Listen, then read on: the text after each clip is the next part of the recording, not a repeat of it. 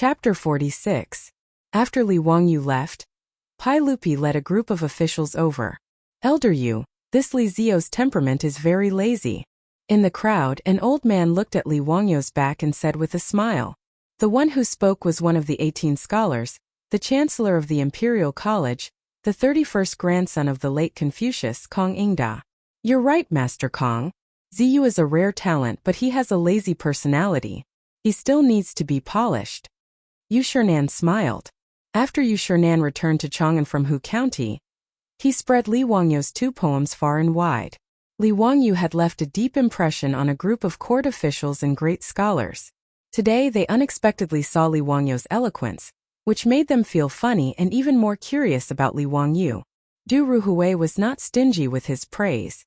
Just by looking at his 3 poems, I know that he is not a fish in a pond. In the future, he will be a capable official of His Majesty. Everyone knew how to carry a sedan chair, especially the other officials. Seeing that Fang Xianling, Zhang Sunwuji, and Yu Shernan were thinking highly of Li Wangyu, many officials also spoke up and praised Li Wangyu. Pai Lupi did not comment on this, and the officials and generals could not guess what he thought of Li Wangyu. Li Wangyu did not know that the reason why so many officials were participating in the poetry gathering was because Pai Lupi's first imperial examination after ascending the throne was imminent. The imperial examination of the Tang dynasty was divided into more than 50 subjects such as Xiucai, Mingjing, Jinshi, Mingfa, Mingzi, and Mingshu. Jinshi was the most important subject, and many of the prime ministers of the Tang dynasty were Jinshi. Jinshi mainly tested current affairs, poetry, and essays. The imperial examination was held by the Ministry of Ministers, and because it was usually held in the spring, it was also called the Spring Imperial Examination. In the Tang dynasty, not only did they look at exam results, but they also needed the recommendation of famous people. As a result, the examinees would rush to the noble family's door before the exam and present their representative works to them. This was called handing in the exam papers. Handing in the examination papers was a serious detriment to the original intention of the imperial examination. Originally, they wanted to give the commoners a path to promotion, but because of the scroll, the commoners had all become disciples of the aristocratic families. This was the reason why people said that there were no poor families in the upper class and no noble families in the lower class. In Pai Lupi's view, the aristocratic families were actually the cancer of the Tang dynasty. Although Emperor Li's imperial family was one of the most influential families in the Tang dynasty, the Longxi Li clan, one of the most influential families in the world, the Li clan was one of the most influential families in the world. However, the aristocratic families controlled culture and knowledge. In the imperial court, the aristocratic families controlled most of the positions. Pai Lupi was naturally afraid of the aristocratic families that threatened the imperial rule. Pai Lupi wanted to use the imperial examinations to weaken the aristocratic families, but he didn't expect that just a system of submitting papers would almost cause his efforts to go down the drain. Therefore, Pai Lupi simply held this poetry gathering before the spring imperial examination. He wanted to let the students from all over the country who came to Chang'an to participate in the imperial examination to show their talents in public, hoping to kill off the matter of submitting papers. On the grass on both sides of a winding stream beside Xujiang Pond, there were many mats laid out with a few tables on them. All the students who participated in the poetry gathering could occupy a mat and a few tables by themselves. When Li Wangyu led the Niu brothers here, there were already hundreds of students sitting beside Xujiang Pond. It stretched for hundreds of meters, and it was very lively. In the Tang dynasty, there were 2 kinds of people who were qualified to participate in the imperial examination of Chang'an. One was from the capital and the county academies, and they were called students. The second kind was those who first passed the county examination and then sent to the imperial examination, and they were called jurin. The Niu brothers were not scholars, so they couldn't sit at the table and could only watch from the outside. Li Wangyu casually found an empty mat downstream of the stream and sat down cross-legged. Until now, he was still confused and didn't understand the rules of this poetry gathering. It looked like there was going to be a winding water winder. Winding water winder was a game that the scholars of the Tang dynasty liked to play. They used it to compose poems and compete in poems. Winder was a kind of wine vessel, mostly made of wood, that could float. Whoever the winder flowed from upstream or stopped in front of would drink and compose a poem, and the others would sing a poem. In Li Wangyu's view, this poetry gathering was just something that the scholars of the Tang dynasty had nothing better to do. If they had the time, wouldn't it be better for him to spend a few more sketches? While he was silently cursing, he did not notice that Li Er had led a group of important officials to the side of the crooked river pool and entered a waterside pavilion beside the pool.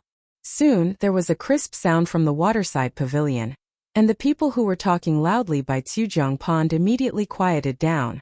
Li Wangyu saw a skinny old man come out from the waterside pavilion and said loudly, "Wine!" As his voice fell, countless servants began to weave through the grass, bringing a pot of wine, some dried fruits, and writing brushes, ink, paper, and inkstone to each table. Li Wangyu immediately understood that they were going to compose a poem, but he didn't know how to judge. "Everyone, raise your cups and drink." The old man spoke again and raised his cup. The hundreds of students present, including Li Wangyu, all raised their cups and drank the wine in their cups. After drinking a cup of wine, the old man said loudly, "Everyone, please compose a poem with the theme of spring as the theme." Li Wangyu was stunned. Why did it feel like this poetry gathering was like an exam? In addition to the beautiful environment, wasn't this method of composing a poem a kind of imperial examination in the Tang dynasty? But since he was sitting here, he had to show some ability and copy it properly. Otherwise, it would be really bad if Yang Quan really pulled down his face and asked him to pay for it. With the theme of spring as the theme, the ancient poems with this theme in his mind were simply too common. Li Wangyu felt that he could copy 10 of them in one breath without any pressure. Looking around, Li Wangyu prepared to pick the most suitable poem to copy. But he saw many wild ducks frolicking in the Tsujiang Pond not far away. Li Wangyu immediately thought of which powerful poem he should copy. Su Shi Su Dongpa's Hui Chong Chun Jiang Xiaojing was most suitable for this Tsujiang Pond. Li Wangyu picked up the brush and wrote, changing the title of the poem. Tsujiang Xiaojing in Tsujiang Pond outside the bamboo. There are 2 or 3 peach blossoms. The duck knows when the spring water is warm. The artemisia is full of short reed buds. It is the time when the pufferfish is about to rise. 2 or 3 minutes later, when the other students were still thinking hard about how to compose a poem with the theme of spring, Li Wangyu had already finished writing the whole poem on the rice paper with beautiful thin gold characters. When the servant at the side saw him finish the poem so quickly, his eyes lit up and he immediately jogged over to take away the rice paper.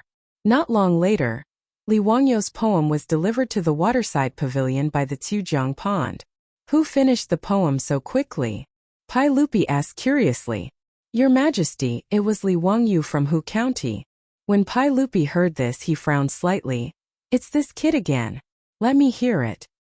"Yes, Tsujiang Xiaojing in Tsujiang Pond. Outside the bamboo there are 2 or 3 peach blossoms.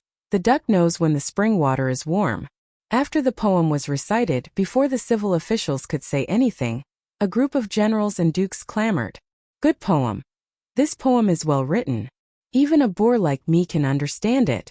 Naturally, it is a good poem. The truth is, the spring water is warm.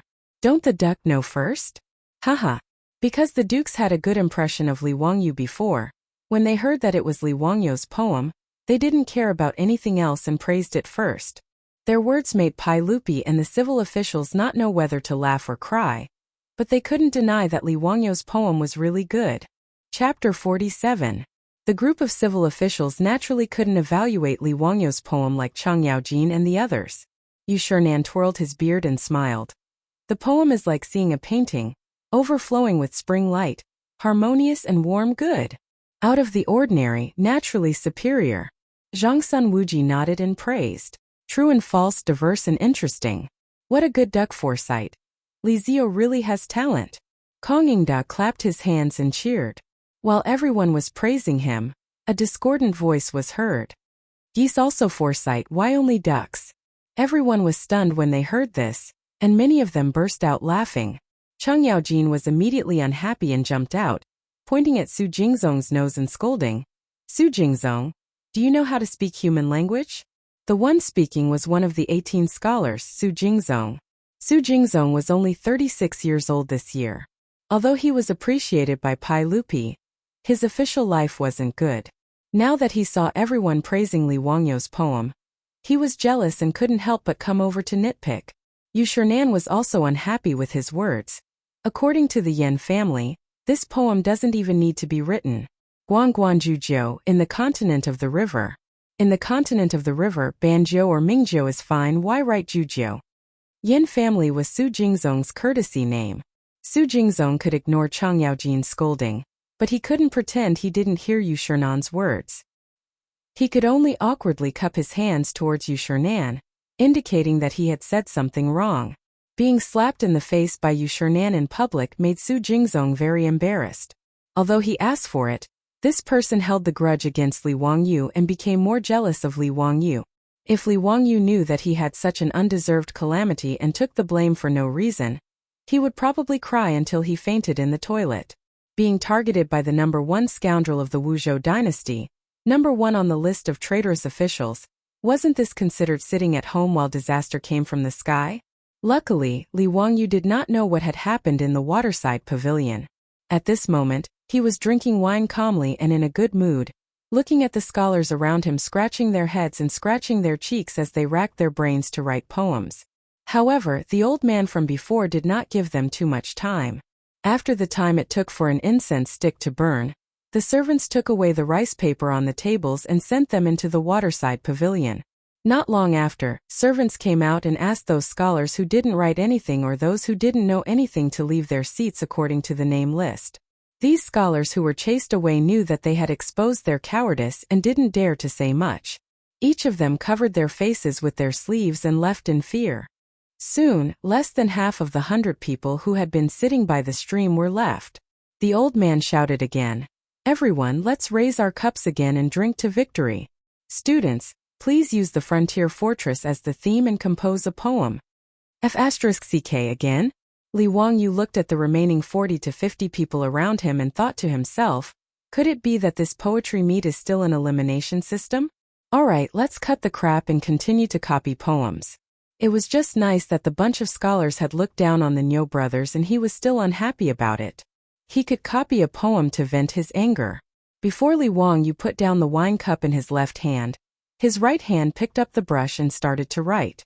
This time around his speed was even faster. The other scholars were still thinking about the words of the old man when Li Wangyu had already laughed out loud and threw the brush down. The servant who took away Li Wangyou's poem had learned to be smart, and stood not too far away from him. When he saw Li Wangyu throwing the brush down, he immediately ran forward and rolled up the paper and took it away. On the tables around Li Wangyu, a few scholars cursed in their hearts when they saw this scene. Who exactly was this young man? Are you sure you're composing a poem? Chao Ji, who was reputed to be extremely talented, had to walk 7 steps to compose a poem. This fellow in front of them didn't even need to think about it? Many scholars snorted coldly in their hearts. This person was obviously trying to please the crowd with claptrap. In the waterside pavilion, Kong Ingda had just announced the topic of the poem to everyone. He had just walked back when the servant brought in Li Wangyou's poem. Pai Lupi couldn't help but stare. Is this fellow playing with us? How can he compose a poem so quickly? Nonsense. For something like composing a poem, other than needing quick thinking and outstanding literary talent, it also needed inspiration.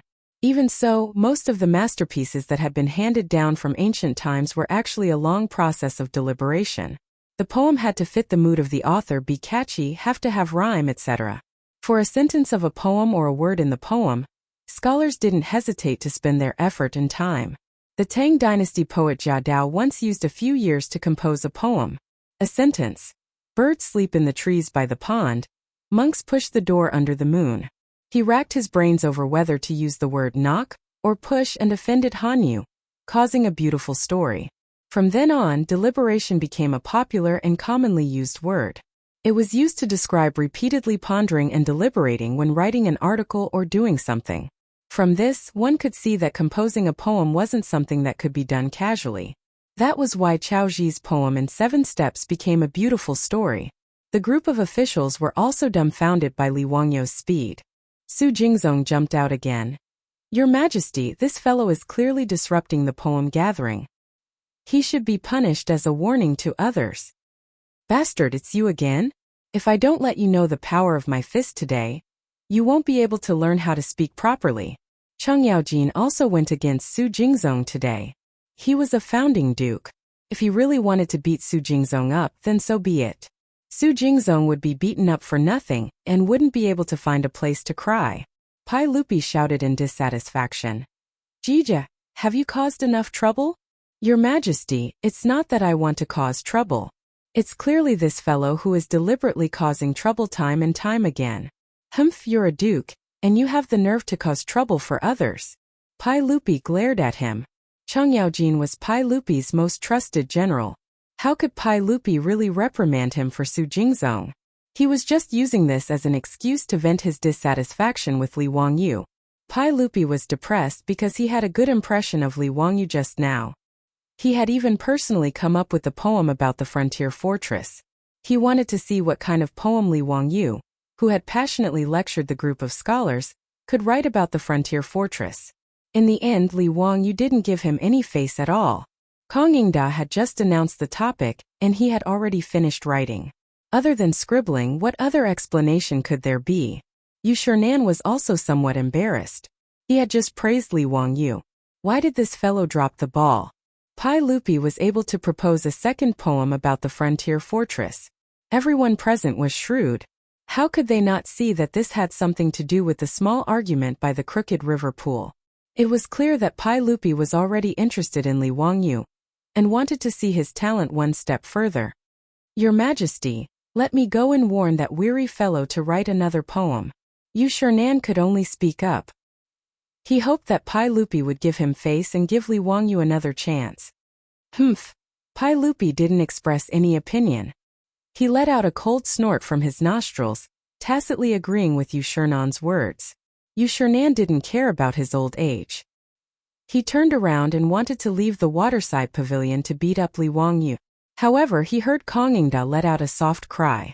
Hey, this poem is amazing. Good, leaving the fortress. Kong Yingda held the paper in his hand. He was so excited that his beard trembled. His words attracted the attention of everyone in the waterside pavilion. Pai Lupi didn't understand and asked, Kong Yingda, what poem did that fellow write? What made you lose your composure like this? This poem is vigorous and open-minded, with a majestic momentum, and stirring one's heart. It can be said to be the best of the 7 absolutes. Oh? For Kong Yingda to praise it so much, could it be that the fellow wrote some amazing poem? Quickly read it for us. Yu Shernan was also excited. He thought that Li Wangyu had made a mess. Now it seemed that it wasn't what the officials in the waterside pavilion thought. The poem is called Leaving the Fortress. The bright moon of the Qin and Han dynasties, the long march of 10,000 li has not yet ended. But with Long Chengfei the general, there will be no horse to cross the Yin mountains. Kong Yingda used a yin and yang tone to recite Li Wangyu's poem. The waterside pavilion was completely silent. Everyone stared at Kong Yingda in disbelief. Are you playing with us? Such a magnificent poem was written by that tired kid without any hesitation? Chapter 48. When everyone was still shocked by Li Wangyu's leaving the fortress, and didn't know what to think, they heard a person in the waterside pavilion laugh loudly. Haha, I already said that this kid is amazing. Su Jingzong, what else do you have to say? Cheng Yaojin's laughter made the frozen atmosphere in the waterside pavilion loosen up. Su Jingzong's face twitched a few times and he shut his mouth. He jumped out twice to criticize Li Wangyu, but he didn't expect to be slapped in the face. This made Su Jingzong sullen and depressed, feeling that he lost face in front of Pai Lupi today. Li Wangyu copied Wang Chongling's Leaving the Fortress, and it was hailed as the head of the Tang dynasty's 7 absolutes in the future. Needless to say, the group of dukes and generals in the waterside pavilion were all extremely excited by Li Wangyu's poem. Even the civil officials fell for it. Many of the civil officials in the beginning of the Tang dynasty had also experienced war. Take the Wei River Alliance in the 9th year of Wuda as an example. Pai Lupi led Gao Shilian, Fang Xianling and 6 others to the Wei River to negotiate with Sheli Khan. The civil officials in the beginning of the Tang dynasty couldn't be compared to the weak scholars in the later generations. Pai Lupi himself was an emperor on horseback. More than half of the Tang dynasty's rivers and mountains were conquered by him personally. Therefore, Li Wangyou's leaving the fortress could be said to have written in the hearts of everyone present. Zhang Sun Wuji couldn't help but sigh. Xielingyun said that the world's geniuses only have one stone. Chao Zijian alone has 8 stones, he has 1 stone. Since ancient times they have shared 1 stone. I think he said it wrongly. This Li Zio is clearly the Qilin son who has 8 stones. No one in the waterside pavilion felt that Zhang Sun Wuji's words were exaggerated. They all nodded in agreement. Li Wangyou's 2 poems were also passed around in the hands of everyone. Li Wangyou's words are so strange. Someone immediately discovered Li Wangyou's unique thin gold body. Haha, this old man knows this character. It's Zio's original thin muscle body. This lean muscle body's handwriting is thin and strong, yet it doesn't lose its meat. It's really good handwriting. Yu Shernan explained with a smile. The more Li Wangyou shone in this poetry competition, the happier Yu Shernan was. He didn't want a hidden gem like Li Wangyou to be buried among the common folk. If Pai Lupi didn't want to use Li Wangyou because of Li Zhou, Yu Shernan didn't mind taking advantage of his seniority and making a scene. In any case, he was already 70 years old. Confucius had once said, "At 70 years of age, follow your heart's desires and do not overstep the rules." Such a great scholar, even Li Er had to be respectful when facing Yu Shernan. Yu Shernan had been a loyal and upright person all his life. When his brother Yu Shiji was captured by Yuan Huaji and was about to be executed, Yu Shernan knelt on the ground and begged to be executed for his brother. He was praised by the world. In contrast, Su Jingzong was a shameless villain. His father Su Shanshin was killed by Yuan Huaji. In order to survive, Su Jingzong danced with joy. It could be seen how bad his character was. "Your Majesty, what do you think of this poem?" Yu Shernan asked Pai Lupi with a smile. In fact, these words didn't give Pai Lupi any face. Just now, Pai Lupi had questioned Li Wangyou's ability to write a poem so quickly. Now that he heard the poem leaving the fortress, it was an awkward moment. As a result, Yu Shernan went to ask the emperor about Li Wangyou's poem. It was simply a slap in the face. Pai Lupi also felt his face heat up. He coughed to hide his embarrassment and said, "It's not bad, not bad." If this poem leaving the fortress was not bad, would there still be people who could write poems in the Tang dynasty? However, Pai Lupi was the emperor of the Tang dynasty after all. He had to leave some face for himself. Yu Shernan didn't expose him. He just twirled his beard and chuckled. Pai Lupi was thick-skinned. He just took Li Wangyou's poem and looked at it carefully. He also liked calligraphy. He especially liked Wang Shi's Wang Youjuan's Fei by script. His calligraphy was also excellent. Later generations had many Pai Lupi's original works, which were all priceless treasures. Now that he saw the unique thin gold script, Pai Lupi was also excited. He liked it very much. The civil officials present were also the same. They all admired the thin gold script. As for Li Wangyou, who was only 16 years old and had created an original font, they were even more shocked. They also felt that Zhang Sun Wuji's words were not wrong. In this world, Li Wangyou had 80% of the talent. Li Wangyou naturally didn't know what was happening in the pavilion. He was already a little drunk. Beside the stream of Chujiang Pool, everyone was thinking hard. However, he was happily drinking cup after cup of wine and eating a plate of fruit. He was very relaxed and content. The wine provided for today's poetry gathering tasted the best he had ever tasted since he came to the Tang dynasty. It was slightly sweet like the rice wine of later generations. Li Wangyou didn't know that these wines were all imperial wine from Pai Lupi's palace. Naturally, they tasted good. There was good wine and beautiful scenery. Looking at the vast waves of Chujiang Pool and listening to the clear chirping of birds in the forest, Li Wangyou became more and more greedy. He quickly finished the jug of wine on the table. He asked the attendant to bring him another jug of wine. The other scholars were busy composing poems. Almost no one touched the wine on the table. Only Li Wangyou was bored. He just minded his own business and drank to pass the time. Li Wangyou's small body of 16 years old was not good at drinking. In a daze, he drank a lot after drinking a few jugs of wine. After getting drunk, Li Wangyou became more excited. He shook his head and muttered all kinds of strange words. Something like posting on WeChat moments, or wearing a seatbelt when driving when your phone is out of battery. The attendant beside him shook his head. He felt that this Xiaolang's drinking capacity was too low. He was still talking nonsense after drinking too much. When Li Wangyu was drunk, the poetry gathering at Chujiang Pool was also coming to an end. In this poetry recital, Li Er had indeed discovered quite a number of talents. Many scholars had created masterpieces that made people's eyes light up with the two named poems. However, with Li Wangyu in front of them, the others could only accompany the crown prince in his studies. Pai Lupi was now extremely satisfied with Li Wangyu. The bad impression that Li Zhou had given him had long been thrown to the back of his mind. Without any discussion, Pai Lupi and a group of important officials decided that Li Wangyu would be the champion of the poetry gathering. Pai Lupi was just about to have someone summon Li Wangyu to the waterside pavilion, preparing to personally meet this Qilan son of the Li family. However, he heard a guard report. Reporting to your Imperial Majesty, Her Imperial Highness the Empress has brought Princess Chang'an to Chujiang Pool. Oh, why has Maid Guanyin come? Hearing that his Empress had arrived, Pai Lupi was astonished. He saw a pleasure boat rowing over from Chujiang Pool, slowly coming to a stop beside the waterside pavilion. Empress Zhongsun, accompanied by a 7 or 8-year-old adorable loli, disembarked from the boat and ascended to the waterside pavilion. The group of important officials promptly bowed to Empress Zhongsun. Empress Zhongsun asked the officials to dispense with the formalities. She then curtsied to Pai Lupi.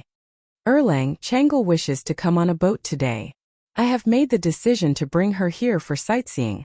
At the same time, I want to see what kind of young talents your Imperial Majesty has unearthed at this poetry gathering. Pai Lupi hurriedly extended his hand to support Empress Zhongsun. Maid Guanyin, you are pregnant. You must be careful. At this time, Empress Zhongsun was already 5 months pregnant. Her body was beginning to show signs of pregnancy. She had already given birth to 2 sons and a daughter for Pai Lupi. However, the 2 of them were still young husband and wife. They were very loving. Pai Lupi was very distressed for Empress Zhongsun. Maid Guanyin, you have truly come at the right time. Come. How about taking a look at these 2 poems? Pai Lupi carefully supported Empress Zhongsun to sit down. As if presenting a treasure, he handed over Li Wangyu's 2 poems to Empress Zhongsun. He then picked up Princess Chang'an and began to tease her. Princess Chang'an was the eldest daughter of Li Shimin and Empress Zhongsun. Her name was Li Lizzie and she was 8 years old this year. She was of noble birth. Since childhood, she had been doted on by her parents. She grew up under the gazes and doting of tens of thousands of people. Chang'an, do you miss father? In the Tang dynasty, there was actually no such title as imperial father. In the imperial palace, the title was the same as that of a commoner. Father or daddy were acceptable. I do. After father is done with his work today, can you accompany Chang'an to play? Okay. In a moment, father will accompany you on the boat. As father and daughter whispered to each other, Empress Zhongsun finished reading the 2 poems. She could not help but exclaim in admiration. Who composed these 2 poems? Truly a talent for worldly affairs. Chapter 49. In a trance, the already drunk Li Wangyu only felt that he was being supported by someone. He swayed as he walked, and it was only because of the support of his attendants that he didn't fall. Seeing him so drunk, Empress Zhongsun couldn't help but cover her laughter. This is Li Wangyu?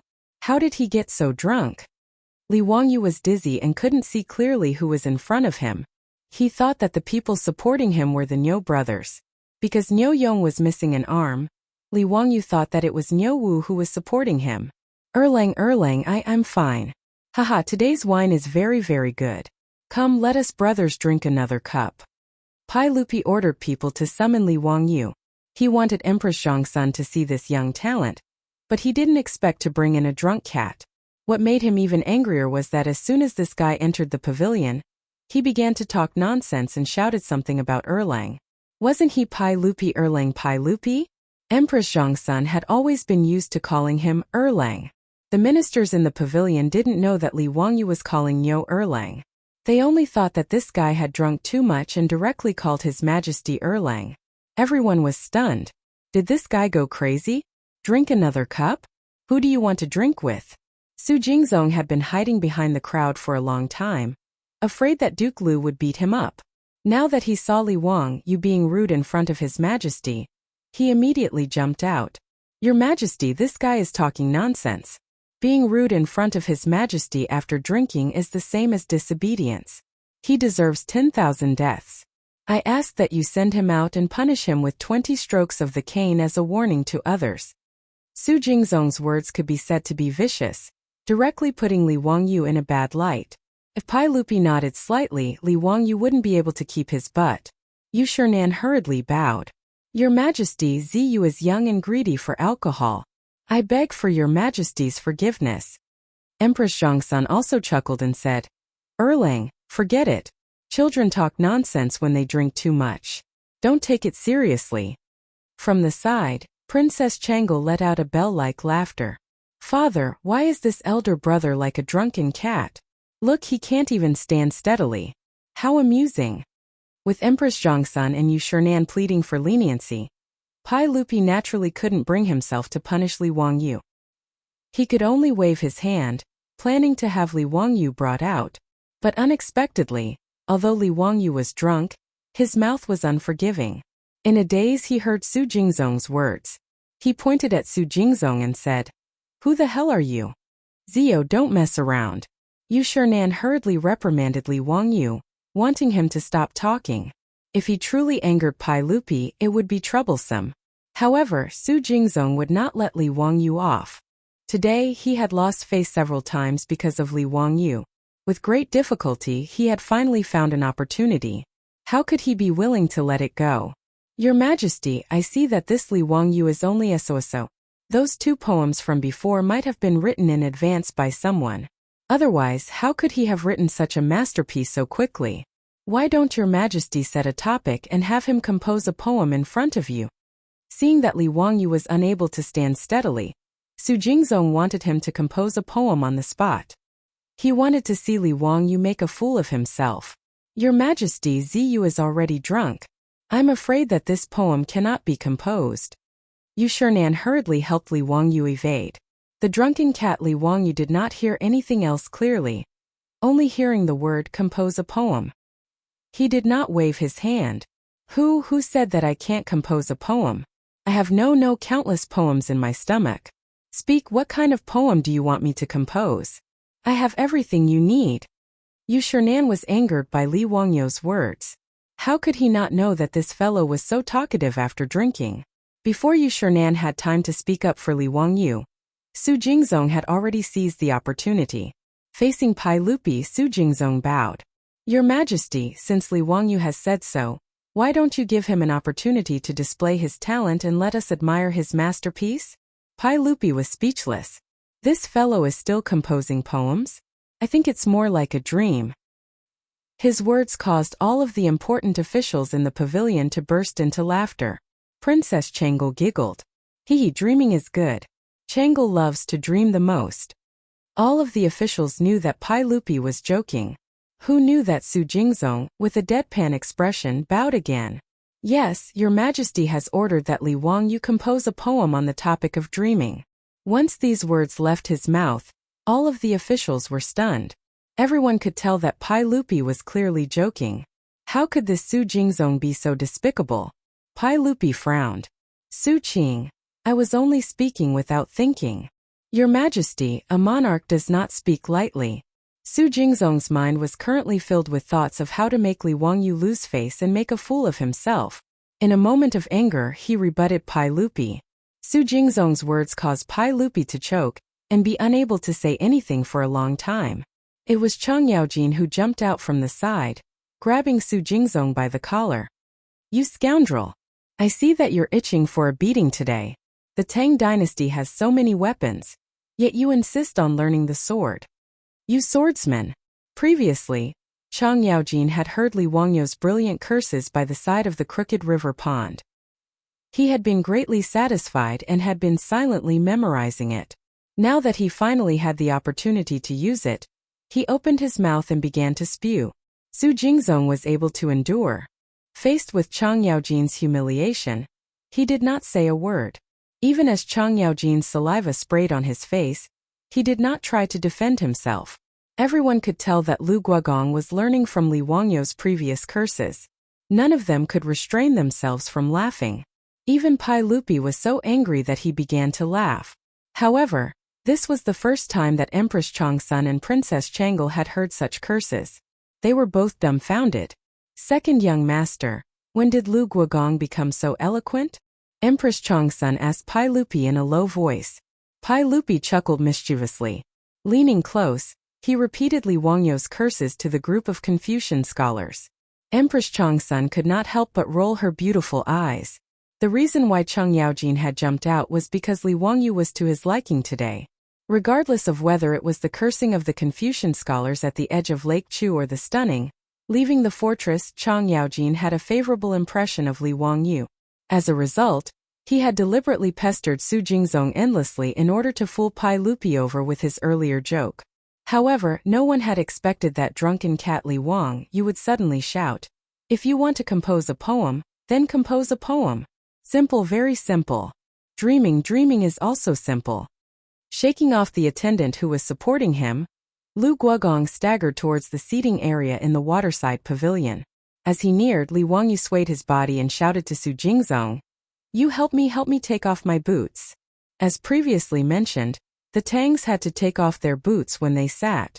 Li Wangyu was so drunk that he actually remembered to take off his shoes. This was quite rare. Su Jingzong's face was as black as the bottom of a pot. Although his official position was not high, he was still one of the 18 scholars. Li Wangyu actually yelled at him to take off his boots. This was simply a naked humiliation. However, without waiting for him to speak, Pai Lupi's light words floated over. Since Su Qing wants Li Zio to compose a poem while drunk, it is only right that you help him take off his boots. Pai Lupi, the emperor of the ages, was definitely a narrow-minded fellow. He was taking revenge on Su Jingzong for embarrassing him earlier. Now he was forcing Su Jingzong to take off Li Wangyu's boots. Chapter 50. The moment Pai Lupi opened his mouth, Su Jingzong was placed in a difficult position. Su Jingzong began to regret his actions. Why did he provoke this drunken cat for no reason? He cast a pleading gaze towards the crowd, hoping that someone would speak up and help him out of this predicament.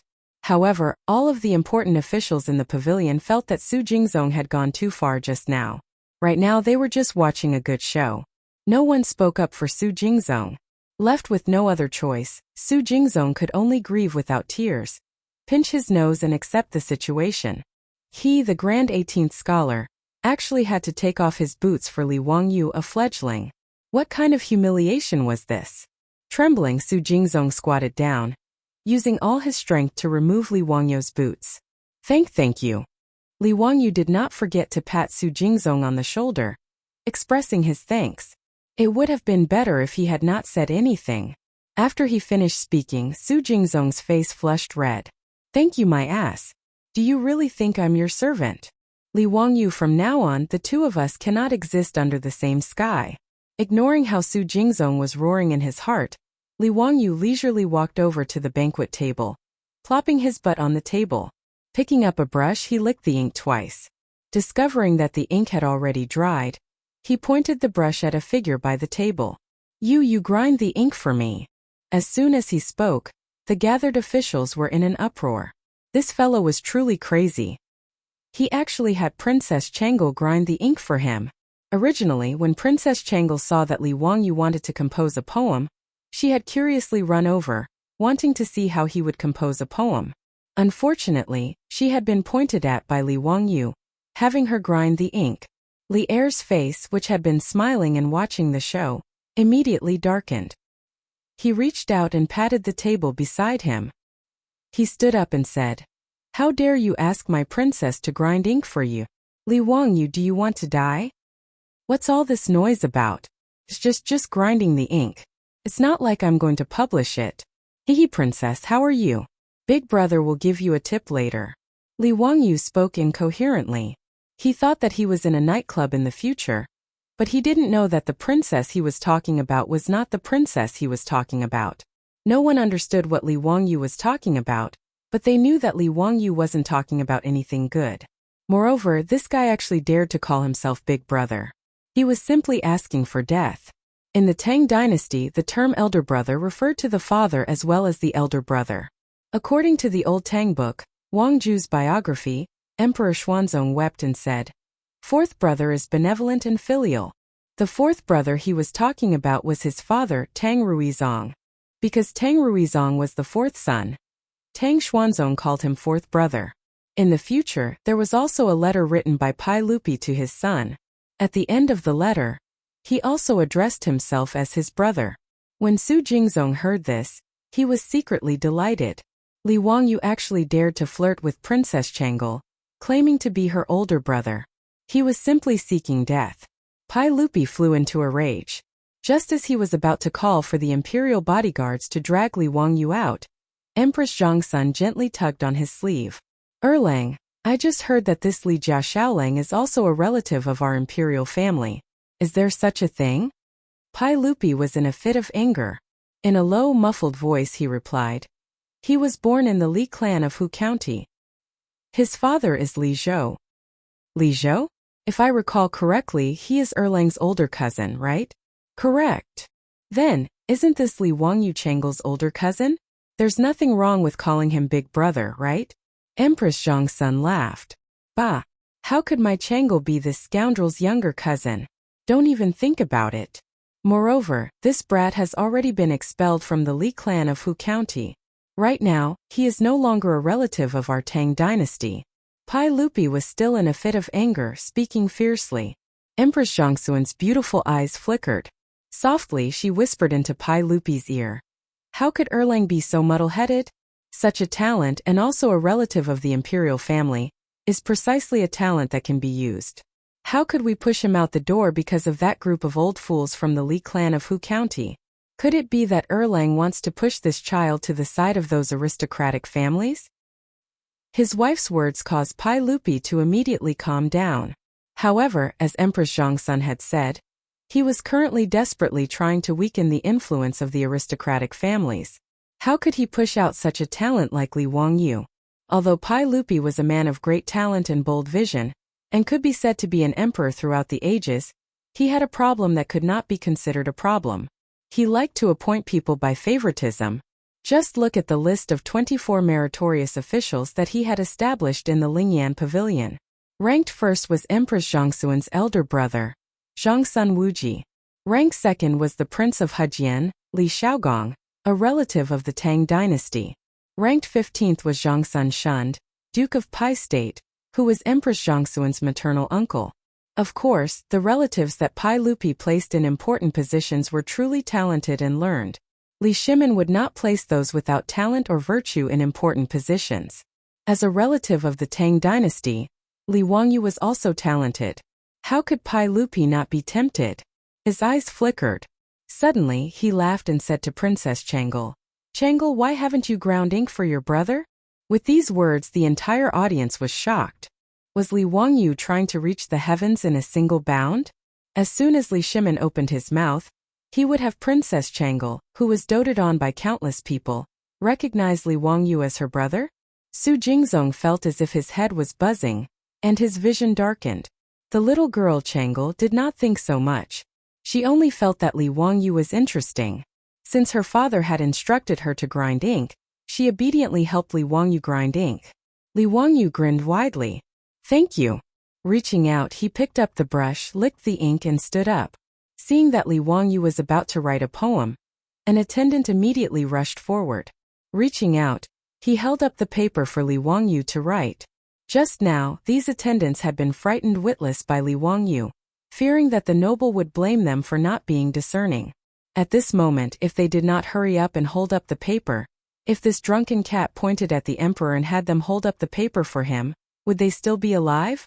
Li Wangyu did not pay attention to these things. Shaking his head, he recited while his brush moved like a swimming dragon, writing a poem in cursive. In a dream, Tianlao sings a farewell. Seafarers talk about Yingzhou, the smoke billows are faint, and faith is hard to find. You people talk about Tianlao, perhaps the rosy clouds can be seen. This guy began to plagiarize Li Bai's poem again. In a dream, Tianlao sings a farewell to the officials of Donglu, was Li Bai's dream poem, and also a poem about traveling immortals. At this moment, Li Wangyu was 80 to 90% drunk, but there was still some sobriety in his mind. He did not write farewell to the officials of Donglu. In the waterside pavilion, Pai Lupi, Empress Zhongsun, and a group of important officials could not help but gather around to watch Li Wangyu compose a poem. Li Bai's poem could be said to have a magnificent artistic conception, unpredictable changes, and colorful colors. Everyone was fascinated and intoxicated by it. His spirit traveled to the fairyland on heaven, and his heart felt that the pleasure of the world was the same. In a long poem, Li Wangyu finally wrote, "The pleasure of the world is the same. Since ancient times all things have flowed in the east. Farewell to the emperor, when will it return? Between the white deer and the green cliff. Must ride and visit the famous mountains." At this moment, everyone began to clap and cheer. Ziyu's poem is natural and unrestrained. It's a great poem about traveling immortals. Yu Shernan praised. Pai Lupi nodded in satisfaction, and his face was full of smiles. He did not expect this guy to be able to compose a poem about dreaming when he was drunk. He was indeed a talent. He and Empress Zhongsun looked at each other excitedly. Pai Lupi was already determined to order Li Wangyu to enter the imperial court as an official. At this moment, everyone thought that the poem was finished. Li Wangyu picked up the brush shakily, licked the ink and wrote again. "How can you lower your eyebrows and bend your waist to serve the nobles, making me unhappy?" Li Wangyu recited loudly as he wrote. After he finished, the waterside pavilion was completely silent. At this moment Li Wangyu was completely drunk. He thought of himself as the immortal poet Li Bai. He threw the brush in his hand and laughed loudly. "Delightful, delightful! I am a banished immortal. The Son of Heaven asked me to come, but I did not get on board. I called myself an immortal in wine. Haha, delightful." After he finished speaking, he fell to the ground and soon began to snore softly. Li Wangyu fell asleep. Chapter 51. Li Wangyu fell asleep, but none of the officials said anything. Pai Lupi's old face was as black as the bottom of a pot. His face was ashen, and he didn't say a word. "How can you lower your eyebrows and bend your waist to serve the powerful? What does this mean? How can Li Wangyu lower his eyebrows and bend his waist to serve the powerful? How can he not smile? In this world Pai Lupi is the most powerful person." The words Li Wangyu just wrote were simply a look of contempt for Pai Lupi. What do you want the narrow-minded Pai Lupi to think? It was simply pointing at a monk and cursing a bald donkey. He didn't leave any face for Pai Lupi. Moreover, he shouted something like, "The Son of Heaven calls for you, but you don't come on board. You call yourself a wine immortal. How arrogant." Pai Lupi didn't immediately have the guards come in to drag Li Wangyu away and chop him to death. This was already very magnanimous. The officials present were also thunderstruck by the last two lines of Li Wangyu's poem. Yu Shernan sighed in his heart. Ziyu has caused a disaster. Only Su Jingzong felt that the originally cloudy sky seemed to have suddenly become clear. He felt very carefree. Li Wangyu, you're seeking your own death." Looking at Li Wangyu, who had fallen to the ground and was sound asleep, Su Jingzong couldn't help but smile. "Erlang." Empress Zhongsun wanted to comfort him, but Pai Lupi reached out to stop her. "Guanin's servant, there's no need to say more. Since this child isn't willing to lower his eyebrows and bend his waist, we naturally won't force him. Let him be happy." After Pai Lupi finished speaking, he ignored the others. With a sullen face, he picked up Chang'an and turned to leave. Empress Zhongsun sighed helplessly. She turned to the officials and dukes and said, "His Majesty is in a fit of anger. We can't say much. I'll have to trouble you all to take care of the Li family's young man.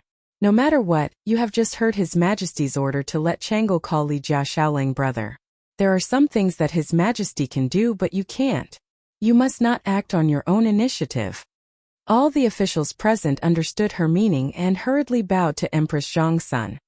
"Your Highness the Empress is too serious. This official naturally will not meddle." Empress Zhongsun's words were a warning to the officials, telling them not to deal with Li Wangyu just because Pai Lupi left in a fit of anger. Empress Zhongsun was both angry and happy about this Li Jia Shaolang. She was angry that he didn't know what was good for him, but she was happy that he was talented. Pai Lupi was angered by Li Wangyu's poem and left. She didn't want to refute Li Shimon's face.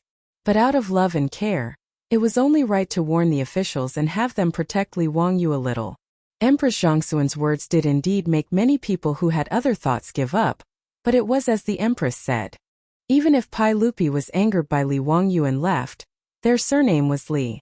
It was said that one stroke couldn't write two Li characters. If he thought he was clever and killed Li Wangyu, and Pai Lupi thought of this Li family's Qilan son, then he would be the unlucky one. Even Su Jingzong restrained some of his thoughts. At least, he wouldn't put the idea of dealing with Li Wangyu on the surface. I heard that this child's parents are both dead. He is very pitiful. Empress Zhongxun looked at Li Wangyu, who was sleeping soundly on the ground, and touched the child in her belly. She couldn't help but feel motherly love. Okay, let people send this child away. Everyone, please keep this child a secret. Let's wait for His Majesty to make a decision about what happened today. Yu Shernan shook his head and sighed. He could only let the attendants take Li Wangyu, who was sleeping soundly, out. He found the Niu brothers and told them to take good care of him. The poetry gathering in Chu, Jiang and Qi ended unhappily, but the name of Li Wangyu spread among the aristocratic families, nobles and powerful officials in Chang'an. For the first time, Li Wangyu left a deep impression on the prosperous Tang dynasty, more than 1,000 years ago. But at this time Li Wangyu only felt a splitting headache, his mouth was dry, and his throat was sore. Water, is there any water? His voice was hoarse and he moaned softly on the bed. Hearing his voice, Niu Wu quickly poured a bowl of water from the kettle on the low table and handed it to Li Wangyu's mouth. Like a dried-up traveler in the desert, Li Wangyu greedily drank the water in the bowl in one gulp. Only then did he feel that his throat was slightly soothed. Where am I? The hostel. Niu Wu laughed and said, Xiaolang, you can't hold your liquor well. You're so drunk that you're completely unconscious. Li Wangyu was completely drunk. In his mind, he only remembered that he seemed to be drinking by the stream in Chujiang. He had no idea what happened after that and how he came back. Erlang, is the poetry gathering over? He thought of the poetry gathering and quickly asked. Yang Quan had told him that he had to be the champion of the poetry gathering, but he was so drunk that he completely forgot about it. It's over. Xiaolang, you're really talented. You're the champion of the poetry gathering. Niu Wu grinned and said, Really? Are you sure I'm the champion? How can it be fake? An old man came out and said it to everyone in person. The champion of the poetry gathering, Li Wangyu from Huxian. Who else could it be other than you? Xiaolang, you didn't see the faces of those scholars. Haha, it was really wonderful. A group of scholars in their 20s or even 30s, losing to a 10-year-old teenager, wouldn't they be ashamed to death? Li Wangyu had a headache. He patted his head hard. The aftereffects of this Tang dynasty wine were quite strong. And then? You brought me back? Li Wangyu asked. How could that be? When my brother and I were happy for you, we saw you being carried away by two attendants. It was said that there was a noble who wanted to see you. Xiaolang, what noble person did you see?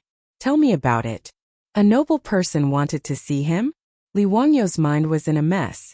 There were only a few vague figures. There seemed to be a princess? Didn't he say that he would give a tip? Princess. Li Wangyu's mind buzzed. Damn it. Could it be a real princess of the Tang dynasty? When he was talking nonsense at that time, he seemed to be a princess in the nightclub of the future. There was a princess. Then were there also Li Shimin and Empress Zhongxun? Li Wangyu tried hard to recall. He remembered that he seemed to have written a poem. What did he write? Seemed to be a sailor or something. Yes, a sailor talking about Ingzhou. He copied Li Bai's farewell and dream poem. Suddenly, a flash of lightning flashed through his mind. Li Wangyu froze on the spot. He almost cried. He couldn't be so Chinibu, right? In front of Pai Lupi and Empress Zhongxun, he wrote the sentence, How can I bow to the powerful and make me unhappy? It's over. Isn't it King over? Li Wangyu muttered. He slapped himself. Why did he drink wine for no reason? Wasn't this a mess? In front of the emperor of the Tang dynasty, how could he bow to the powerful and make him happy? Did he have nothing better to do? Li Wangyu didn't care whether Pai Lupi appreciated him or not. He was afraid that if he offended Pai Lupi, he would lose his life. Li Wangyu had died once. He didn't believe that he could die again and travel again. Xiaolang, what did you say? Niu Wu didn't hear clearly and asked in confusion. No, nothing. Erlang, what happened after that? What happened after that? He asked nervously and looked up at the door from time to time. He was afraid that a group of soldiers would rush in and take him away to prison. After that? After that, someone sent you out and told me and my brother to take good care of you. We brought you back to the hostel. Really? That's it? Didn't he say anything else? Li Wangyu couldn't believe it. He even asked the Niu brothers to take good care of him. Didn't he write the last sentence? Really? How can it be fake? That's good. That's good. By the way, what time is it now? Shen, sure, it's almost Yushur. Xiaolang, you slept for the whole afternoon. Niu Wu replied. That was 4 or 5 o'clock in the afternoon. There was still some time before the evening drum was sounded, and the door was closed. Li Wangyu quickly got up from the bed, tidied up his clothes, took out the sketch he drew last night from the package, told Niu Wu and went out. He planned to sell another painting and buy food to go back to Zhou village tomorrow. Chang'an was too scary. He couldn't stay here for long. Chapter 52. Under the strange gaze of the old guard, Li Wangyu walked to Peace Square on the opposite side of the street. Peace Square was still crowded with people. Li Wangyu carefully shuttled through the crowd, looking for a suitable target. He saw a young scholar with a jade pendant on him. He must be a noble and was a suitable target. Just as he was about to walk over to sell his sketch, his arm was grabbed by someone. Xiaolang, where are you going? I've been looking for you so hard. Li Wangyu was stunned. He turned his head and saw that it was the fat man who spent 10 taels of gold to buy his drawing yesterday evening. Brother, what's the matter? You still want to buy my drawing? Li Wangyu didn't understand why the fat man was looking for him. Could it be that he wanted a refund? The fat man didn't answer. He turned his head and shouted behind him. Father, I found Xiaolang. Li Wangyu saw a middle-aged man with a kind face walk over from the crowd. He looked similar to the fat man. What was going on? Did he bring his parents to find trouble with him? Li Wangyu was speechless. He had a ridiculous feeling that he sold a pornographic book to a child and then his parents came to denounce him. The middle-aged man was full of smiles. He walked closer to Li Wangyu and cupped his hands. My surname is Cho and my name is Yuanliang. How should I address Xiaolang? What's the matter, Mr. Cho? Li Wangyu was vigilant and didn't rush to introduce himself. Xiaolang, don't worry. We don't have any bad intentions. We just want to invite Xiaolang to our house. That's not necessary. I still have things to do. Li Wangyu quickly found an excuse. Inviting him to be a guest was most likely an excuse. He had never met this father and son before. They probably had ulterior motives for inviting him. This banquet was definitely not a good one. Xiaolang, we really don't have any bad intentions. I'm a famous grain merchant in Chang'an City. Xiaolang, if you're worried, you can ask someone. My Cho family has been pure and kind for generations. They have a good reputation in Chang'an. Today, I took the liberty to invite Xiaolang to my residence as a guest because I have something to ask of you. That's why I shamelessly invited Xiaolang. Excuse me, Mr. Cho. Why did you ask me to go? Cho Yuanliang hesitated for a moment and replied softly. Xiaolang, please draw a picture for me. Drawing. Li Wangyu seemed to understand. He looked at Cho Yuanliang with a playful look. This guy's son was already so old, but he was still so interested in Chang'an too? From the looks of it, he even wanted to customize a pornographic image? Li Wangyu somewhat believed Cho Yuanliang's words. He thought that since his enemy was a famous grain merchant, he shouldn't be able to deceive a poor kid like him, right? It couldn't be that they wanted to trick him into going to their residence and then put him under house arrest to draw Chang'an too for them, right? Li Wangyu was about to nod and agree, but he still had an idea. I can go to your residence, but I still have 2 brothers waiting for me in the hostel. I wonder if it's convenient for my brothers to go with me? Of course. I wonder where Xiaolang's brother is? Let's go and pick them up together. Li Wangyu nodded. They went back to Chongren Lane to find the Niu brothers. He was also afraid that if the Cho family had any bad intentions, at least their safety would be guaranteed with the 2 brothers guarding them.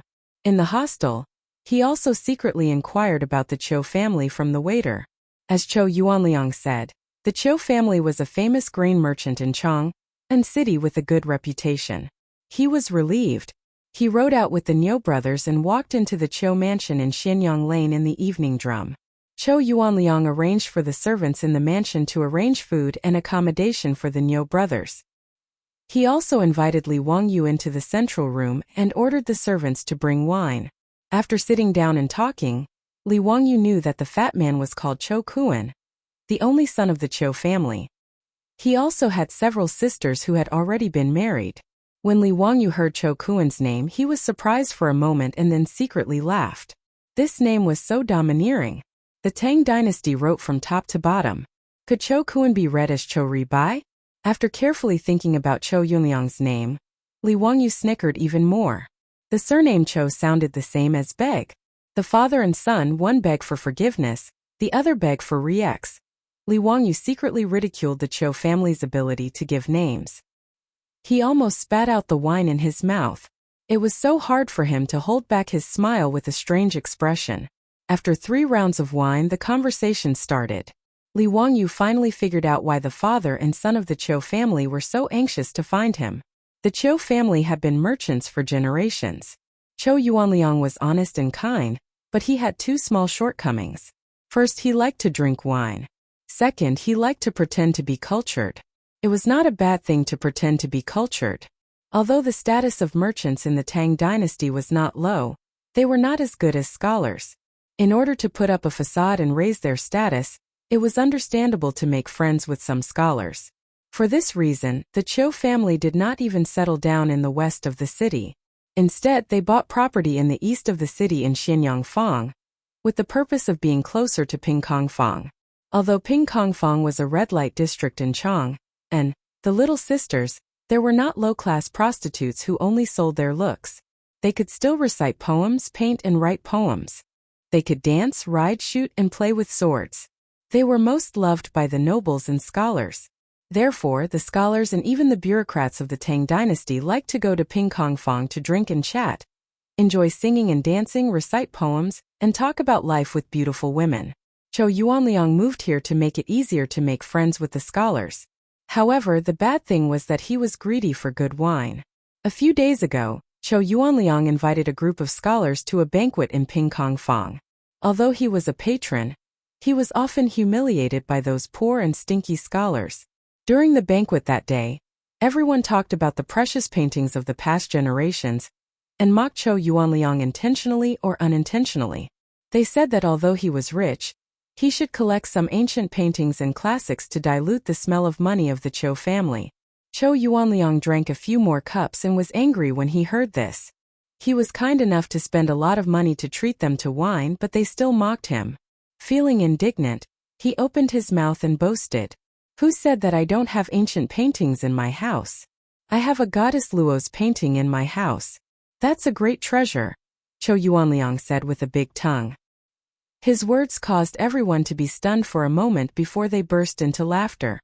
"We only know Gu Kaiji's ode to goddess Luo from the East Jin dynasty. What is Master Chow's ode to goddess Luo?" "Haha, that's right. Master Cho, did you make a mistake?" Cho Yuanliang was indeed wrong. He remembered ode to goddess Luo as ode to goddess Luo.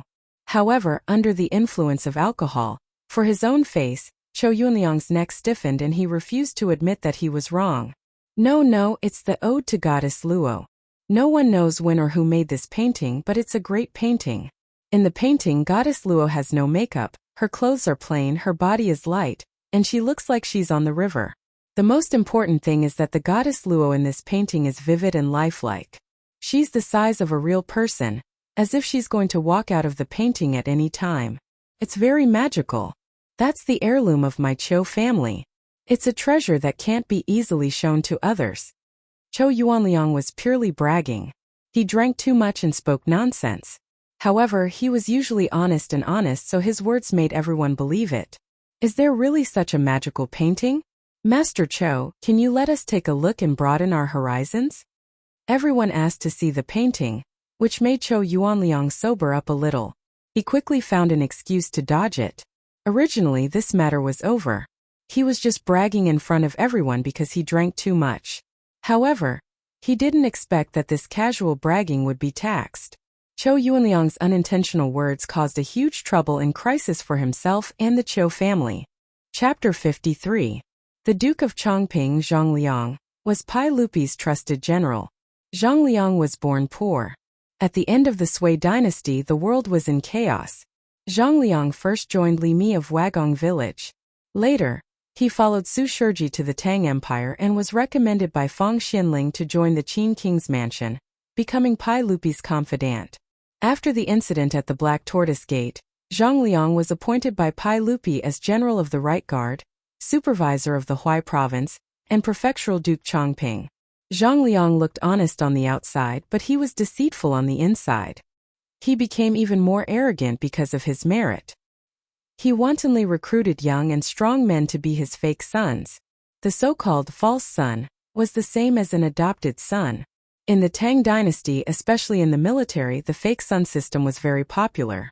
Those who could be recorded as fake sons were, of course, brave, courageous, and outstanding talents. Zhang Liang took in 500 fake sons, but he relied on his power to commit crimes. The old book of Tang described Zhang Liang's 500 fake sons as, adopted sons are beasts, and their evil deeds are obvious. It meant that his fake son was a beast and had committed many evil deeds. In the later generations, there was only one person who dared to shout, "My father is Li Gang." However, Zhang Liang had 500 fake sons who could shout, "My father is Zhang Liang," at any time and run amok in Chang. Zhou Yuanliang's boasting at the banquet had somehow reached the ears of Zhang Liang, the Duke of Chongping. Not long after Zhang Liang learned that his enemy had such a treasure, his fake son came knocking on his door. He said that in a few days Zhang Liang, the Commandery Duke of Chongping, would be celebrating his 40th birthday. He invited the Zhou family to bring the goddess of Luo's painting to the banquet to celebrate the Commandery Duke of Chongping's birthday. This actually meant that the enemy family wanted to give the ancient painting Luo Shantu to Zhang Liang as a congratulatory gift. However, the aristocrats of the Tang dynasty still paid attention to face. It was not good to come forward and snatch it, but they used this method to force the enemy family to hand over the ancient painting. If Zhou Yuanliang really did have this ancient painting, then so be it. As a merchant, he could not afford to offend the Duke of Chongping. But where was the goddess Luo's scripture? That was simply made up by Zhou Yuanliang when he was drunk. But no matter how he explained, Zhang Liang's fake son only thought that he couldn't bear to part with it and used this excuse to dodge. As a result, he angrily spread the word that if the Zhou clan did not bring a painting to the Commandery Duke Chongping's birthday celebration to liven things up, then they were not giving the Commandery Duke Chongping any face. If he angered the Commandery Duke Chongping, he might lose his head. At this point, Zhou Yuanliang could only lower his head and admit defeat. He promised that on the day of Duke Chongping's birthday, he would bring the goddess of Luo's painting to celebrate and liven things up for the Duke. After Zhang Liang left with satisfaction, Zhou Yuanliang looked around for a brilliant painter, wanting to draw a Luotian painting to deal with it. However, he had boasted so much back then. How could he find an artist to draw a painting that was exactly the same as a real person in such a short time? He spent a lot of money and found several painters to draw the so-called Goddess Luo painting, but he was not satisfied with any of them. Seeing that Zhang Liang's birthday was approaching, the Zhou family was about to face a disaster. When Zhou Yuanliang saw the sketch of a naked woman bought by Zhou Kuan, he saw hope at once. That was why Zhou Yuanliang dragged Zhou Kuan to look for Li Wangyu all over Pingkong Fang. Finally, with the blessings of the heavens, he found it. After explaining all this to Li Wangyu, Zhou Yuanliang looked hopefully at Li Wangyu. "Xiao Lang, may I ask if this painting was made by you?" The reason why Zhou Yuanliang guessed that the sketch was made by Li Wangyu was because the paper was very new. It was obviously a newly completed painting. Secondly, he had heard Zhou Kuan describe the process of buying the painting. He guessed that the painting was made by the person who sold it. Otherwise, the price would not have been so easily negotiated. Li Wangyu thought for a moment and then nodded slightly. "That's great. It really was made by Xiao Lang. Then may I ask Xiao Lang to draw a goddess of Luo's painting for me? Don't worry, I will buy it for 100 taels of gold." Li Wangyu naturally would not refuse this condition. He immediately nodded and agreed. He was currently in a panic because of the lack of money. Anything that could earn money was a good thing. Duke Cho, can you exchange the gold for food? What? Xiao Leng's family is also in the food business? Qiu Yuanliang was puzzled. Li Wangyu shook his head. The villagers in the village where I live are poor. He could not say that it was to prepare for the locust plague a month later. He could only say that Dingzhou village was poor. Xiao Leng is really righteous. How about this? I will exchange 200 stones of food with you. How about it? Li Wangyu was overjoyed. He quickly stood up and bowed. Thank you for your kindness, Duke Cho. For an adult, eating a caddy of food a day was enough to sustain his life. 1 stone of food was 250 caddies, which could feed an adult for 8 or 9 months. 200 stones of food was enough for the 563 people of Dingzhou village to eat for 3 months. With the small amount of food in the village, it could support them for a while. 100 taels of gold could only buy 160 stones of food. However, Qiu Yuanliang was willing to give him 200 stones. This was naturally a good thing. It also showed that the Qiu family was really a kind person. For this, Li Wangyu was grateful. The two sides had a pleasant conversation. Qiu Yuanliang immediately asked people to bring a pile of blank scrolls that had been mounted. All of them were large scrolls that were taller than a person. However, Li Wangyu only glanced at them and shook his head with a wry smile. Duke Cho, these scrolls are not good. Why is that? Qiu Yuanliang was puzzled. These blank scrolls that had been mounted were all bought by him. They were all good paper and scrolls. Duke Cho, I remember you said that the painting was old?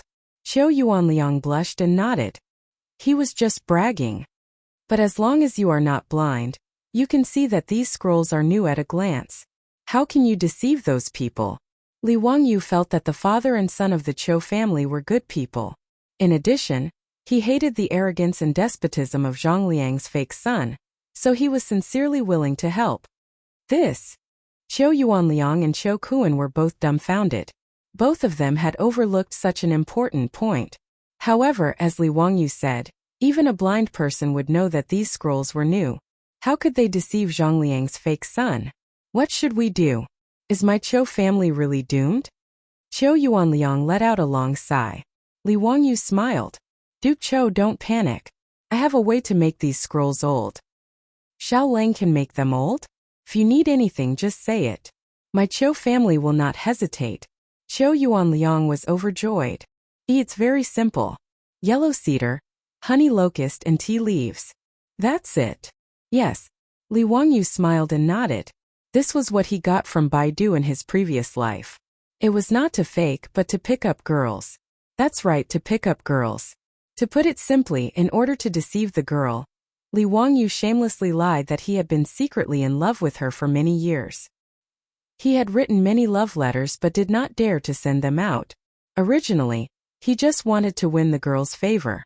However, the girl asked him for the love letters that he had not sent out. He had never written any love letters before, so he wrote a few new ones overnight. Then, he found the method of making old ones from the internet and deceived the girl. Although the girl finally gave Li Wangyu a good person card, Li Wangyu remembered the method of making old calligraphy and paintings. However, he did not expect that it could be used in the Tang dynasty. Yellow cedar was a traditional Chinese medicine. Qiu Yuanliang immediately sent the servant to the medicine shop in the square to buy the medicine. As for honey locust and tea leaves, the Qiu family had them. There was no need to go out and look for them. Not long after, the servant ran back with a lot of yellow cedar. Honey locust and tea leaves were ready. Chapter 54. Qiu Yuanliang and Qiu Kuan looked at Li Wangyu expectantly.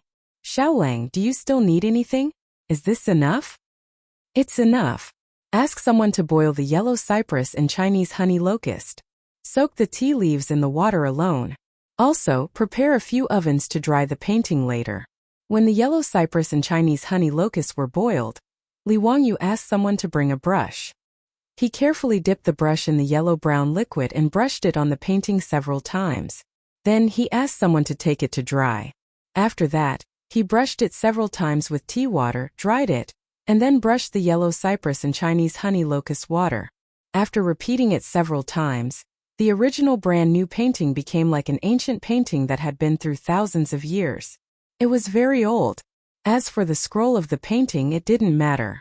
If he was asked, he would answer that the original one was rotten and replaced it with a new one. Li Wangyu made 7 or 8 scrolls old in one breath.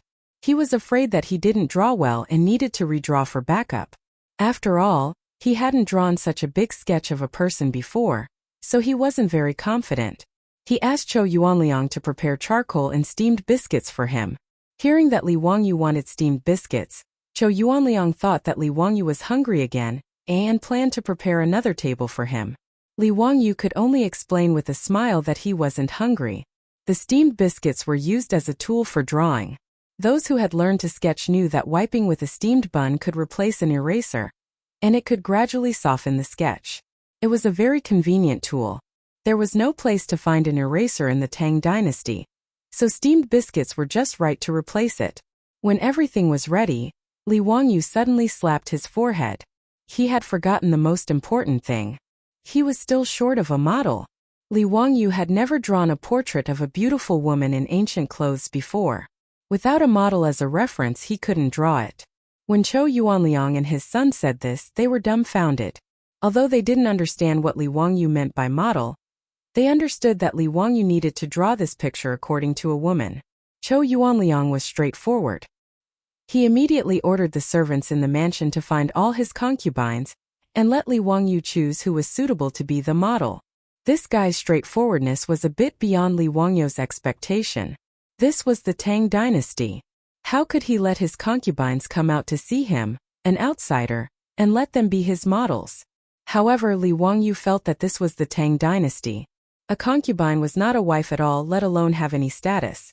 And a wife a concubine and a guest's wife a wife's wife for a year and a half. A man who had concubines but no wife was still an unmarried, golden bachelor. And if his wife died, even if the husband had a house full of concubines, he would still be a widower without a wife. He would have to find another good family to marry his wife. Scholars like Bai Jui and Su Dongpa often gave their concubines to others. It was normal to give concubines to confidants and meritorious officials. In the Tang dynasty, there were hundreds of concubines at most and dozens of concubines at least. From the nobles to the common people, taking in concubines was a common phenomenon. Moreover, when the master of the Tang dynasty invited guests, these concubines had to come out and dance to liven things up. It was even common for the guests to directly ask these concubines to serve them, or even give them as gifts. Bai Jui had a poem, 12 Beauties Before the 9 Candlesticks. The master keeps them drunk for entertainment. Chou Yuanliang only kept a dozen concubines.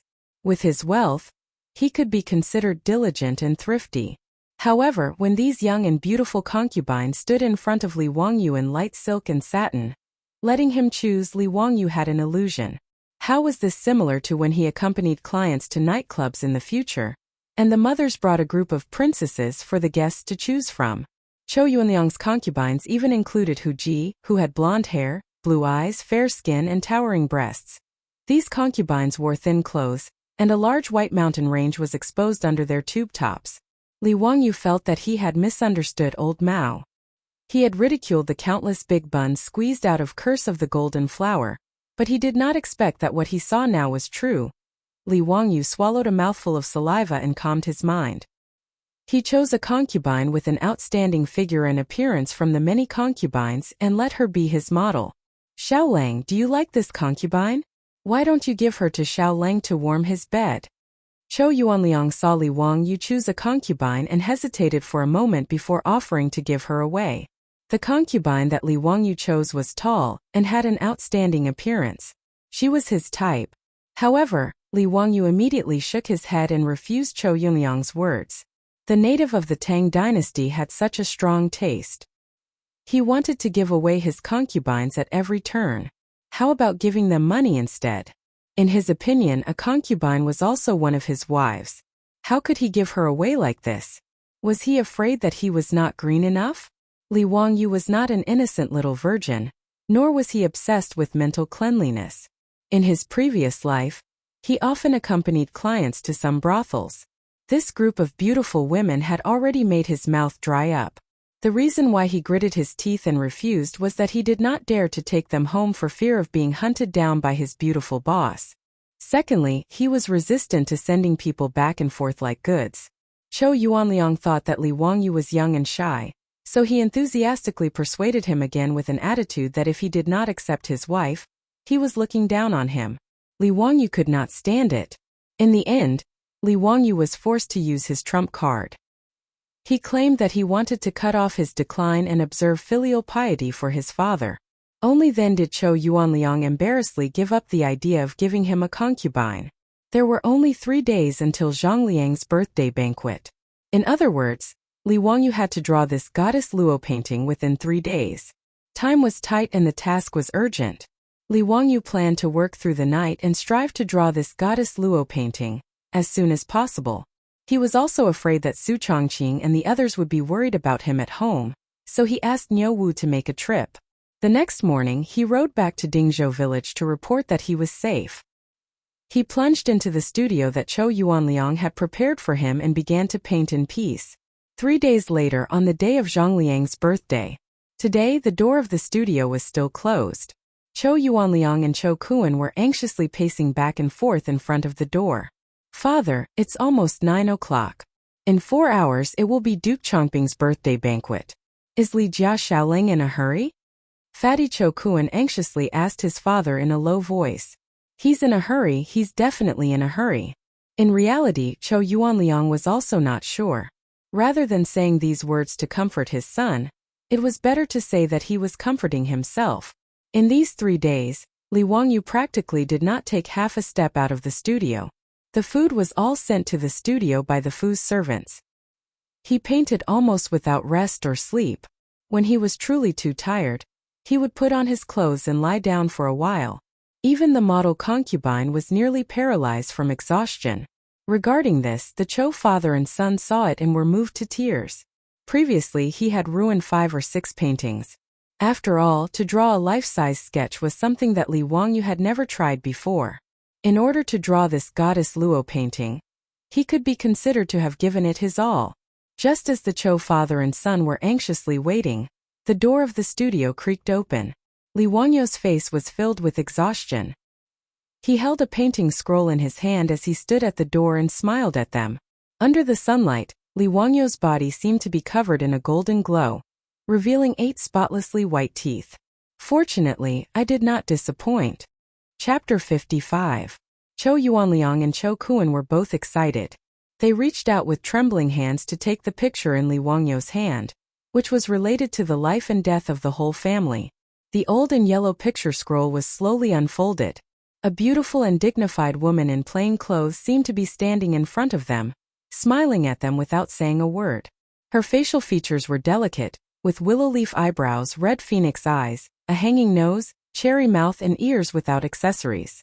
Her appearance was somewhat similar to Chou Yuanliang's beautiful concubine, but she had a bit more of an otherworldly immortal aura. Goddess Luo was Mi Fei, the spouse of Hebo, the god of the Yellow River in China's pre-Qin mythology. She was the local water god in charge of the Luo River. Li Wangyu's sketch Luo Shun Tu was based on Chou Yuanliang's concubine. Her fluttering clothes accentuated the fact that she was riding the clouds and walking slowly on the vast waves. For a moment, Chou Yuanliang and Chou Kuan were stunned. In fact, Li Wangyu's sketching level was at most the level of the students in the ordinary art schools of later generations. If it was given to those professional teachers, he would be criticized. However, in the Tang dynasty more than 1,000 years ago, Li Wangyu's sketching skills were already amazing. Even in Europe during the Renaissance of the 15th century, 700 or 800 years later, Leonardo da Vinci, Michelangelo, and others invented and used the principles of perspective, anatomy, and composition, which provided a scientific basis for the three-dimensional and spatial sense of the sketching performance and gradually perfected the sketching skills. In the Tang dynasty, Li Wangyu's goddess Luo's painting was unique and unparalleled. The huge three-dimensional sketch of a person, which was no different from a real person, completely subverted the understanding of the Chou father and son. Although both of them had seen the sketch of a naked woman, they did not expect that the life-size portrait would be so shocking when it appeared in front of them. Is this really Goddess Luo? Chou Kuan, the fat man, put his hands together and almost knelt down. Chou Yuanliang was no better than his son. His hands trembled and his lips trembled. Just as he looked up to say something to Li Wangyu, an accident happened. He was too excited. Just as he was about to speak, he felt his heartbeat quicken.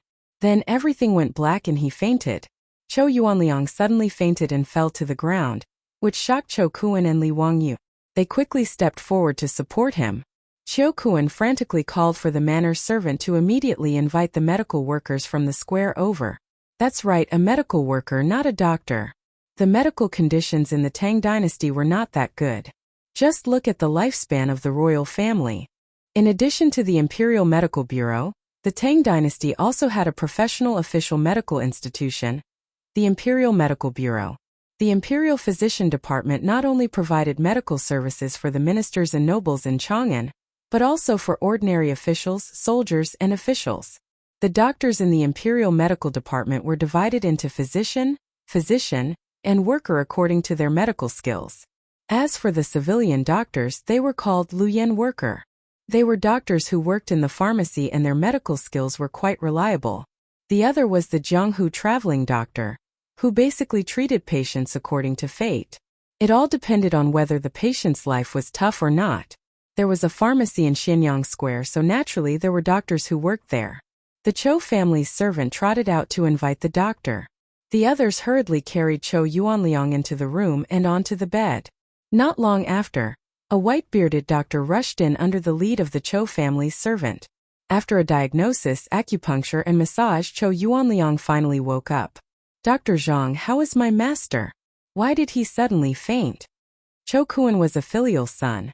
At this moment he was so anxious that he was about to get angry. It's nothing serious. He suffered from internal injuries of the 7 emotions, dizziness due to the wind, lack of upper qi, lack of qi and blood, and dizziness due to lack of qi and blood. I have already performed acupuncture on Master Chou. Take a few decoctions and he will be fine after a few days of recuperation. Li Wangyu only understood half of Dr. Zhang's words. The gist of it was that Chou Yuanliang was too emotional. Coupled with the lack of qi and blood, he fainted. Thinking about it, it was probably due to the excitement of seeing Li Wangyu's Luoshan's painting. Coupled with the recent depression in his heart, the sudden excitement caused him to faint due to insufficient blood flow to his brain.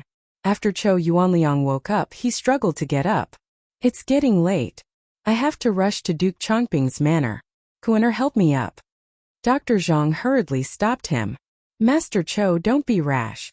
You have to stay in bed and rest for a few days. Otherwise, your condition will relapse. No, today concerns the life and death of my Chou family.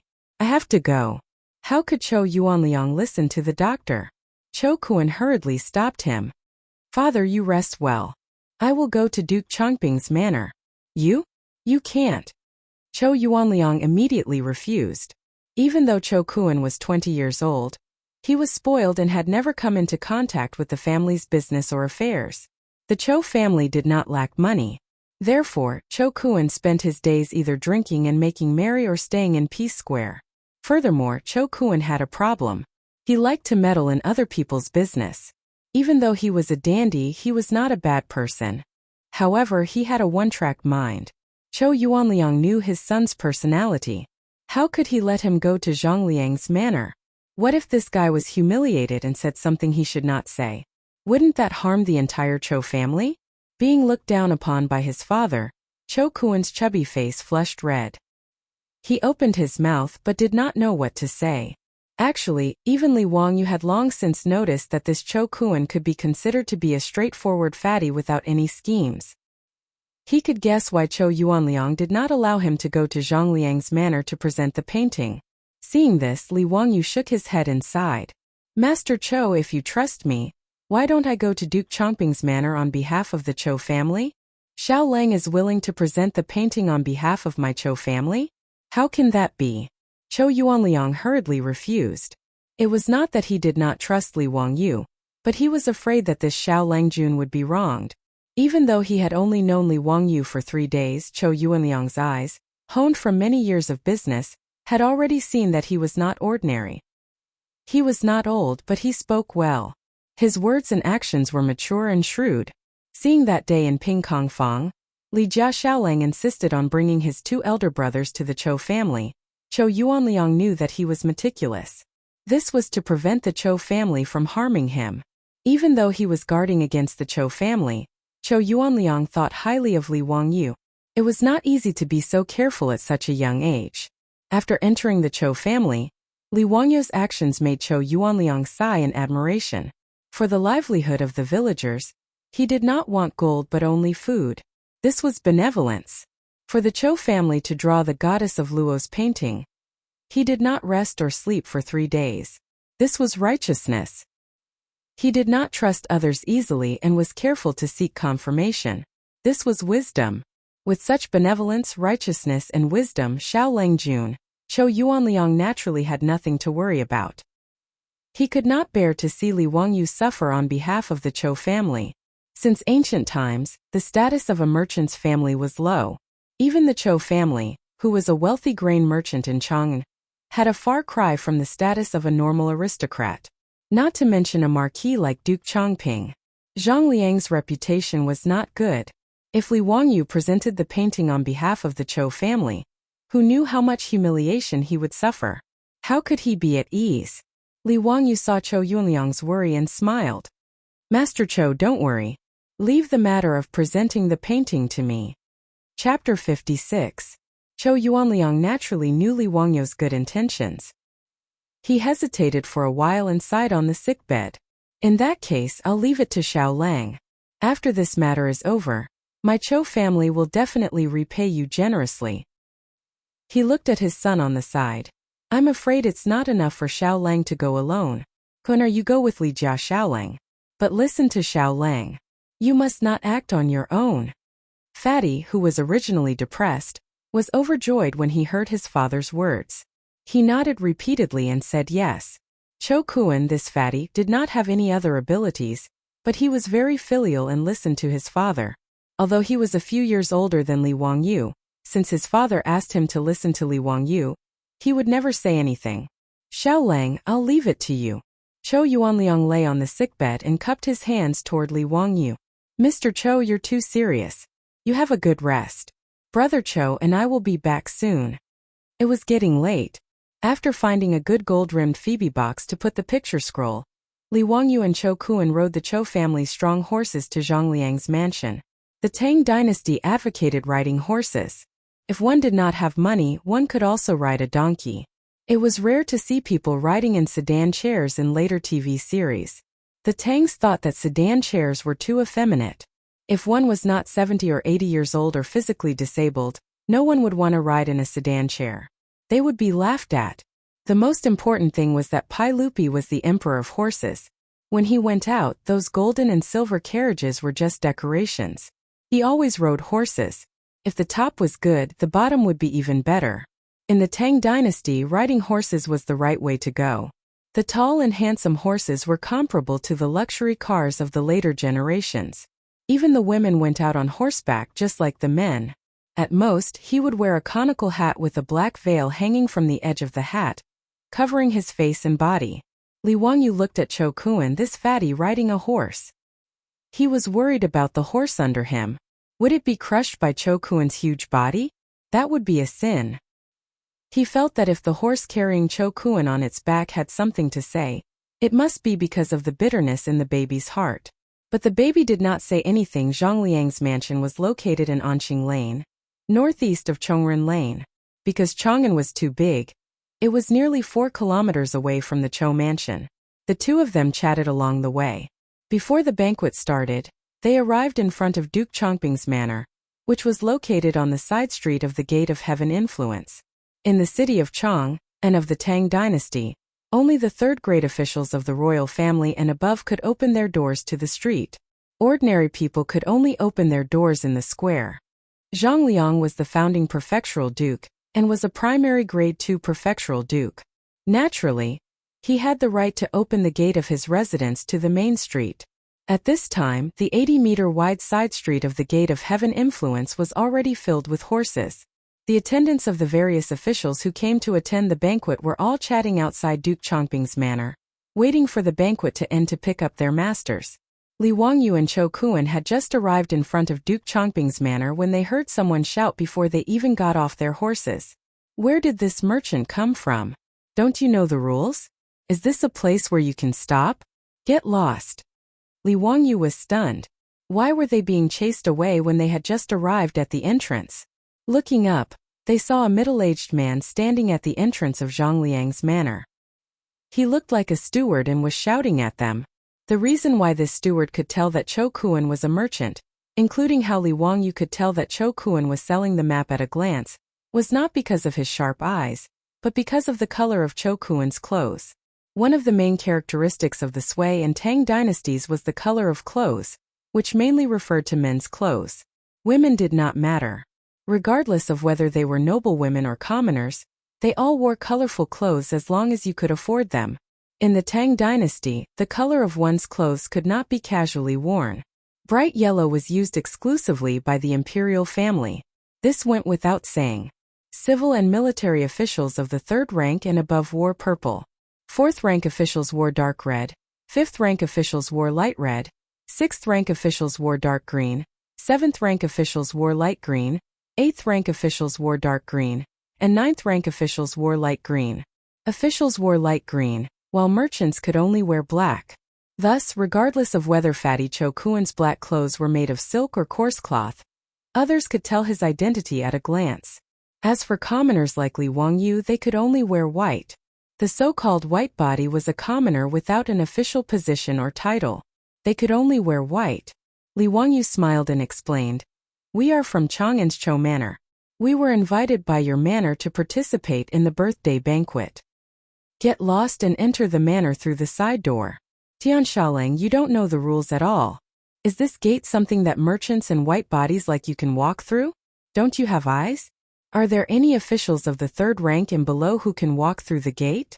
The steward's words caused the surrounding troops and servants who were waiting for their masters to burst into laughter. Haha, Steward Zhang is right. Merchants dressed in black want to walk through the front door of the Duke Chongping's manor. They are truly audacious. They must be drunk from drinking at home. Haha. It's been a long time since I've seen someone so ignorant. Interesting. A merchant in white wants to walk through the front door of the Duke Chongping's manor? Are they dreaming? Steward Zhang, why would the Duke Chongping invite a merchant to his birthday banquet? Steward Zhang, who had loudly berated the Cho Manor's carriage, was pleased. He cupped his hands and replied loudly, "Bullshit invitation. This Cho family is a grain merchant in Chang. My master heard that they have the goddess Luo's painting, and asked them to come and present it for entertainment." Steward Zhang's words caused the troops and servants who were waiting for their masters to laugh even louder. In reality, their status was not higher than that of Li Wangyu and Cho Kuan, and their pockets were not as rich as the two of them. But at this moment, these troops and servants felt that they were superior and could freely laugh at the two who wanted to walk through the front door of the Duke Chongping's manor. Originally, Li Wangyu did not care about walking through the front door. He was only here to help the Cho Manor present the painting and did not want to cause trouble. But the bad thing was ruined by the fatty Cho Kuan. This fellow had lived a life of luxury since childhood, and had never suffered such humiliation. His head heated up. He forgot his promise to his father that he would not speak carelessly, and that he would listen to Li Wangyu in everything. Cho Kuan pointed the horsewhip in his hand at Steward Zhang. "Dog slave, my Cho Manor came with good intentions to celebrate the Duke Chongping's birthday. You dare to humiliate me?" His words caused an uproar in front of the Duke Chongping's manor. Although Steward Zhang was only a steward in the outer courtyard of the Duke Chongping's manor, he was used to being fawned upon by others. Being scolded by Cho Kuan, he was stunned. After a long time, Steward Zhang finally reacted. He was so angry that his lips were trembling. Pointing at Cho Kuan, he shouted at the troops of the Duke Chongping's manor on duty, "Beat him! Beat this Tian Shenu to death!" Before Cho Kuan could react, he was pulled off his horse by the troops of Zhang Liang's manor. Then with a flurry of punches and kicks he was knocked to the ground. By the time Li Wangyu realized that the fatty Cho Kuan had caused trouble, Cho Kuan had already been beaten black and blue and was clutching his head with both hands, crying for help. "Stop! Quickly stop!" Li Wangyu panicked and hurriedly jumped off his horse, wanting to stop the troops from beating Chang'an. It would have been better if he had not shouted. After he shouted, not only did he not stop the troops of Zhang Liang's manor from beating Chang'an, a few of the troops even surrounded him with sinister smiles. Clearly, they were also prepared to teach Li Wangyu a lesson. Chapter 57. The nobles of the Tang dynasty all had their own troops, and this troop was both a servant and a private army. Zhang Liang was a general born in a marquis, so his troops were mostly private soldiers. Almost all of them fought in the military, but this was permitted by the laws of the Tang dynasty. These warriors were large and their arms were thicker than Li Wangyu's thighs. Seeing that the troops wanted to attack him, Li Wangyu became anxious. He didn't want to be beaten up with this fatty. In a moment of desperation, Li Wangyu grabbed the painting scroll from the gold-threaded Phoebe Zhenan wood box and raised it high in the air as he roared. "All of you stop. Otherwise, I'll tear apart the ancient painting that the prefectural Duke Chongping wants to see." It was no wonder that Li Wangyu was terrified. With his 16-year-old body, don't even talk about fighting with these troops. He reckoned that they could throw him to the ground with just a flick of their little finger. Not wanting to be beaten up for no reason, Li Wangyu could only use the kidnapping tactic. He wanted to use the ancient painting as a hostage to ensure his and Chang'an's safety. Hearing his roar, Steward Zhang's face couldn't help but twitch a few times. "Bastard! You dare to break the prefectural duke's ancient painting? Let's see how many heads you have to chop off." Li Wangyu couldn't help but curl his lips. In his heart, he thought that this Zhang Liang was indeed arrogant and despotic. Just look at the steward in his residence. No wonder Zhang Liang was ordered to be executed by Pai Lupi in the 20th year of Zhangguan. It wasn't without reason. The goddess of Luo's painting, that he painstakingly drew for 3 days, became the prefectural duke's ancient painting from this guy's mouth. It was truly abominable to the extreme. However, this was only the 2nd year of Zhangguan. Li Wangyu couldn't wait for Zhang Liang to be executed 18 years later. He was surrounded by several of Zhang Liang's troops and was about to be beaten up. When this scene landed in front of the prefectural Duke Chongping's residence, the troops and servants who were attending the birthday banquet couldn't help but make a ruckus. As the saying goes, one doesn't mind watching a good show. Tisk tsk. Using the painting that prefectural Duke Chongping wants to threaten the people of the prefectural Duke Chongping's estate. This guy is really courting death. Isn't it? Originally, they would only suffer some physical pain at most. But now, this matter can't be settled peacefully. I'm afraid these two untactful things will at least lose a layer of skin. Peeling off a layer of skin is already considered good.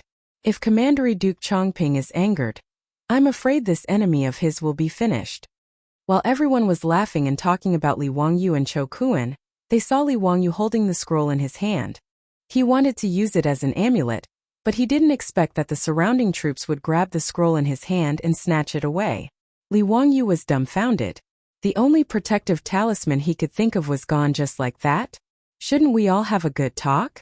They were all civilized people, so why did they have to fight? Seeing that the fists of Zhang Liang's troops were about to come crashing down, Li Wangyu could only prepare to use the life-saving move he learned from his school days. He hugged his head with both hands and squatted on the ground, trying his best to reduce the area of his body that would be hit. At this moment, a sudden shout came from outside the crowd. "You be asterisk cheese, stop right there." Hearing this, Steward Zhang was furious. Who the hell is meddling in other people's business? You dare to meddle in the affairs of our prefectural Duke Chongping's estate? How many heads do you have? When he saw the appearance of the person who had come, he almost fainted from fright. "Lu, I don't know, please forgive me." Steward Zhang was so scared that he couldn't speak clearly. The shout came from 2 large men on horseback. One was a large man with a yellow face, the other was a dark-skinned man with sideburns. It was obvious that the 2 of them were also nobles of Chang'an. Behind them followed a group of valiant troops. Seeing that Zhang Liang's troops had no intention of stopping, the troops behind the 2 men immediately rolled up their sleeves and rushed forward. Like hungry tigers charging into a flock of sheep, Zhang Liang's troops, who had just beaten Chang'an to the point of crying for his parents, instantly changed their roles. There were only 7 or 8 troops at the entrance of the prefectural Duke Chongping's estate, but they were beaten to a pulp by the iron fists of more than 10 people. One of the 2 men, a dark-skinned man, dismounted from his horse and walked in front of Steward Zhang. He grabbed Steward Zhang's collar and lifted him up in front of him. Cheese. You want to chop off my head? Even your prefectural Duke Chongping doesn't dare to say such things to me. You've got guts. Without waiting for Steward Zhang to beg for mercy, he swung his hand and slapped him across the face. With a paw sound, the arrogant and despotic Steward Zhang fainted from the slap. Who knew how many of his teeth were knocked out and blood flowed from the corner of his mouth? The troops and servants of the guests in front of the prefectural Duke Chongping's estate had been chatting and laughing as they watched Li Wangyu and the others. Now they were as silent as cicadas in winter, afraid that they would get into trouble. The two men who had beaten up Zhang Liang's steward and his troops were naturally recognized by the servants of the Chang'an city's nobles. Many people were muttering in their hearts. What exactly was the matter with these two throwing tantrums today? Could it be that they were standing up for the merchant who had been beaten? Or was it that white-robed Xiao Lang? Li Wangyu had originally thought that they would not be able to avoid physical pain, but he hadn't expected that someone would step in and save them. Fortunately, someone had appeared out of nowhere. Otherwise, he and Cho Kuan would have been in big trouble, Li Wangyu thought to himself. He hurriedly helped the wailing fatty Cho Kuan up. This fatty had thick skin and flesh. Although he had been beaten until he was screaming, there were no obvious injuries on his body. Seeing that Cho Kuan was fine, Li Wangyu bowed deeply to the two burly men. Many thanks to the two Langjuns for helping us. How should I address you? The fatty Cho Kuan had been beaten senseless. He knew that he had said something wrong and had almost caused a disaster. Ignoring the pain on his body, he hurriedly bowed to the two men and lowered his head, not daring to speak. Waha, you're not bad, little child. To save your friend, you dared to go against these bastards. I like it. The burly man with a curly beard extended his hand and patted Li Wangyu's shoulder twice, laughing loudly. It would have been better if he hadn't patted him, but when he did, Li Wangyu felt as if he could hear the bones in his shoulder breaking. A huge force slapped Li Wangyu's body, causing him to stagger and almost fall. Little child, why is your body so weak? The burly man with a curly beard frowned and said, not feeling that there was anything wrong with him. Li Wangyu wanted to cry but had no tears. What kind of person was this? We don't have any grudges, right? Did he have to pat me so hard? He even blamed me for being weak. How could he be so unreasonable? He didn't dare to say more and could only bow again. May I know the names of the two Langjuns? Li. The burly man with a black face was just about to speak when he was pulled by the other man beside him. He thought of something and quickly changed his words. Li.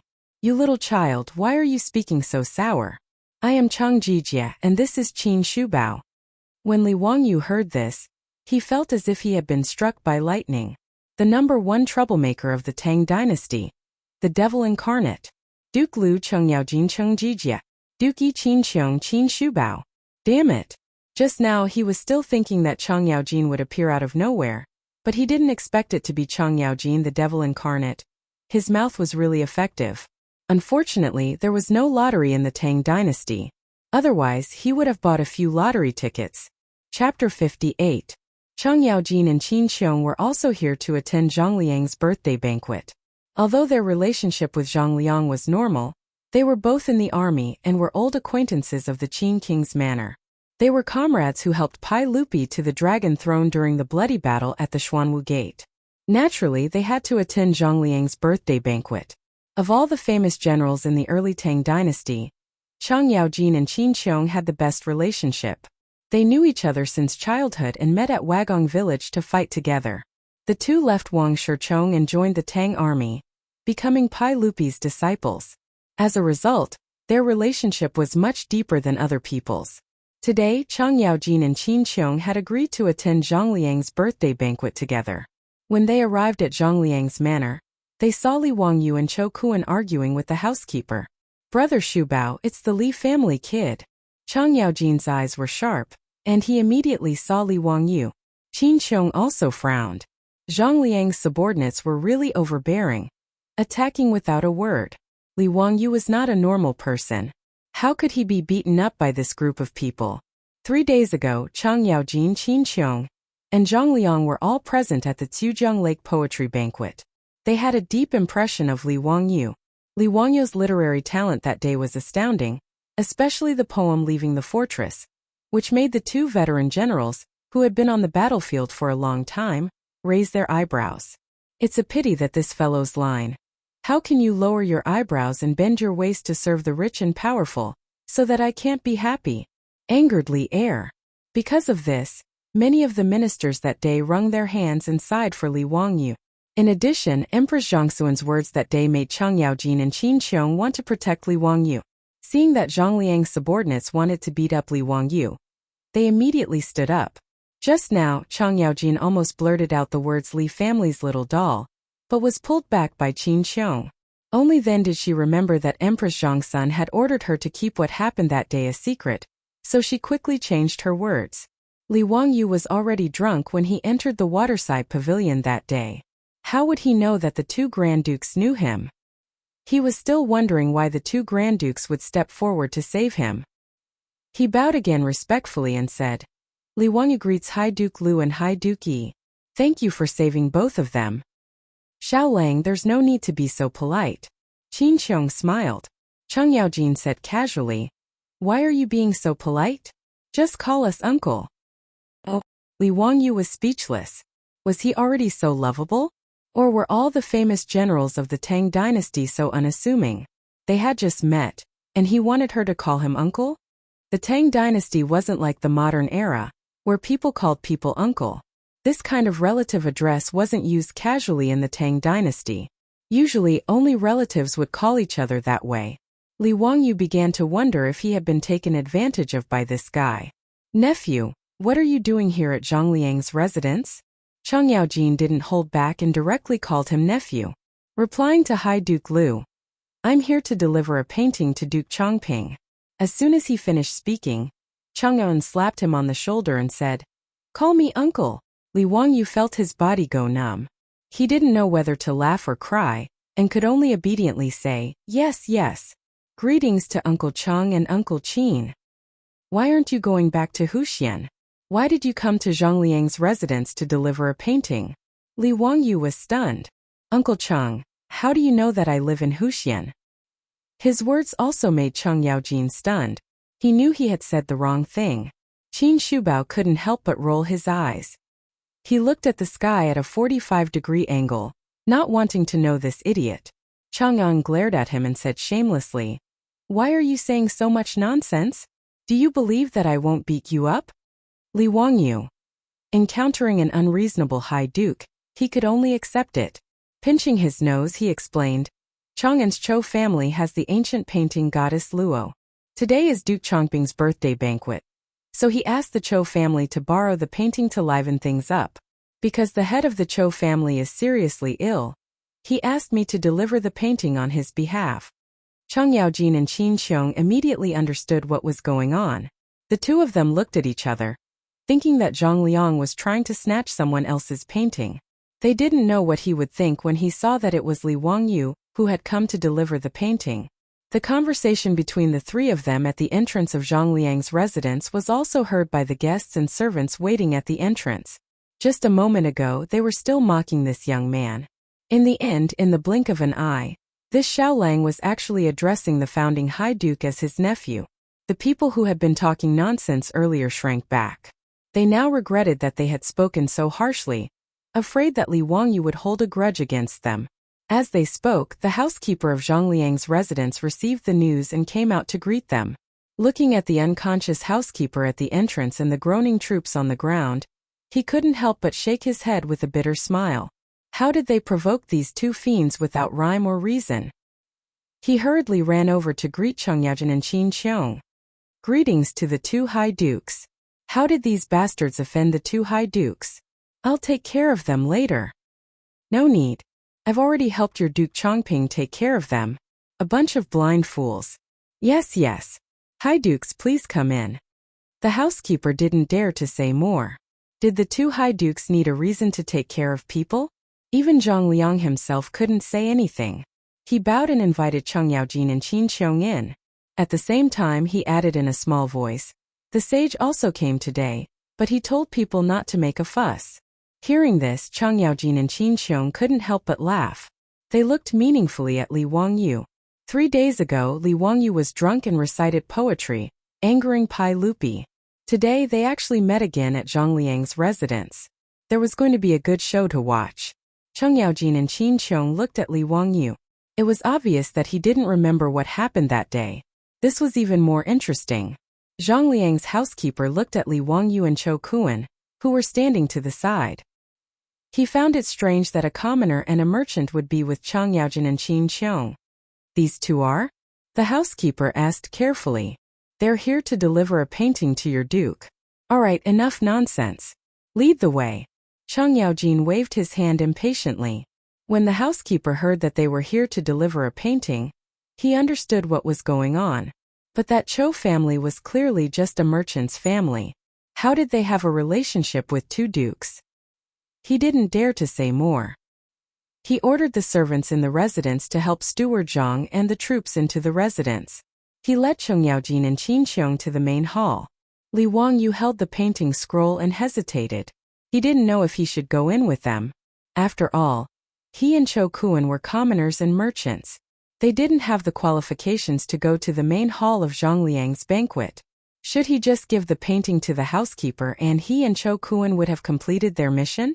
While he was hesitating, Chang Yaojin walked over and stretched out his hand without saying anything. Like a captive in a military battle, he stretched out his long arm and clamped Li Wangyu under his armpit. Nephew, why aren't you leaving? Why are you dilly-dallying? After saying that, Chang Yaojin didn't wait for Li Wangyu to resist. He clamped him under his armpit and strode into Zhang Liang's residence as if he was weightless. Li Wangyu was completely dumbfounded by Chang Yaojin's actions. What was going on? I'm here to deliver a gift, not a gift. Chapter 59. Li Wangyu still wanted to struggle, but Chang Yaojin's arm was like an iron hoop, clamping him so tightly that he could not move at all. Qin Xiong did not stop him.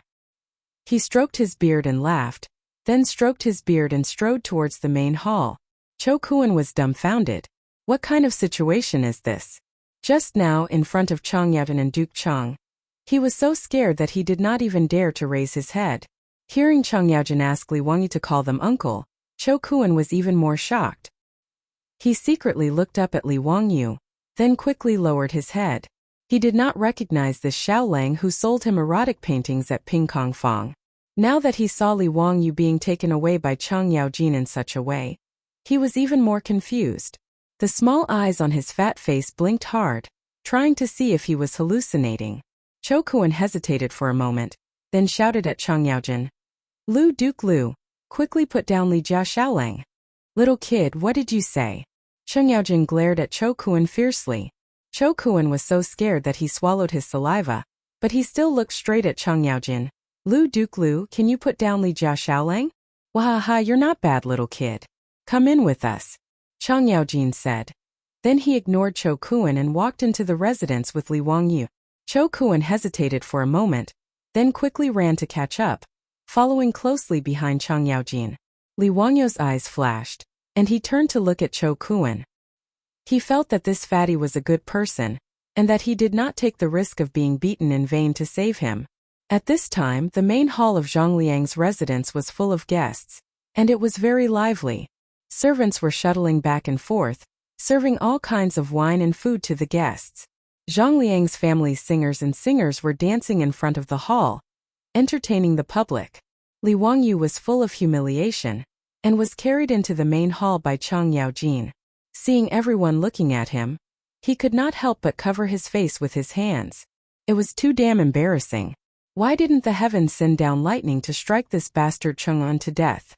At this moment, the banquet had not officially started yet. Pai Lupi, dressed in casual clothes, was playing chess with Fang Xianling, surrounded by a group of civil and military officials.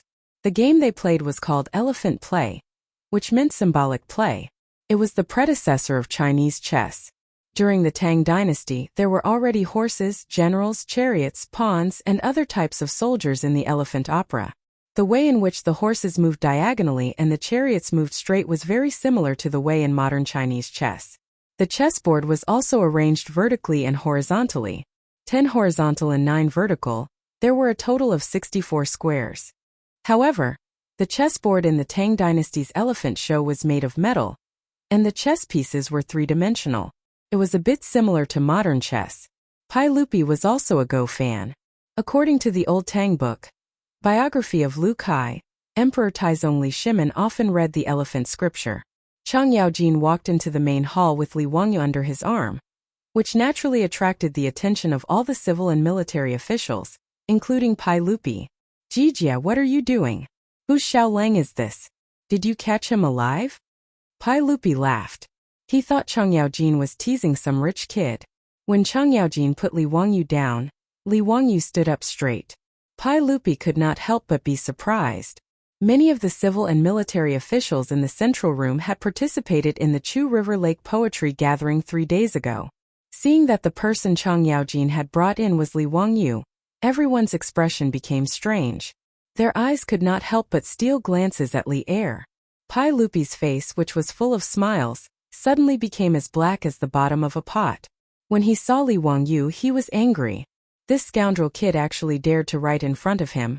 How can I lower my eyebrows and bend my waist to serve the rich and powerful? And even arrogantly said, when the Son of Heaven calls, I will not board the boat. He really did not give him any face. If it were not for the fact that this kid was talented and was a relative of the Li clan, Pai Lupi would have ordered him to be beheaded. He originally thought that he would just ignore this scoundrel and let him fend for himself in the countryside. He did not expect to see him in Zhongliang's mansion 3 days later. This made Pai Lupi gnash his teeth in anger. Li Wangyu did not know about this. After he was put down by Chang Yaojin, he saw so many nobles of the Tang dynasty looking at him. He immediately bowed and greeted them. May I ask which one of you is the Duke of Chongping? This little one is representing my enemy to send the god of Luo painting. Zhang Liang was originally filled with joy because Li Er had come to congratulate him in disguise. At this moment, when he saw Li Wangyu appear, he was also extremely stunned. When he heard Li Wangyu's words, his face also darkened. Can you stop messing around? This old man only wanted to bully a merchant and take an ancient painting. Why did you, a relative of the Li clan, come here to join in the fun? Don't look at how Pai Lupi left in a fit of anger. Empress Zhongxuan's words were true. No matter what, Li Wangyu was still a relative of the Pai Lupi. Although everyone knew that Li Wangyu was expelled from the Li clan in Huxian, who could guarantee that the Pai Lupi would not use this kind of Qilin child in the future, and let him return to the imperial family? Did they dare to offend Li Wangyu? Were they not afraid that Pai Lupi would turn against them? Chang Yaojin harbored even more evil intentions and even fanned the flames. He pointed at Zhang Liang and said to Li Wangyu, "Nephew, that is the Duke of Chongping. Quickly hand over the painting. If you're late, be careful that you don't get beaten up again." TSK, you were almost beaten up by the Duke of Chongping's troops at the entrance. Haven't you learned your lesson yet? On the surface he was talking about Li Wangyu, but in fact he was giving Zhang Liang a hard time. After Chang Yaojin finished speaking, Pai Lupi couldn't help but look at Zhang Liang, his eyes full of dissatisfaction. Just as Empress Zhongsun said, Pai Lupi was angry at Li Wangyu, but he couldn't bear to see others bully a relative of the Li clan. Zhang Liang broke out in a cold sweat. If what Chang Yaojin said was true and his troops beat up Li Wangyu, then wouldn't he be in big trouble? Qingyaojin, you old fool, don't speak nonsense. How could my troops beat people up so casually? Zhang Liang hurriedly denied, then looked at Li Wangyu with a face full of smiles. Xiao Langkuan, this old man is Zhang Liang. Thank you, Xiao Langkuan, for making a trip here. Thank you for your hard work. Please take a seat. His master's words gave the housekeeper a fright. Who exactly was this white-clothed youth? Duke Lu and Dookie wanted him to call him uncle, but his master was so polite, calling him Xiao Langkuan. The housekeeper felt that his brain wasn't enough to process this, but he didn't dare to be negligent. He hurriedly invited Li Wangyu and Chou Kuan to the table. The banquet in the Tang dynasty was divided into different meals. After Zhang Liang spoke, a servant immediately set up a table for the two of them and brought wine and food.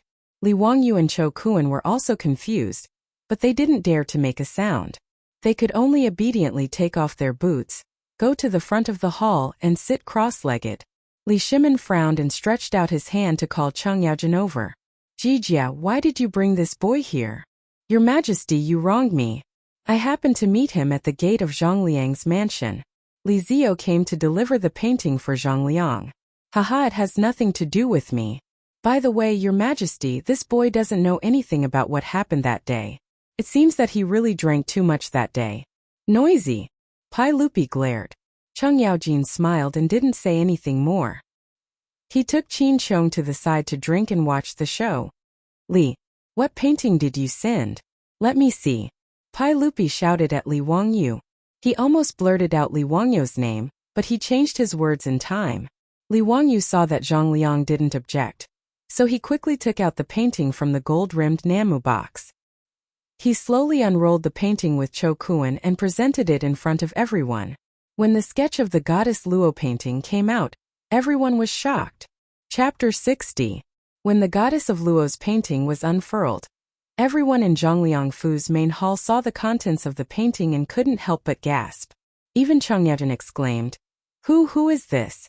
Why is it sealed in the painting? Uncle Cheng, this is goddess of Luo. Li Wangyu smiled. Fang Xianling, Zhang Sunwuji, and the other civil officials immediately gathered around and looked carefully at the first realistic sketch in human history. Through the contrast of light and darkness, it produced a strong three-dimensional feeling. At the same time, it made use of the principle of perspective to draw a realistic sketch. This was unprecedented in this era. There is actually such a lifelike painting. How did it come to be? What a strange painting, such brushwork. Young Supervisor Yan, do you recognize this painting? Zhang Sunwuji asked a young man around 27 or 28 years old. The person he asked was Yan Liben, an artist from the early Tang dynasty. In the 17th year of Zhengguan, Pai Lupi's famous painting of the 24 meritorious officials of the Lingyan Pavilion, was conferred. His work Carriage Painting was a famous painting that was passed down in the future. The current Yan Liben was a young supervisor. He was best at painting portraits which were lifelike and lifelike. At that time he was known as the legend of painting. However, compared to Li Wangyu's goddess of Luo's painting, Yan Liben's portraits were much more lifelike, but in terms of realism, they were far inferior. At that moment, Yan Liben was already stunned by the goddess of Luo's painting. He stared at the painting in front of him in a daze and didn't make a sound. Zhang Sunwuji called him a few times before he came back to his senses. Minister Zhang Sun, I have never heard of this painting before. This is really a shocking work of art. I don't even know how this painting was drawn. It is really a godly skill. Yan Liben then looked at Li Wangyu and Cho Kuan. Xiao Lingkun, may I ask who drew this painting? Cho Kuan blinked his eyes and looked at Li Wangyu. He didn't know how to answer this question. Li Wangyu replied without hesitation. This map has been collected by the Cho family for generations. It's been a very long time. I don't know who made it. He was lying without even batting an eyelid. Hearing this, Cho Kuan hurriedly lowered his head, afraid that he would laugh out loud. I still don't know who did it. It was clearly you who drew it in my house in front of my father's concubine for 3 days. Fortunately, Cho Kuan was not a fool. He naturally would not reveal any clues. Li Wangyu's words had indeed fooled quite a few people. The civil and military officials present only needed to look at the yellowed picture scroll to know that it had been through the passage of time for it to become like this. On the other hand, after Yan Liben carefully examined the goddess of Luo's scripture, although he didn't say anything, he looked at Li Wangyu with a playful expression. While everyone was carefully examining the goddess of Luo's scripture and exclaiming in surprise, a voice came from outside the crowd. This painting is just As the saying goes, literature carries Tao. There is Tao in the painting, but there is no Tao in the painting. If there is Tao but no art, then although the object is formed in the heart, it cannot be formed in the hand. It only has the form but not the spirit. The painting is precious, but what is the spirit? These words were rather blunt. The meaning was that the goddess of Luo's scripture only had the form, but not the spirit. Li Wangyu was taken aback by these words. Raising his head, he saw that it was the curly-bearded young man who had been playing chess with the others. He had no idea that the speaker was Pai Lupi Li Shimin. Pai Lupi was one of the greatest emperors of all time. but sometimes he was like a child who liked to compete with others. There had once been a Hu merchant from the western regions who was skilled in playing the pipa, and had composed an extremely gorgeous and complicated song. Pai Lupi had even arranged for a court musician to eavesdrop and learn from him. After the Hu merchant played, Pai Lupi pretended to be relaxed, saying that there was nothing strange about this song and that his court musician also knew how to play it. Then, he called out the court musician who had secretly learned from him to play, thus proving that the song was not strange at all. Thus, Pai Lupi's personality was sometimes quite childish, making people not know whether to laugh or cry. At this moment, Pai Lupi's competitive nature was acting up. He already disliked Li Wangyu, and now that everyone was praising his painting, he was even more annoyed. Pai Lupi's criticism of the goddess of Luo's scripture was not wrong, strictly speaking. After all, the essence of traditional Chinese painting was the way of painting. A masterpiece had to be elegant, profound, and memorable. It was a work of charm. However, Li Wangyu's goddess of Luo's scripture was more realistic and novel. The two painting methods were different, and they could not be compared. Zhang Sunwuji and Fang Xianling knew about Pai Lupi's little problem, so they smiled and did not say anything. Even Chang Yaojin was drinking silently and did not agree. However, when Pai Lupi opened his mouth, many people who were praising the goddess of Luo's scripture immediately changed their words. That's right, this painting has no charm and no spirit. It's really not worth mentioning. That's right. I just felt that this painting was really strange. The brushwork was sluggish, and I couldn't see the essence of the brush and ink. Master Cui is right. As the saying goes, a masterpiece has both form and spirit. It's simple and elegant. It's natural and pure. There's no need to talk about this painting. These words made Li Wangyu furious. Were these people born in the year of the chameleon? The speed at which they changed their faces was comparable to the Sichuan opera. Especially that bastard bearded man. Who the hell are you? Fortunately, Li Wangyu was still sober. He knew that the people in the main hall of Zhang Liang's mansion were all influential people of the Tang dynasty, and he could not afford to offend them. However, he did not say it out loud. He also did not know that the bearded man he called a bastard was the emperor of the Tang dynasty, Li Shimin. After being scolded by the people in the hall, Li Wangyu's face also darkened. Just as he was about to put away the painting, he heard Pai Lupi speak unhurriedly. However, this painting is not completely useless. This kind of completely realistic technique is indeed suitable for portraits. It's so vivid that it's hard to come by. It's a pity that the techniques created by the predecessors have not been passed down to the present day. It's really a pity. Pai Lupi's words made the faces of the group of fence-sitters and ministers who agreed with him suddenly stiffen. They felt that they were showing signs of schizophrenia. Your Majesty, can you speak without pausing? Say it all in one breath. Before, they were still praising this painting. It wasn't easy for them to be thick-skinned and belittle the goddess of Luo's scripture with you. Now you're changing your mind? What happened to the promise of a monarch? Where did the trust between people go? My heart is so tired. Pai Lupi swaggered to the front of the goddess of Luo's scripture. He carefully looked at it again and nodded at Li Wangyu. Why don't you sell this painting to me? How much would it cost? Li Wangyu was also confused by this bearded man. Just now he was desperately belittling it. Now he said that he wanted to buy the painting. Did he deliberately come to make trouble? His heart was in a bad mood, so his tone was naturally not good. Li Wangyu straightened his neck and said, I'm afraid you can't afford this goddess of Luo's scripture. Bastard! How can you say that? Shut up. Ruin dares to do this. Do you want to die? Before Pai Lupi could speak, a group of flattering ministers jumped out and pointed at Li Wangyu's nose and reprimanded him. Li Wangyu looked at the situation and knew that this man's identity was not ordinary. He did not dare to say anything else and immediately shut his mouth. Pai Lupi was not angry. He laughed and said, Just name a price. There is nothing in this world that I can't afford. Li Wangyu silently looked at Pai Lupi. His eyes only revealed 6 words. Will you die if you don't brag? Chapter 61. The current situation was very strange. Li Wangyu didn't like Pai Lupi, and Pai Lupi also didn't like Li Wangyu, this bastard. For a moment, The two of them stared at each other for a long time in the main hall of Zhang Liang's mansion. Both of them didn't like each other. Although Li Wangyu knew that this curly-bearded man must be a bigwig of the Tang dynasty, he didn't want to do as he wished. Of course, he couldn't refuse him directly. If he opened his mouth and asked for a sky-high price, he would offend him even more. He had to think of a way to annoy this boastful curly-bearded man. He rolled his eyes and saw the chessboard that the curly-bearded man was playing chess not far away. He couldn't help but smile. Li Wangyu bowed and said, "Since this Lang Jun wants to buy the Chou family's Luotian painting, of course you can. However, the Chou family is a grain merchant. I wonder if Lang Jun can accept using grain to exchange for the painting?" Pai Lupi thought for a moment and nodded in agreement.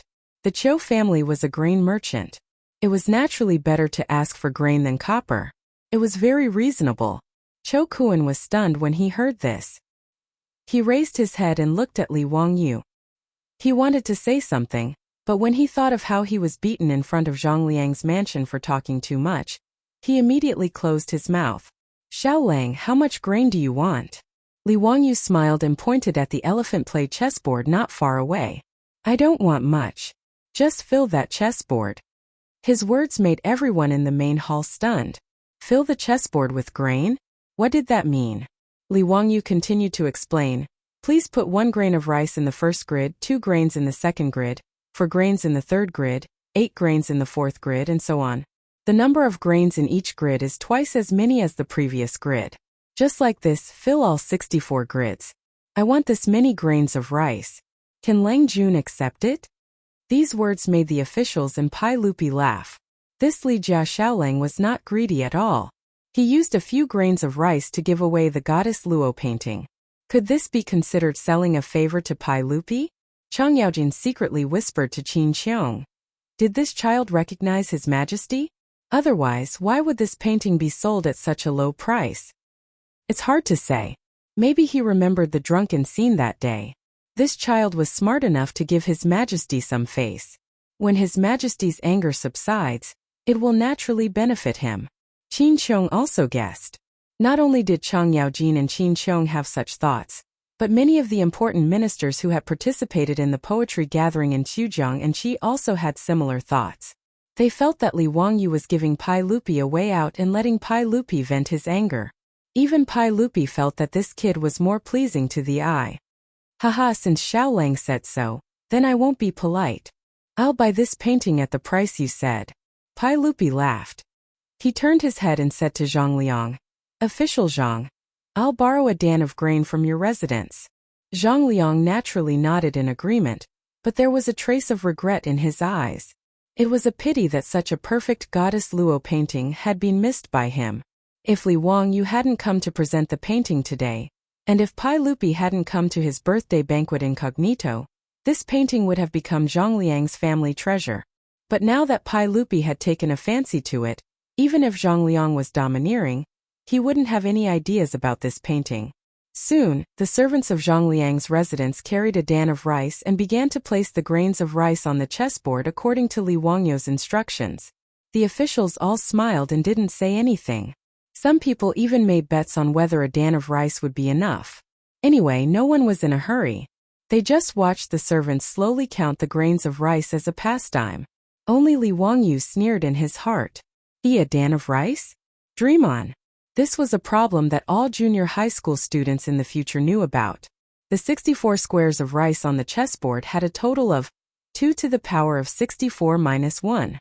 The result was 1844674407370955161 grains of rice, or 1,800,000,000,000 grains of rice. Li Wangyu remembered that in the future, there were people who had nothing better to do on the internet. 1 kilogram of rice was about 60,000 grains.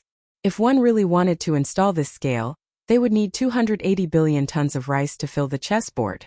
What kind of concept was this? In the future, the world's annual rice production was only about 500 million tons. 280 billion tons was equivalent to the total amount of rice produced in human history. With so much rice, Pai Lupi wouldn't be able to afford it even if he sold his pants. Li Wangyu was purely using his advanced knowledge to crush the bigwigs of the Tang dynasty. This feeling of being the only one sober when everyone was drunk was really cool. The corner of Li Wangyu's mouth couldn't help but curl up. In the main hall, the servants were still counting the grains of rice.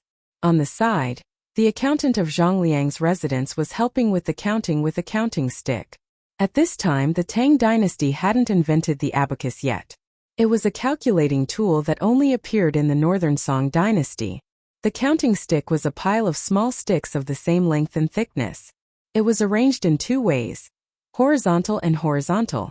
The accountant of Zhang Liang's residence was already sweating when he reached the 20th square of the chessboard. The 20th square of the chessboard required more than 500,000 grains of rice. As time passed, the officials and Pai Lupi in the main hall also found that something was wrong. Why was there more and more rice? Pai Lupi immediately asked someone to calculate how much rice was needed. Immediately, a servant brought out a scale and began to weigh the grains of rice. Other officials who were proficient in mathematics began to send paper, brushes, and counting sticks. Together with the accountant of Zhang Liang's residence, they calculated how many grains of rice were needed to fill the chessboard.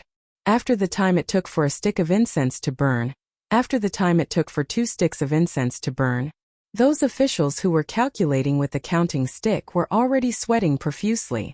However, the number they calculated was getting bigger and bigger.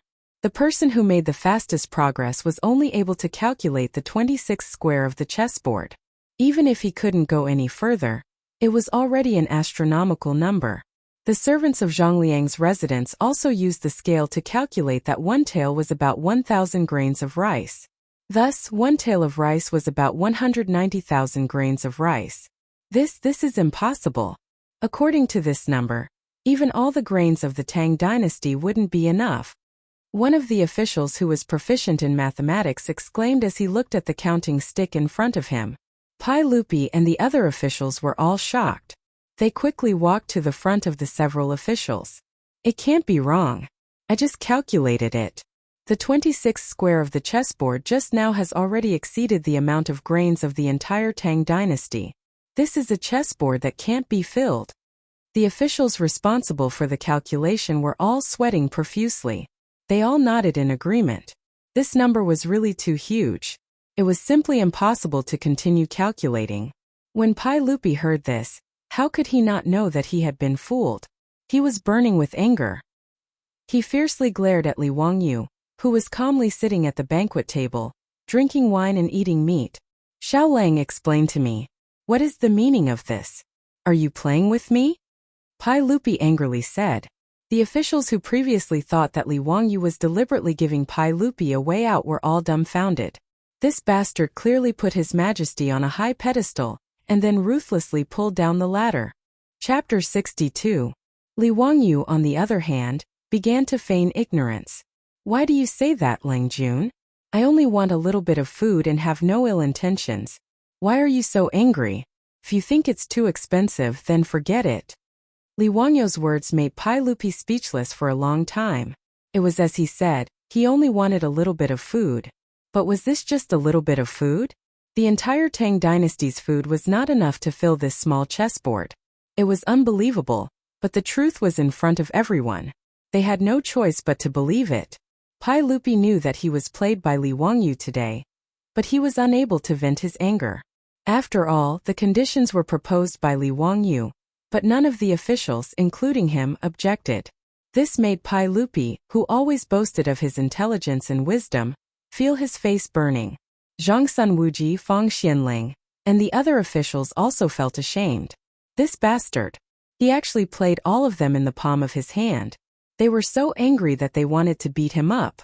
Li Wangyu was still proud of himself, but he did not expect a tall and sturdy figure to rush out from the side and directly clamp him up. This familiar smell, this familiar formula. This damn Chang'an actually reached out and grabbed Li Wangyu again, clamping him under his armpit. Then, his large hand slapped Li Wangyu's butt heavily. The huge pain stimulated Li Wangyu to scream. He felt that his butt was about to split into pieces. What made him feel even more humiliated was that ever since his grandfather passed away, he had never been hit on his butt again. He did not expect that after transmigrating to the Tang dynasty, he would receive such treatment again. It was really humiliating. As Chang Yaojin slapped his butt, he also scolded, "I'll beat you to death, you bastard. You dare to tease your uncles? Today, I'll take care of you on behalf of your father." The loud slapping sounds and Li Wangyu's wailing and howling made the main hall of Zhang Liang's mansion very lively. However, this scene caused all the officials to heave a sigh of relief. Zhang Liang waved his hand to have the servants take away the food and ordered for water and wine to be sent over. The officials, including Pai Lupi, acted as if they did not see the scene of Li Wangyu being beaten up by Chang Yaojin. They all raised their cups and drank, chatting and laughing with each other, as if nothing had happened. "Feng Xiang, today's wine has a unique taste. Haha, brother Wuji is right. Come, let's drink. The singers and dancers in Duke Zhang's residence are pretty good." Chang Yaojin gave Li Wangyu a good beating and kept reprimanding him. "Bastard, do you still dare to cause trouble in the future?" "I don't dare anymore. Duke, please stop." "What did you call me?" Uncle Chang. "Stop it now." Li Wangyu was completely terrified. Who the F***ck were these people? You can't reason with them and you just beat them up. Barbaric, too barbaric. Li Wangyu had just used his intelligence to crush the officials of the Tang dynasty, but he was immediately crushed back by Chang Yaojin's force. It was really retribution. Cho Kuan the fatty was already stunned. He was born in a merchant's family. Although he was simple and straightforward, he was very good at arithmetic, which was essential for merchants. When Li Wangyu proposed to fill the chessboard with rice, he was the only one who faintly felt that something was wrong. Cho Kuan naturally did not say anything. He just sat on the side and watched with cold eyes. The final result also surprised him. Turned out to be such an unimaginably huge number. The fatty looked at Li Wangyu seriously with his small eyes full of admiration. But before he could express his admiration, he saw Li Wangyu being beaten up by Lu Guogong.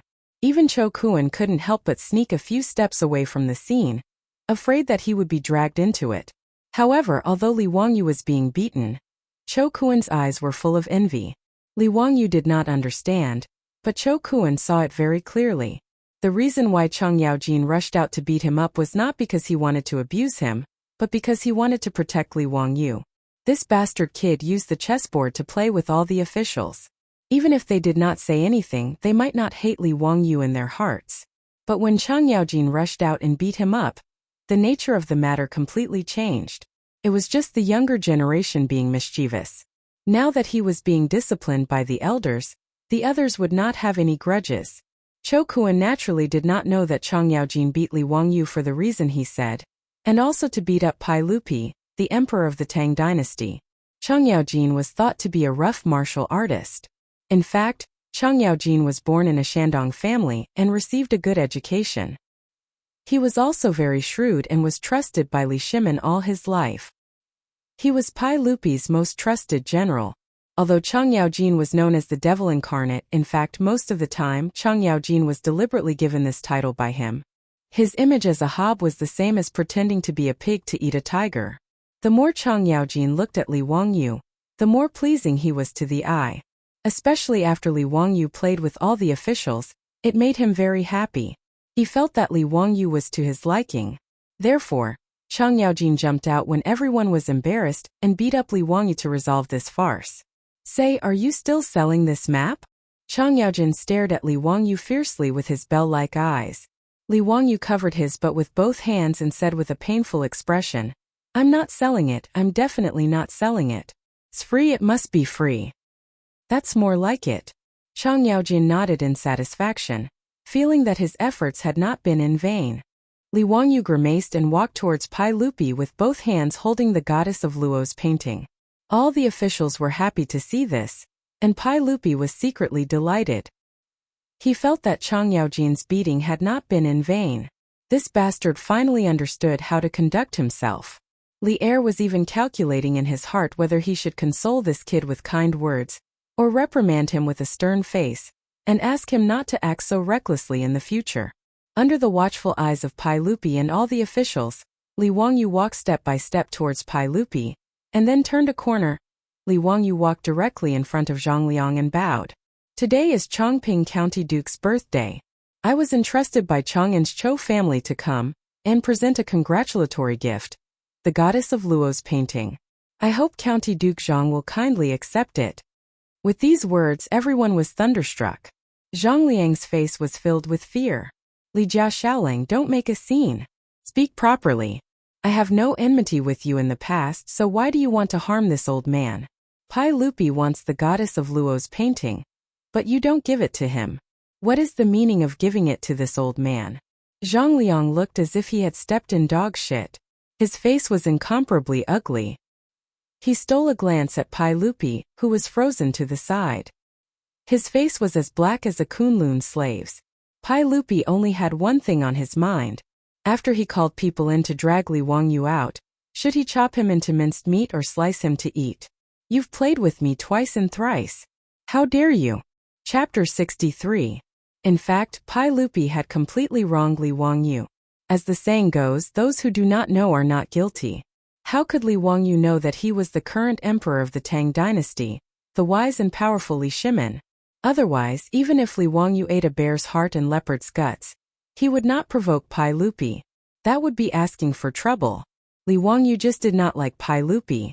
In addition, he was beaten up by Chang Yaojin, so he hated Pai Lupi even more. Therefore, even if Chang Yaojin's hint was very obvious, Li Wangyu could only pretend that he did not understand. He pretended to be crazy and gave the goddess of Luo's painting to Zhang Liang. Li Wangyu's words made it difficult for Zhang Liang to accept or not accept. He was completely in a predicament. After a long time, Zhang Liang took the goddess of Luo's painting, with a complicated expression. Many thanks for Xiaolang's kindness. This old man will accept this painting. Zhang Liang's smile was uglier than crying. After he finished speaking, he turned around and walked towards Pai Lupi with the painting in his hands. This old man is a crude person. I cannot appreciate this goddess of Luo's painting. I ask Li Gong to accept this painting, so as to avoid a pearl being covered in dust. Because Pai Lupi came here in plain clothes and told him not to make it public, Zhang Liang did not address Pai Lupi as Your Majesty. Pai Lupi did not refuse Zhang Liang's action of offering the painting. He reached out and took the goddess of Luo's painting, but his eyes looked at Li Wangyu. The arrogant emperor let out a cold snort from his nostrils to show his dissatisfaction with Li Wangyu.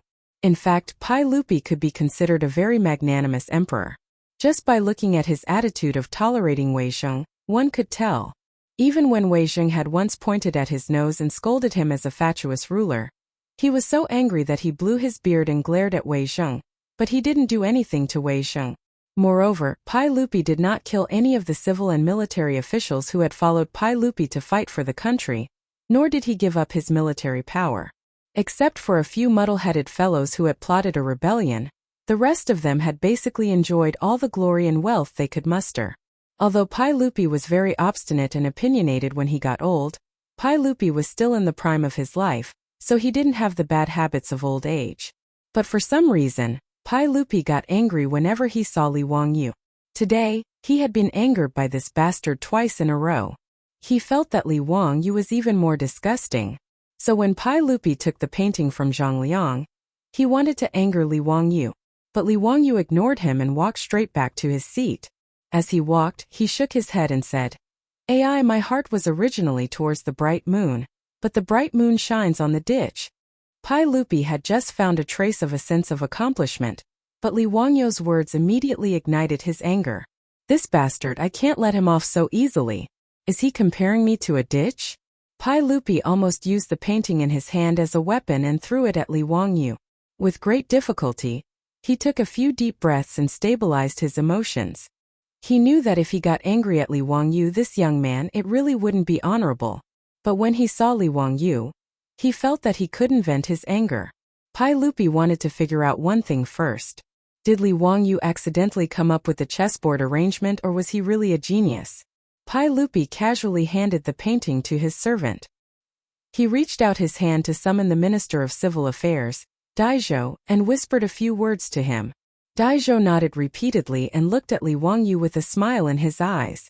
The Ministry of Civil Affairs was the Ministry of Revenue in later generations. In the first year of Yonghui, because of the taboo of Li Shimin's name, the Ministry of Civil Affairs was renamed the Ministry of Revenue. It had been used in later generations. The Ministry of Civil Affairs was divided into 4 sections: the Unified Branch, the Ministry of Civil Affairs, the Ministry of Civil Affairs, the Ministry of Gold, and the Ministry of Grain. The middle branch was in charge of the statistics and transfers of national taxes. It was equivalent to the National Accounting Department in later generations. The most talented people in the Tang dynasty were all gathered here. Daizhou stroked his beard and walked to Li Wangyu's table with a smile. "Xiaolang, this old man is Daizhou. I have a question and I wonder if you can answer it?" Except for Pai Lupi, Li Wangyu was very polite to others. Especially knowing that Zhang Liang's residence was full of big shots in the imperial court, he did not dare to be presumptuous. He quickly stood up respectfully and bowed. "May I ask what question Master Dai has? I will answer everything I know." Daizhou smiled and said, "I have a difficult question. I wonder if Xiaolang can solve it? Today there are pheasants and rabbits in the same cage. There are 35 heads on the top and 94 feet on the bottom. How many are the pheasants and rabbits?" After he finished speaking, Li Wangyu was stunned. "Pheasants and rabbits in the same cage? You have the nerve to ask me such a simple 4th grade math question? Do you think I did those questions in the 5 years of college entrance examination, 3 years of mock papers for nothing? Or do you think I, a college student, can't do elementary math?" Li Wangyu had already calculated the answer after Daizhou finished speaking. "This question is very simple. Xiaolang, don't talk big." Daizhou frowned slightly. This kind of math question of pheasants and rabbits in the same cage was not something that anyone could solve. At least, there were only a handful of civil and military officials in Zhang Liang's residence who could solve this question. Li Wangyu suddenly thought of a variety show he had watched in his later life. There was a heaven-defying method of solving pheasants and rabbits in the same cage. He could not help but laugh. "It's simple. Look, there are 35 heads and 94 feet, right? If I ask all the pheasants and rabbits to raise one leg, then how many feet are left?" His words stunned Daizhou. Pai Lupi and the other officials who were eavesdropping were also stunned. Ask the pheasants and rabbits to raise one leg? What did that mean?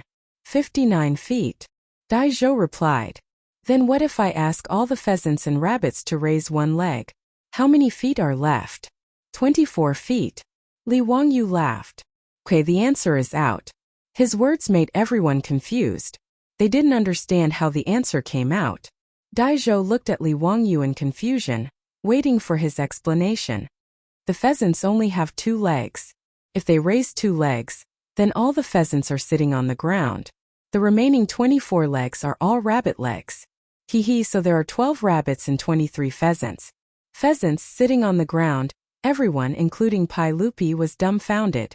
Could be calculated like this? After thinking about it carefully, it was indeed so. How could the problem of pheasants and rabbits in the same cage be solved so easily? Daizhou thought for a moment and clapped his hands. "Good. Xiaolang is indeed smart. I have another question. Han Xian is training soldiers. 3 people in a row, 1 person left. 5 people in a row, 2 people left. 7 people in a row, 4 people left. 13 people in a row, 6 people left. How many soldiers are there?" Han Xian counted the soldiers. The difficulty level increased. It was an elementary level 6 math question. "Do you dare to do a middle school math question?" Li Wangyu calculated in his mind and gave the answer. 487 people. Daizhou gave several math questions in succession, which were all easily answered by Li Wangyu. In the end, Daizhou could only sigh in admiration. He felt that Li Wangyu was indeed a young hero. He could be called a genius in mathematics. Li Wangyu was a little unhappy. He had done elementary level math for no reason. If he did not retaliate, how could he live up to his two-faced personality? "Grandpa Dai, I also have a question to ask. Xiaolang, please speak. There was a theft in Chang'an City. The patrolling marquis caught 4 thieves, A, B, C, and D. Thief A said, B did it. Thief B said, D did it. Thief C said, I didn't do it. Thief D said, B is lying. The facts prove that only one of the 4 was telling the truth. May I ask who was the culprit of this theft?" When this question was asked, the officials were in an uproar. Chapter 64. Pai Lupi also frowned, seriously thinking about Li Wangyu's question. A B, C, and D, all of them said different things, and only one of them was telling the truth. But how could they be distinguished? The officials were also discussing. It should be thief B, right? Both of his accomplices said he did it. No, only one person was telling the truth. Someone immediately refuted. Then it was a who did it? This question is really strange. For people said different things, how can we know who is telling the truth? There is actually such a strange question. How can we know who is telling the truth? Humph, under the 3 trees, do you think they won't tell the truth? Li Wangyu's question was not a math question, but a logical deduction question. According to the hypothetical exclusion method, it could be inferred that the criminal was thief C. There was a contradiction between the words of A and B. If A was telling the truth, then thief B was telling the truth. If thief B was telling the truth, then thief A was telling the truth. It could be seen that one of A and B was telling the truth, and the other was telling the truth. Therefore, thief C was the thief who committed the theft. A group of nobles and officials were thinking hard about which of the 4 thieves was telling the truth, but Cho Kuan's small eyes blinked, as if he had discovered something. Cho Kuan looked left and right, then carefully moved to Li Wangyu's ear and whispered, "Xiao Lang, thief C is the thief, right?" His words made Li Wangyu slightly startled, and he looked at the fatty Cho Kuan in surprise. Li Wangyu had always thought of Cho Kuan as a straightforward person, so that was why he looked for him to sell his paintings at Ping Kong Fong. He did not expect that this fatty was not stupid at all, and he was more shrewd than a group of nobles and officials who attended the birthday banquet in Li Wangyu's mansion. He could not help but look at Cho Kuan in a new light. Li Wangyu did not expect that someone in the Tang dynasty could solve this kind of logical deduction question. He secretly gave Cho Kuan a thumbs up, and then nodded slightly, indicating that he had answered correctly. Seeing Li Wangyu's affirmation, Cho Kuan revealed a bright smile. Right now, he was full of admiration for this young man, Li Wangyu. Not to mention Li Wangyu's amazing painting skills. Just coming to celebrate Li Wangyu's birthday today was enough to stun him. Duke of Lu, Duke of Yi, and the other founding dukes had him intimately call them uncle. Especially when Duke of Lu beat him up just now, it was even more intimate. This made Cho Kuan really unable to figure out the background of this wretched young man, who sold his erotic paintings at Ping Kong Fong. As for Li Wangyu's mathematical knowledge, it amazed Cho Kuan even more. As a disciple of the Shang clan, mathematics was one of the things they had to learn. Cho Kuan also felt that mathematics was his strength. But when he was still thinking hard about the few questions that Daizhou gave him, Li Wangyu gave him the answer. He could not help but feel frustrated. So when Cho Kuan got Li Wangyu's affirmation, he smiled so much that his eyes could not be seen. The fatty almost forgot that he was older than Li Wangyu by a few years, but he was as excited as a youth who was praised by his elders. In the main hall of Zhang Liang's mansion, the officials were racking their brains and the fatty Cho Kuan was beaming with joy, forming a sharp contrast. Many people also noticed the only fatty wearing black. Li Wangyu's question, Chang Yaojin also could not figure out which of the 4 people was telling the truth. He was confused. He was too lazy to think about it, and directly grabbed Cho Kuan to force an answer. "Brat, do you know about it? Hurry up and explain to me just who is that damned bandit. Damn thief. These 4 thieves should be caught and beheaded." Chang Yaojin was not polite, and grabbed Cho Kuan and asked, "This?" Cho Kuan was shocked by Chang Yaojin, and quickly looked at Li Wangyu for help. "Uncle Chang, don't bully people, this nephew will tell you." Li Wangyu whispered a few words into Chang Yaojin's ear, and told him the key point of the question. After knowing the answer, Chang Yaojin was stunned for a while, and then heavily slapped Li Wangyu's shoulder. "Son of a bitch, you are really too bad." Li Wangyu was slapped until half of his body went numb, and he was speechless and smiled bitterly. Today he inexplicably met this Chang Yaojin and he was really unlucky. Being slapped in the butt in front of everyone, he did not have any face, and it was better to stay away from this bird in the future. After Chang Yaojin knew the answer, he began to wander around the main hall with a wine cup. "Fengxiang, are you thinking about the question?" "Haha, this question is very simple, and not worth mentioning." "Duke of Qi, are you still thinking about which thief is telling the truth?" "I Old Chang have thought of it. It is really simple." "Brother Yuqi, what are you thinking about?" Chang Yaojin was such a pain in the neck, and many people wanted to roll up their sleeves and beat him up. His skin was really too thick, and he ran over to extort the answer, and then came back to show off in front of everyone. He was simply not a son. Your Majesty. After all, this question is still a bit difficult, wahaha. Chang Yaojin was not careful and walked over to Pai Lupi's side. His words made Pai Lupi so angry that he fiercely kicked him. Pai Lupi really could not figure out Li Wangyu's question, and no matter how he thought about it, he still could not figure out which of the 4 thieves stole the item. After being disturbed by Chang Yaojin, Pai Lupi simply flung his sleeves, coldly snorted, and turned around to leave, preparing to return to the palace. As the host, Zhang Liang hurriedly chased after Pai Lupi to see him off, but the civil and military officials in the main hall were stunned by the scene of Pai Lupi leaving in anger, and they looked at Li Wangyu even more strangely. Li Wangyu was speechless and thought, "Why are you all looking at me?" It was obviously that old bastard Chang Yaojin who made the bearded man leave in anger. What does it have to do with me? Many people secretly speculated in their hearts. This Li Wangyu might not be Li Zhou's son, right? Could it be that he is His Majesty's illegitimate son?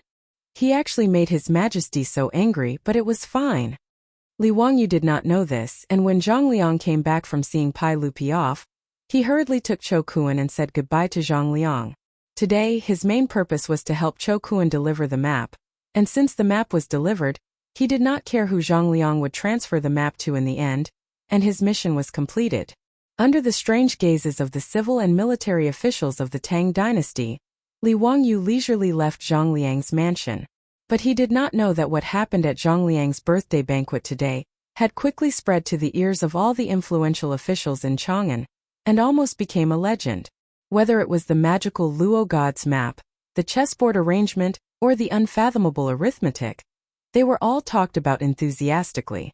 At the same time, the question of the thief disgusted the officials in the imperial court. Not to mention that the old bastard Chang Yaojin especially liked to visit people recently, and whenever he caught someone, he would grin and ask questions about the thief. Recently in Chang'an many people had been tortured by the thief, and they hated that they could not catch the 4 thieves and beat them 100 times to vent their anger. The name Li Wangyu was firmly remembered by the influential officials in Chang, and after the poetry contest in Chujiang Pool. Meanwhile, Li Wangyu's poems gradually spread among the Confucian scholars in Chang. Many scholars recited the famous lines of the poems over and over again. It was a good story for a while. These were all later stories, and Li Wangyu did not know.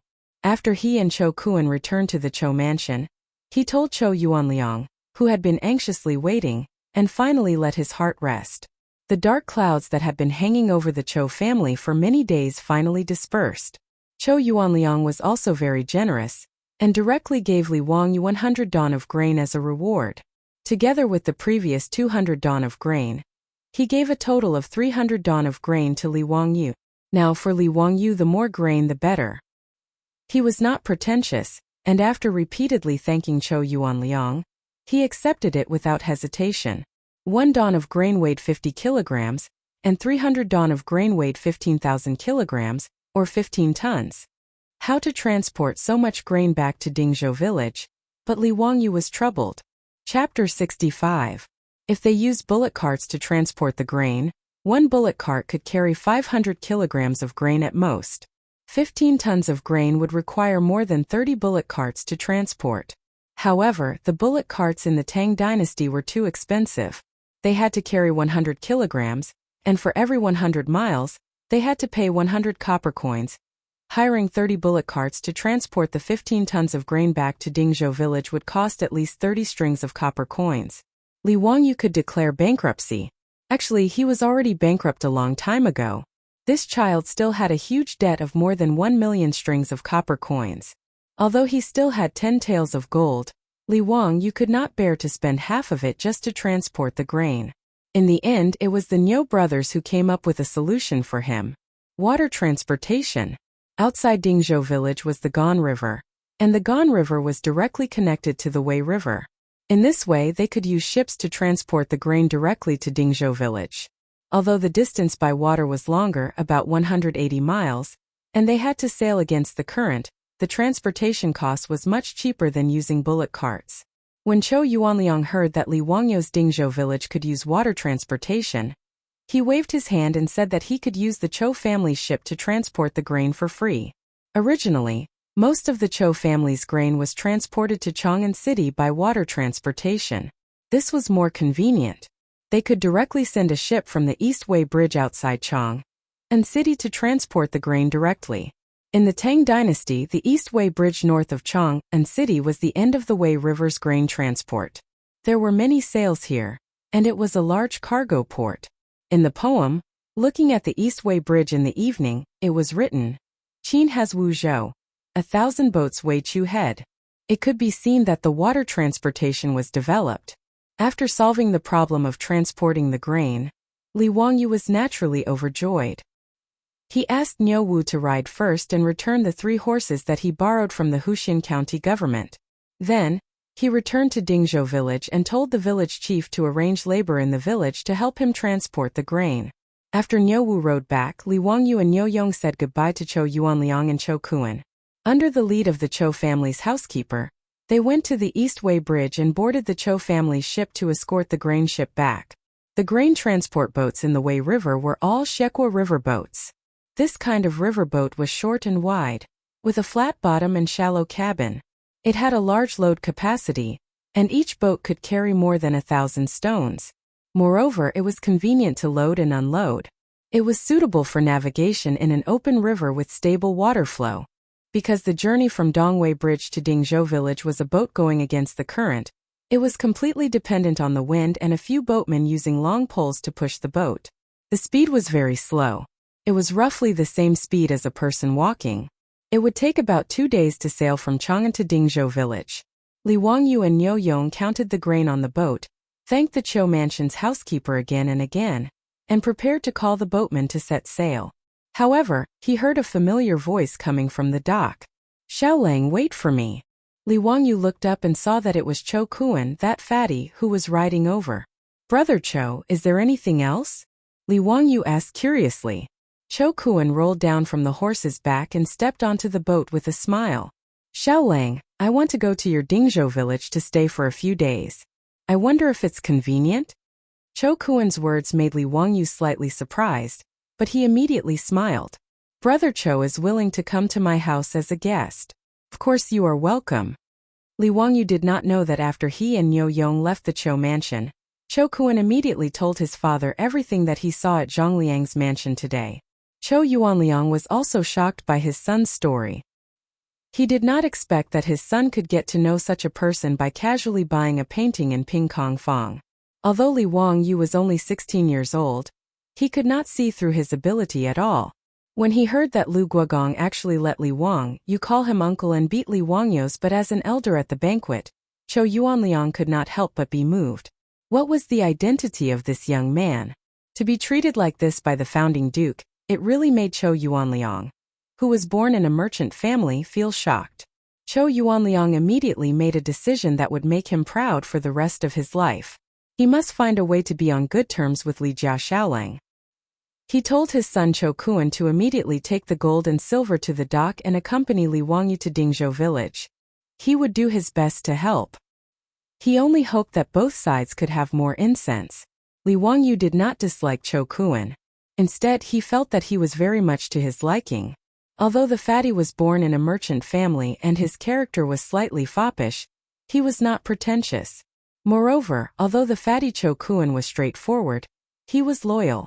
That day in front of Cheng Yaojin, he stood up for justice and asked Cheng Yaojin to let him go.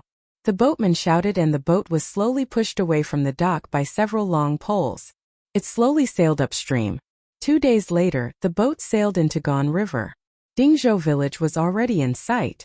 From afar, Li Wangyu saw many people standing on the riverbank, waiting for them. The leader of the group was a stunning beauty. It was Su Changqing. Seeing her dress fluttering as she stood on the riverbank and smiled at him, Li Wangyou's heart throbbed. It turned out that someone was waiting for him. The feeling was so wonderful. After not seeing Su Changqing for a few days, he missed her even more. In a moment of excitement, he could not help but rush to the bow of the boat. He shouted at Su Changqing, who was on the riverbank, "Sister, do you want to go out?" Su Changqing was amused by him and laughed. She wiped the tears from the corners of her eyes and shouted at Li Wangyu. I don't want to go out with children. These words made Li Wangyu stunned. Don't want to go out with children? Damn, this kind of naked contempt could not be tolerated. Do you believe that I won't go to your room tonight? The people around them did not understand their joke. Cho Kuan was puzzled. Xiao Lang, why don't you want to go out? Li Wangyu. There was no dock by the Gan River where Dingzhou village was located. The river boat could only dock by the riverbank to unload. There was a gap of several meters between the riverbank and the river surface. It was not easy to transport the food. Fortunately, after the old villager received Niu Wu's notice, he brought almost all the strong laborers and the few old cows in the village. Everyone was busy for half a day before they finally unloaded 300 dan of food from the river boat. The old villager asked everyone to help transport the food to Li Wangyu's house. But he stopped Li Wangyu in confusion. Why did Xiao Lang bring so much food back? In March there was a locust plague in Guangzhou. This matter was only known to Li Wangyu and Su Changqing. In the eyes of outsiders, it was unreasonable to transport so much food to the village at one time. How long would it take to eat all this food? Li Wangyu naturally would not tell the old villager that this was the life-saving food he prepared for the whole village. With these 15 tons of food, some wild vegetables, and the food stored in the villagers' houses, it should not be a problem to cope with this locust plague. Moreover, Dingzhou village was backed by the Qinling Mountains and had the Gan River to the north. Whether it was fishing or hunting, Li Wangyu felt that the villagers should not suffer from famine. Eats nothing. I don't feel anxious when I have food in my hands. But this is too much. Not much, not much. I think it's too little. Li Wangyu smiled. Old villager, in a while, the villagers who are invited to help will each bring back a dough of food as a reward. We are all villagers. What reward do we want for helping to transport some food? You little child, don't learn bad things from the people in the city. The old villager was unhappy when he heard this. He did not call Li Wangyu and Xiao Lang and directly lectured them. After being lectured by the old villager, Li Wangyu was stunned. Chapter 66. The surrounding farmers who were helping to transport grain heard this and nodded in agreement with the old village chief. That's right, we need to be paid for helping a little child transport some grain. If this gets out, does our Dingzhou village still have any face?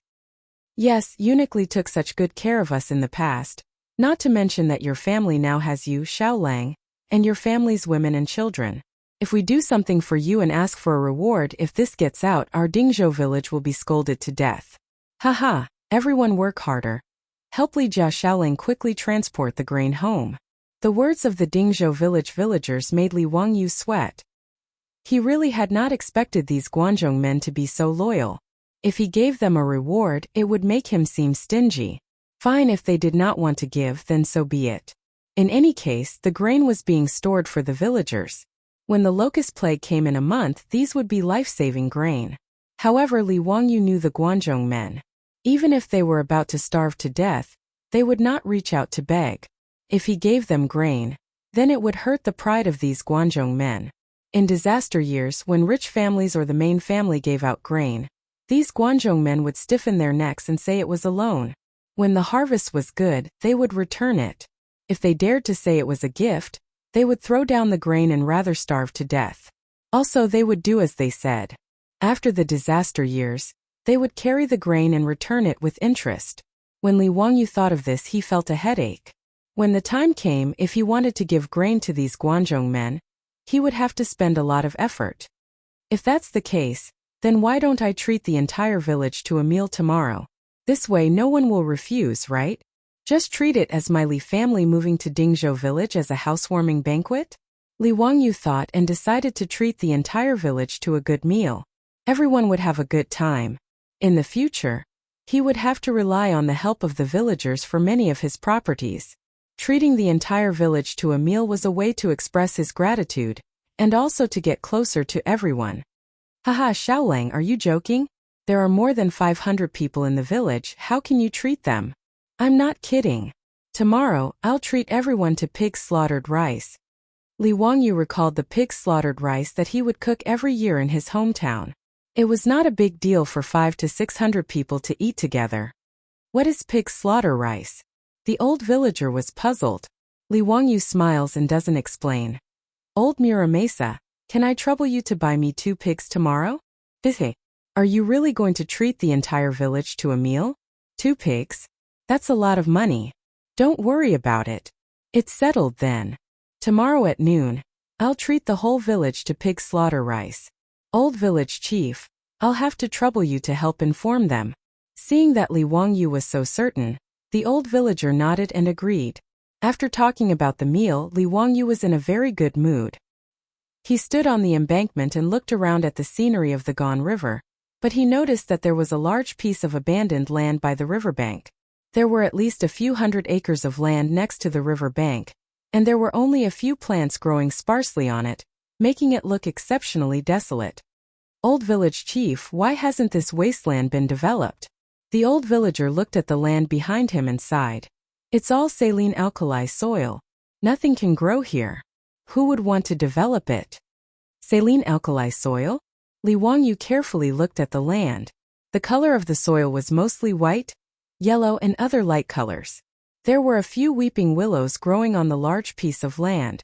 If he was not wrong, this wasteland should be alkaline soil. Weeping willows were also called strange willows. They could not survive in acidic soil. They could only survive in alkaline soil. Li Wangyu squatted down and grabbed a handful of soil. He felt that it was prickly when he held it in his hand. He also took some water from the river and poured it on the wasteland. He observed carefully and found that the water penetrated the soil slowly, and there were white bubbles and foam on the surface of the water. Li Wangyu stood up and clapped his hands. He was sure that this wasteland was alkaline soil. After all, he grew up in the countryside. There used to be a large area of alkaline soil in the village. Later, under the guidance of the scientists at the Agricultural Research Station, they cleaned and improved the soil and turned the waste into treasure.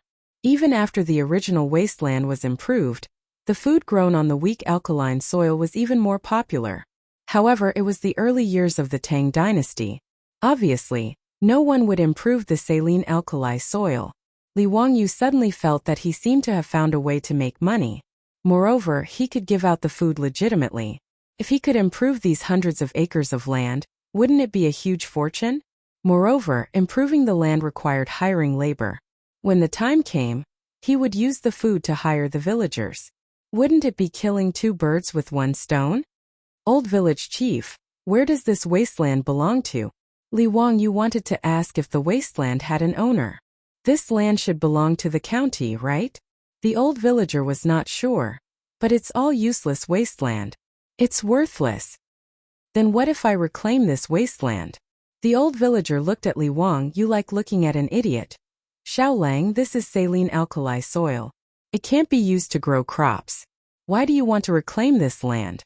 Hey, old village chief, you don't need to know how to use this land. Let me ask you, if I reclaim this land, who will it belong to?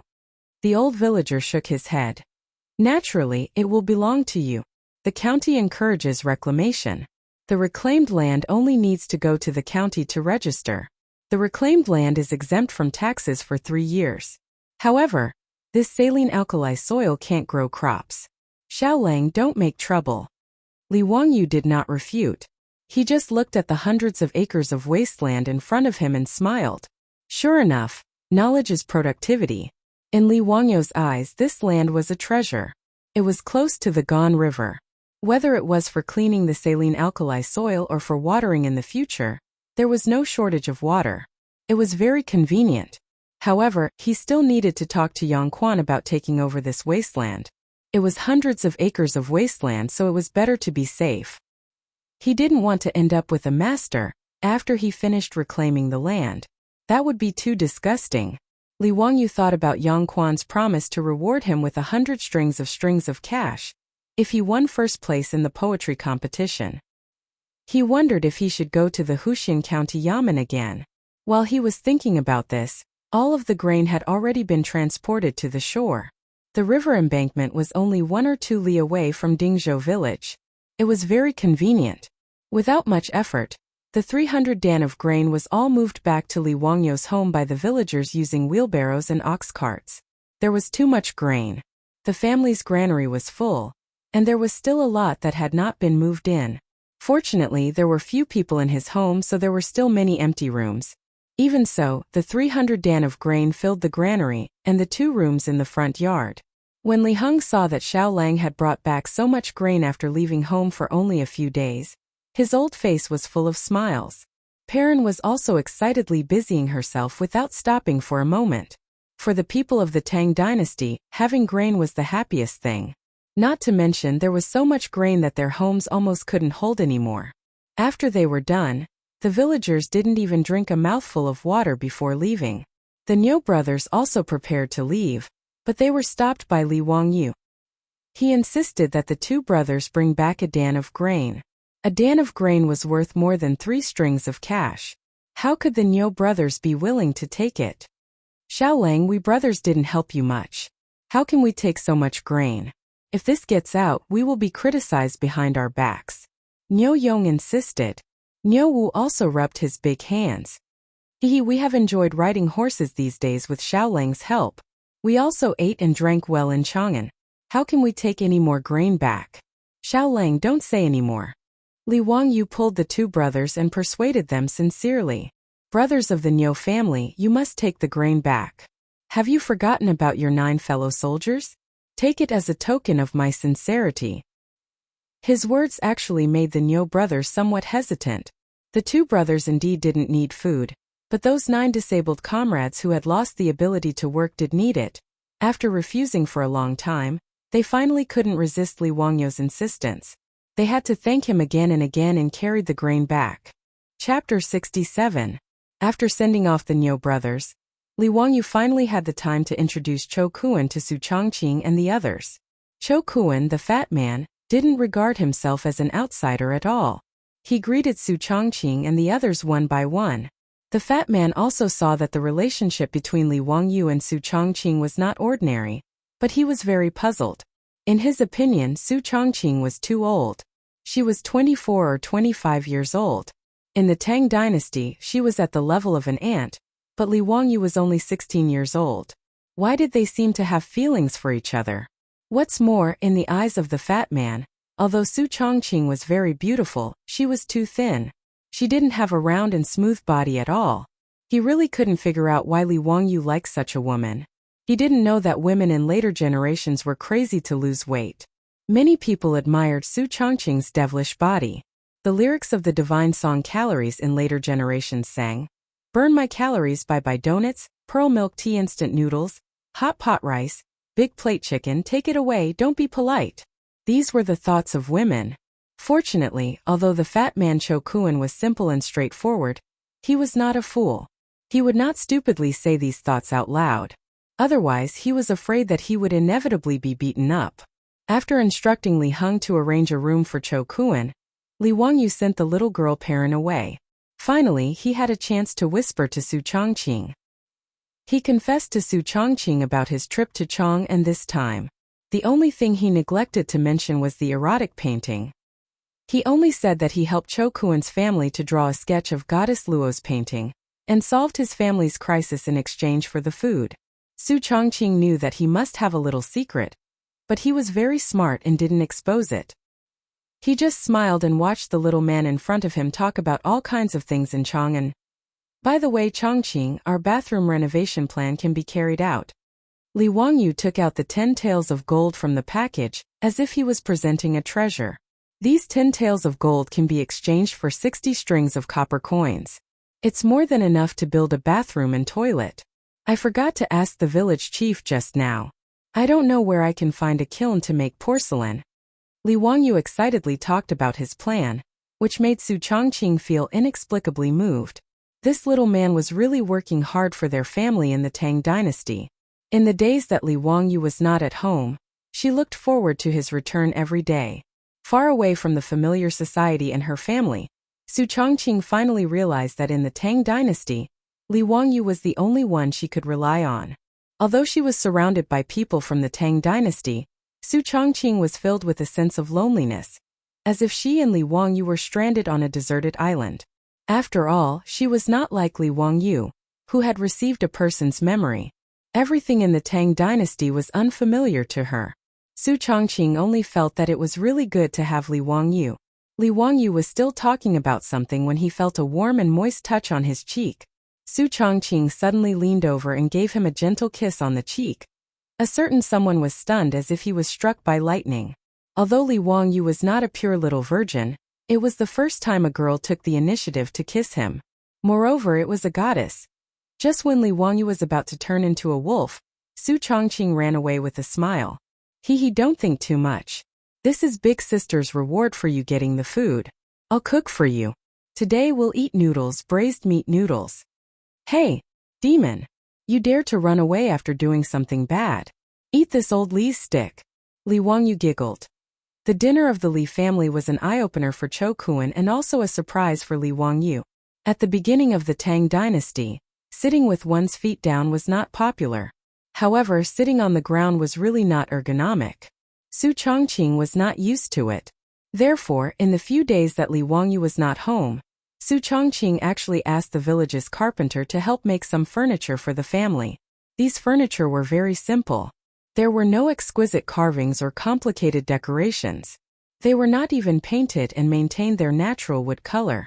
A large long dining table with high stools on both sides of the table made Li Wangyu very excited, but also made Cho Kuan confused.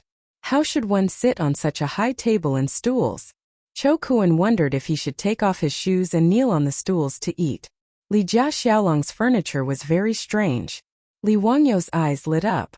Without saying anything, he ran to the head of the table and sat down. Comfortable. Changqing, did you ask someone to make this? Su Changqing's beautiful eyes were smiling. He nodded and sat down next to Li Wangyu. In the past few days when you were not home, I wanted to do something. I just learned that there were carpenters in the village, so I drew some drawings and asked them to make a lot of furniture. I also asked someone to make a desk for you in your study. In addition, I also asked a carpenter to make 2 beds for your bedroom. If it were not for the fact that everyone was here, Li Wangyu would have hugged Su Changqing and kissed him to express his gratitude. Of course, whether Su Changqing would accept his gratitude was another matter. Let's eat. Li Wangyu shouted excitedly. Brother Cho, please sit down. Don't be polite. Perrin and Li Hung quickly served the noodles. Su Changqing's cooking was absolutely excellent, especially the braised meat. There was no such cooking in the Tang dynasty now. Cho Kuan, who ate the braised meat noodles for the first time, almost swallowed his own tongue. Although Chow's family had no power, they were rich. He had been hanging around Ping Kong Square for a long time. What delicious food had he not eaten? However, Li Wangyu's simple bowl of noodles made Cho Kuan feel that what he had eaten for the past 20 years was as vulgar as pig food. After the bowl of noodles went down his stomach, Cho Kuan was embarrassed and asked Perrin to make him another bowl. Such delicious noodles made Cho Kuan forget about being a guest. Under the astonished gazes of Li Wangyu, Su Changqing, and the others, Cho Kuan, the fatty, finished 3 to 4 bowls of noodles by himself. Only then did he feel satisfied and put down his bowl and chopsticks while stroking his stomach. The bowl of noodles was a big bowl from Guangzhou. The size was similar to the soup bowl of later generations, but the fatty ate 3 or 4 bowls in one breath. Li Wangyu finally understood how Cho Kuan's round body shape came about. This guy was simply the top foodie in the Tang dynasty. His appetite was comparable to that of their family of 4. Li Wangyu's face darkened. Could it be that Cho Yuanliang felt heartache for giving him so much food and specially asked Cho Kuan to come to his house to eat until he became poor? Cho Kuan looked at everyone embarrassedly. Xiaolang, the food in your house is really delicious. I couldn't help but order it. Li Wangyu rolled his eyes. Brother Cho, if I didn't know your situation, I would think that you were a refugee. If you do this, I will charge you for your food. Cho Kuan was not angry. He took out a gold ingot from his arms and put it on the table. That's good. Xiaolang my food. Such a nouveau riche behavior confused Li Wangyu. What the hell was this situation? You damn fatty, do you really think I am a restaurant owner? Forget it, I won't lower myself to your level. Li Wangyu put away the 5 taels of gold ingot without the slightest anger. Well, the things that fall in my Li family belong to my Li family. Chapter 68. On the morning of the second day, Li Wangyu led his family to prepare pig rice. The old villager was leading a young girl from the village with 2 fat pigs. They were here to sell the pigs to Li Wangyu. The girl was obviously malnourished. Her hair was dry and yellow, and she was pitifully thin. But the 2 pigs that she rushed over were very fat. It was obvious that they were well fed and taken care of. Xiaolang, this is Zhao family's little Mississippi. These 2 pigs were raised by her. If you think they're suitable, you can buy her pigs. The old villager pulled Li Wangyu to the side and whispered. Little Miss Zhao's father was also a government soldier in his early years. He was unlucky and didn't come back alive. She and her widowed mother depend on each other for survival. Ai Xiaolang, if it's convenient, you can take care of them. Buying her 2 pigs can also increase her family's income. When Li Wangyu heard this, he felt sad. This widow and her child had suffered a lot of grievances. And if little Miss Zhao's father was also a government soldier of the previous dynasty, then he had been dead for at least 10 years. If that was the case, little Miss Zhao should be in her teens.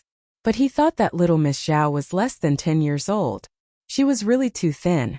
It was obvious that she was malnourished. It could be seen how hard the mother and daughter had lived. He didn't care about avoiding suspicion. He reached out and touched the little girl's hair. His voice was unusually gentle. Little miss, I'll buy your pigs. Do you want copper coins or food? Little Miss Zhao gave Li Wangyu a curtsy in a very restrained manner. Answering Lang Jun, if it's convenient, is half copper coins and half food possible? Yes, of course. Li Wangyu nodded and called Li Heng out to weigh the 2 pigs. The 2 pigs were around 200 catties. Little Miss Zhao looked at the tall scale and smiled until her face was red. She went to cut pigweed and carefully fed these 2 pigs every day in order to sell them for a good price to supplement the family. Her family only had the 2 of them. They couldn't do heavy labor. Although everyone in the village took care of them and the Niu brothers often brought them food, little Miss Zhao didn't want to rely on others to survive. Li Wangyu laughed and said, "For 100 catties, that's really fat. 40 copper coins per catty. That's a total of 16,000 copper coins. Little Miss Zhao, I'll give you 8 copper coins and 2 dan of grain. What do you think?" Who knew that little Miss Zhao would shake her head? Lang Jun, your calculation is wrong. This was a pig made of wool, so the price could not be calculated according to the price of slaughtered pork in the county town.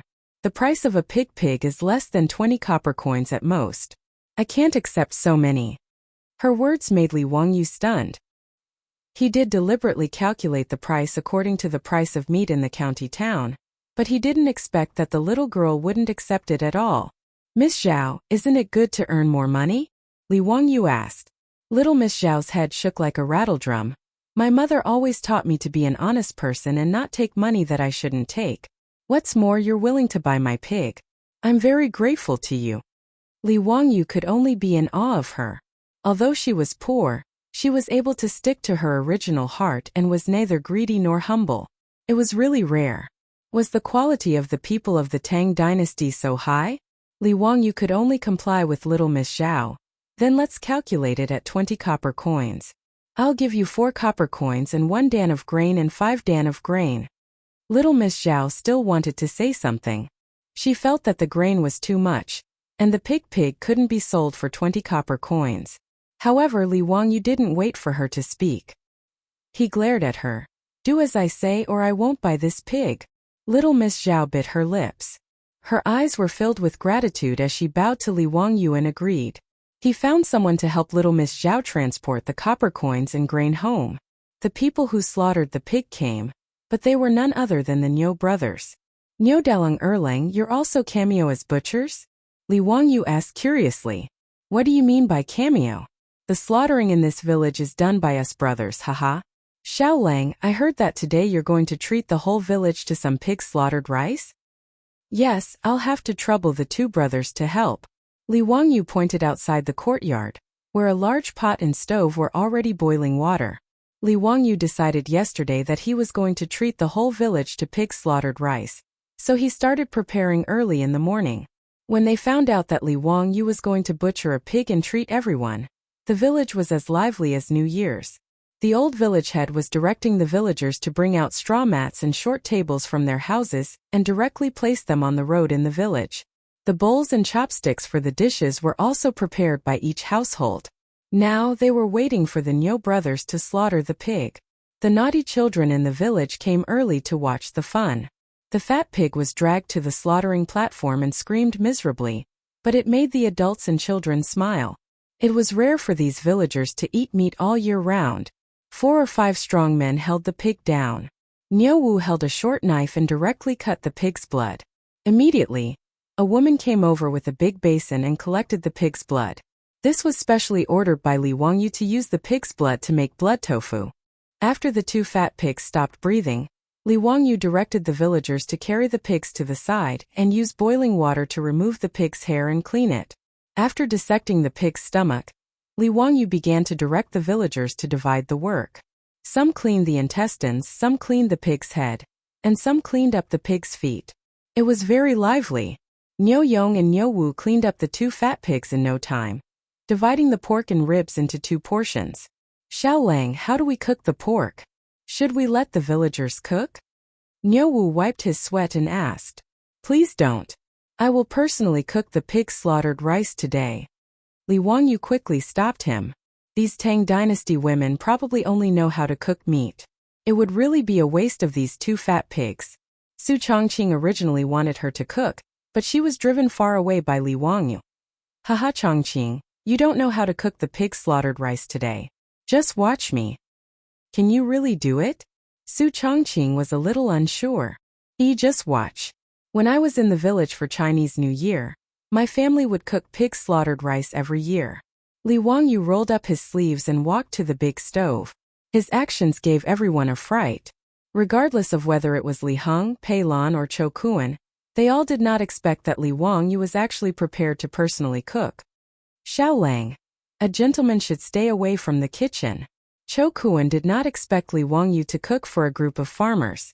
He was a little shocked. Li Wangyu glanced at him and spat. Bah, that sentence clearly says that a gentleman is a beast. Seeing it alive, he can't bear to see it dead. Hearing it, he can't bear to eat it. Therefore, a gentleman should stay away from the kitchen. You eat meat every meal, and you have the nerve to say that a gentleman should stay away from the kitchen? If you have the ability, don't eat it later. Chou Kuan smiled embarrassedly and hid to the side. He wanted to see what Li Wangyu could cook, and whether it was as delicious as the braised meat noodles last night. Li Wangyu began to command a group of people to help him. Some of them started the fire, some of them did the chores, and he operated several big stoves at the same time. Pig intestines and blood curd, braised pork, dongpa pig knuckles, stir-fried pork, twice-cooked pork, garlic paste, braised pork ribs, stir-fried liver and kidney. Li Wangyu used all his skills, and he was so busy that his forehead was covered with sweat. Delicacies that had never been seen before by the people of the Tang dynasty were constantly served and filled the seats in the village. The aroma of the pork stimulated the adults and children in the village and made them drool. They all looked at Li Wangyu, who was busy at the stove, and waited for the banquet to start. When Li Wangyu finished the last dish and ordered the women to bring it to the table, the pig slaughtered rice could finally be served. Just when everyone was ready to eat, the sound of horse hooves came from outside the village. Chapter 69. Li Wangyu looked at the people riding into the village in surprise. They were familiar faces. As the saying goes, better to come early than to come at the right time. The people riding into the village were the magistrate of Hu County, Yang Quan, and the registrar, Lu Xiao. Behind them were a few yamen runners. Li Wangyu quickly got up to greet them. Greetings to Ming House and Registrar Lu. Is there anything I can help you with? Zio, what's the good news in the village today? Yang Quan asked instead of answering the question. On the road in the village, a long banquet was set up in the open air. It was a spectacular sight. It was the first time he saw a village having a banquet like this. Li Wangyu smiled and said, Today I'm going to treat all of you to pig slaughter rice. Ming House and Registrar Lu, please take a seat. Let's have fun together. Pig slaughter rice? Yang Quan was a little unhappy when he heard that it was cheap meat. However, he still nodded and got off the horse with Lu Xiao. When the old village chief saw that the magistrate and registrar had arrived, he quickly came forward to greet them. He politely invited Yang Quan and Lu Xiao to take a seat. Zio, why did you think of making pig slaughter rice? I had a small harvest in Chang'an a few days ago. Plus, I just moved back to Dingzhou village. It's only right that I treat the villagers to a banquet. Yang Quan nodded and did not refuse. He took off his boots and sat down with Lu Xiao. The yamen runners were also called to other seats by the old village chief. Let's start. The old village chief shouted. More than 500 people in the village couldn't wait to reach out their chopsticks. Although they had never seen the dishes on the table and didn't know how good Li Wangyu's cooking was, it was still meat. Even if it was cheap meat, few people in the village could eat it. Only the Niu brothers who often went hunting in the Qinling Mountains could taste meat occasionally. Moreover, most of the Niu brothers' harvests would be exchanged for food at the county town, so there weren't many opportunities for them to eat heartily. Many women in the village were still murmuring that such good meat should not be ruined by Li Jia Xiaolang. What kind of cooking was this? Shouldn't meat be cooked in a big pot and then eaten with sauce? But when the first bite of meat was put into his mouth, the unspoken criticism in his heart disappeared. The originally noisy banquet suddenly became silent except for the sound of chewing. Meat. Fragrant. The color was rosy, the fragrance of the meat overflowed, and it was soft and tender. One bite was filled with bliss. These villagers, who rarely had the chance to eat meat, couldn't help but cry at this moment. As for the children, their cheeks were stuffed to the brim, and a few of them almost choked because they ate too quickly. Chat? Who would have the time to do that? Whether it was the adults, the children, or the toothless old man, there was only meat in their eyes at this moment. Everyone in the village, including the old village chief, looked like a reincarnated hungry ghost. Yang Quan and Lu Xiao looked at each other and silently shook their heads. In their opinion, it was because these villagers were too poor that they rarely ate meat throughout the year, so they were so unbearable. Yang Quan even blamed himself. These were the people under his rule, but they lived in poverty. It was a shame to talk about it.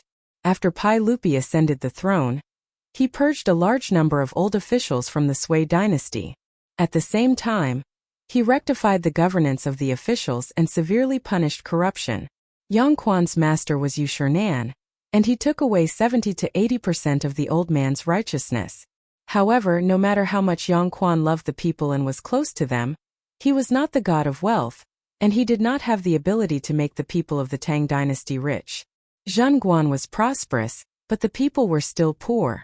Reaching out his chopsticks and picking up a piece of Dongpa pig knuckle, Yang Quan actually felt a little nauseous. The nobles of the Tang dynasty almost never ate cheap meat like pork, let alone such greasy fatty meat. However, out of the mentality of sharing happiness with the people, and out of respect for the young man Li Wangyu, Yang Quan forced himself to put the meat into his mouth. In the next moment, Yang Quan's eyes widened in disbelief. The aroma of the meat instantly occupied his entire mouth. The fatty meat was not greasy, the lean meat was a little chewy, and the fatty meat between them melted instantly, bringing with it a hint of sweetness. The pig skin of the pig knuckle melted in his mouth, and there was a bit of the gelatinous texture of the meat skin. Fatty but not greasy, sticky but not mushy, it was really the best. This is really pork? Yang Quan still could not believe that what he just ate was cheap meat. Even the beef and mutton he usually ate did not taste like this. Li Wangyu chuckled and said, "Yes. What kind of dish is this?" "Dongpa pig knuckle." Li Wangyu did not think much and answered casually. Yang Quan looked puzzled. "What is Dongpa pig knuckle?" Li Wangyu was stunned and then realized that Su Dongpa would not come out of his mother's womb for hundreds of years. Dongpa pig knuckle was a special delicacy in Sichuan cuisine. It was said that it was a traditional dish made by Wang Fu, Su Dongpa's wife, and it was named after Su Dongpa's great love. But he could not explain it to Yang Quan, so he rolled his eyes and answered, "I came up with it by accident on the hillside in the east, so it was named Dongpa pig knuckle." Yang Quan shook his head. No. Since it was created by Zio, why not call it Wang Yu's elbow? It can show that it was created by Wang Yu, and it can also describe the delicacy of this dish, which makes people want to eat it. Haha. His words shocked Li Wangyu. Dongpa pig knuckle became Wang Yu's elbow? Was it really okay? Lu Xiao at the side also nodded repeatedly. Ming House is right. Wang Yu's elbow is much more elegant than Dongpa pig knuckle. Li Wangyu was speechless. Forget it. Wang Yu's elbow is Wang Yu's elbow. Anyway, I am getting more and more shameless. It doesn't matter if I plagiarize more and more. On the other hand, Su Chongqing, who was at the side, heard their conversation. In order to not laugh out loud, he held back his laughter until his face turned red and his body trembled. Li Wangyu was speechless. Looking at Su Chongqing, who was trying hard to hold back his laughter, Li Wangyu rolled his eyes silently. Ah, shame. After Yang Quan removed Dompa Pig Knuckle from history, he no longer talked nonsense. His chopsticks began to fly around the table. Almost every dish made him full of praise. Lu Xiao wasn't any better than Yang Zhua. In fact, he was even worse. After swallowing the pork, he didn't even bother to talk to Yang Zhua. Instead, he only cared about himself as he ate heartily. In fact, strictly speaking, Li Wangyu's cooking skills were average. Compared with Su Chongqing's cooking skills, his cooking skills were far worse. However, the big pot dishes like pig slaughter dishes did not necessarily require too fine craftsmanship. Su Chongqing was not good at it, let alone cooking with such a big pot. But even so, in the Tang dynasty, where cooking was not popular and pork was just a cheap meat, which was usually eaten after being boiled in plain water, Li Wangyu's cooking skills could be said to be amazing. Cho Kuan, the fat man, ate so much that he almost swallowed his own tongue. He did not care about the field anymore and snatched the meat with a table of farmers happily. After a long time, he finally patted his belly with satisfaction and put down his bowl and chopsticks. Xiao Lang, your pig slaughter rice is so delicious. I finally understand what it means to not know the taste of meat in March. Ah, how can I eat the food in those restaurants in Chang'an, and in the future? As soon as he finished speaking, Yang Quan glared at him angrily. Ignorant and incompetent. When I heard Xiao and Qi, I didn't know the taste of meat in March. Is that what you mean? Cho Kuan did not understand. He blinked and looked puzzled. Li Wangyu explained with a smile. The phrase, I don't know the taste of meat in March means that one is completely focused on one's goal. Cho Kuan realized that he had misunderstood. He was thick-skinned. He just smiled and did not feel ashamed. When the farmers were 70% full, they finally slowed down and began to toast each other with their home-brewed rice wine. In front of Li Wangyu's table, there were countless villagers holding wine bowls and lining up to toast them. Seeing this, Li Wangyu's face darkened. Chapter 70.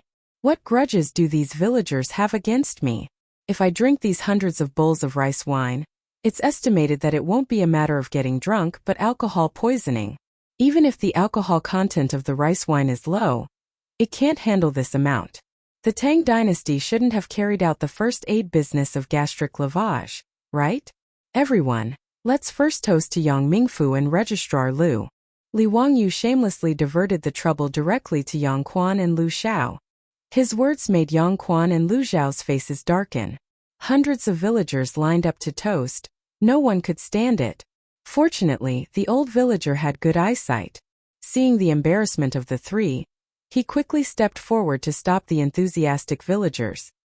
He stepped forward to represent more than 100 villagers of Dingzhou village to toast Li Wangyu, Yang Quan, and Lu Xiao 3 bowls of rice wine.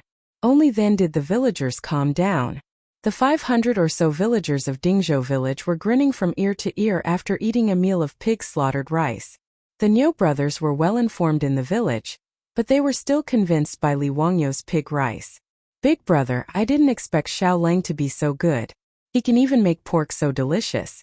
It's much better than the restaurants in Chang'an. Niu Yong nodded. Yes, Xiao Lang is really extraordinary. The villagers laughed even more. This pig rice should be called immortal rice. There are so many delicacies, and you wouldn't exchange it for an immortal. Zhao Xiaonyang and her mother were also at the table. She was very filial to her mother. Mother, try it. These are the pigs raised by our family. Good. The pigs raised by my son are really fat. Zhao Xiaonyang's mother cried while eating. She didn't forget to say loudly to the surrounding villagers, these are the pigs raised by my mother. Haha, Zhao Xiaonyang is really capable. Which family's man will marry you in the future? He is really lucky. I have a nephew who is very capable. Lady Zhao, why don't we become in-laws? Lady Zhao, don't listen to his nonsense. You know my family's 4th young master. He's honest and dutiful. He hasn't talked about marriage. Little Miss Zhao was already 13 or 14 years old, but because of her thin and weak appearance, no matchmaker came to visit. After a meal of slaughtered pig rice, Even Miss Zhao, who raised pigs, became the focus of the villagers. Many people ran to find Miss Zhao to propose marriage, which became the surprise of this meal. Li Jia Xiaolang is worthy of being the son of Master Li. This scholar is amazing. The dishes he made are much more delicious than those made by ordinary cooks. A scholar is a scholar. Only a scholar like Li Jia Xiaolang can make this immortal pig slaughtered rice. Another person who liked to tamper with Li Wangyu's pig slaughtered rice became immortal pig slaughtered rice. There was even a village woman who pulled the child in her family and said loudly, "Child, I will send you to school to study in the future. Only after studying can you be like Li Jia Xiaolang and be able to make this immortal pig slaughtered rice." Her words were heard by Li Wangyu. He couldn't help but twitch his face. Since when could studying and cooking skills be linked? I'm afraid that Kong Lauer's coffin can't be held down. On the other hand, Li Heng and Pei Lan had a suspicious look on their faces. Since young, their Lang Jun had always stretched out his hand and opened his mouth. When did he become so powerful? He can even cook such delicious food. Is the ancestral grave of the Li family emitting smoke? However, although they were suspicious, they didn't think much about it. They also didn't think that this Li Wangyu was not the Li Wangyu they knew. In short, the pig slaughtered rice was enjoyed by everyone. Dingzhou village was more lively than during the New Year festival. As the villagers spread the news to the surrounding villages and towns, it caused a big sensation. Whether the villagers of Dingzhou village went to the market or visited relatives, they were asked about the pig slaughtered rice, which was unprecedented in the Tang dynasty. In the village, whether it was the men from Guangzhou or the women, as long as they talked about this meal, even the taciturn people would become talkative and introduce in detail what they ate in the pig slaughtered rice. Everyone would describe the delicacies in detail, thinking that even the emperor might not have eaten such delicacies. After causing a burst of exclamation from others, they would leave satisfied with their faces full of pride. After eating and drinking to their heart's content, Li Wangyu invited Yang Quan and Lu Xiao back to his house. Fatty Cho Kuan shamelessly accompanied them. Although he was the son of a merchant, the Cho family's business in Chang'an was so big that even Yang Quan and the others knew about it. Therefore, they didn't discriminate against his identity as a merchant. Ming House, may I ask why you are visiting us today? Li Wangyu's question made Yang Quan and Lu Xiao embarrassed to speak for a long time. Li Wangyu asked for a long time before he finally understood the purpose of Yang Quan and Lu Xiao's visit. He couldn't help but silently roll his eyes. It turned out that what he did in Chang'an and over the past few days had already spread. Even Yang Quan and Lu Xiao, who were in the county yamen of Hu County, had heard about it. The poems that Li Wangyu wrote at the Zhujiangpool Poetry Festival were praised by them. Yang Quan was even more proud that he forced Li Wangyu to participate in the poetry festival. This time he was in the limelight in Hu County. However, the two of them didn't expect that not only was Li Wangyu's literary talent outstanding, but he was also proficient in arithmetic. The arrangement of the chessboard and the rice was amazing. As for the question about the thieves, Yang Quan and Lu Xiao pondered for 2 days but still couldn't figure out how to solve it. How did the 4 thieves tell who was telling the truth and who was lying? After being tortured for a few days, the two of them knew that Li Wangyu had returned to the village. They directly rushed to Dingzhou village, intending to personally ask the thieves what was going on. Li Wangyu was speechless when he found out that the dignified county magistrate and registrar had come to Dingzhou village for such a trivial matter. However, he didn't immediately answer Yang Quan's question. Instead, he smiled and said, "Ming House, do you feel that you have forgotten something? What is it?" "The reward for winning the poetry festival. It would have been better if Li Wangyu didn't mention it." Once he did, Yang Quan was so angry that his beard blew and his eyes widened. "You tired kid, you still have the nerve to mention it? The teacher sent someone to deliver a letter to me. You bastard, why did you drink that day? You drank yourself to death and in the end, in front of the teacher you spoke nonsense." Yang Quan almost said that Li Wangyu had randomly recited poems in front of Pai Lupi. However, when he remembered Yu Shernan's letter instructing him to keep this matter a secret from Li Wangyu, he quickly changed his words. "What did I say at that time?" Li Wangyu was also a little nervous. Did he recite the sentence, "How can I lower my eyebrows and bend my waist to serve the rich and powerful, making me unhappy?" Yang Quan ignored him and said, "What did you say? Think about it yourself. Then are you still going to give the reward of 100 strings of coins to Ming House?" Li Wangyu looked at Yang Quan anxiously and asked. Yang Quan had the urge to beat this kid with the sole of his boot, but he restrained himself from hitting him. He coldly snorted and unhappily ordered the yamen runners to bring in 2 rattan chests. The copper coins of the Tang dynasty were of excellent workmanship. A copper coin weighed 5 kilograms, so 100 strings of coins was 500 kilograms. 2 rattan chests were filled to the brim with copper coins. This made Li Wangyu overjoyed. This Yang Quan was not bad. He was a good person. Li Wangyu gave Yang Quan a good person card in his heart. At the same time, he hurriedly summoned Li Heng to bring the copper coins to the storeroom. "Xiao Lang, now can you clearly explain the matter of the thief crossing the river?" Lu Xiao said with a smile. Since Yang Quan had already given him the copper coins, Li Wangyu naturally would not hide anything. He explained the question in detail to the 2 of them, causing them to be stunned for a long time. After pondering over the key points, they suddenly realized that the 2 of them had been tortured by the question for a long time. It was really difficult for them to speak. Yang Quan and Lu Xiao both glared at Li Wangyu. They felt that this kid was really too hateful. Chapter 71. After Li Wangyu finished explaining the robber's problem, he suddenly remembered the barren land by the river yesterday. It just so happened that Yangzhou had come to the village today, which saved him the trouble of making another trip to the county yamen.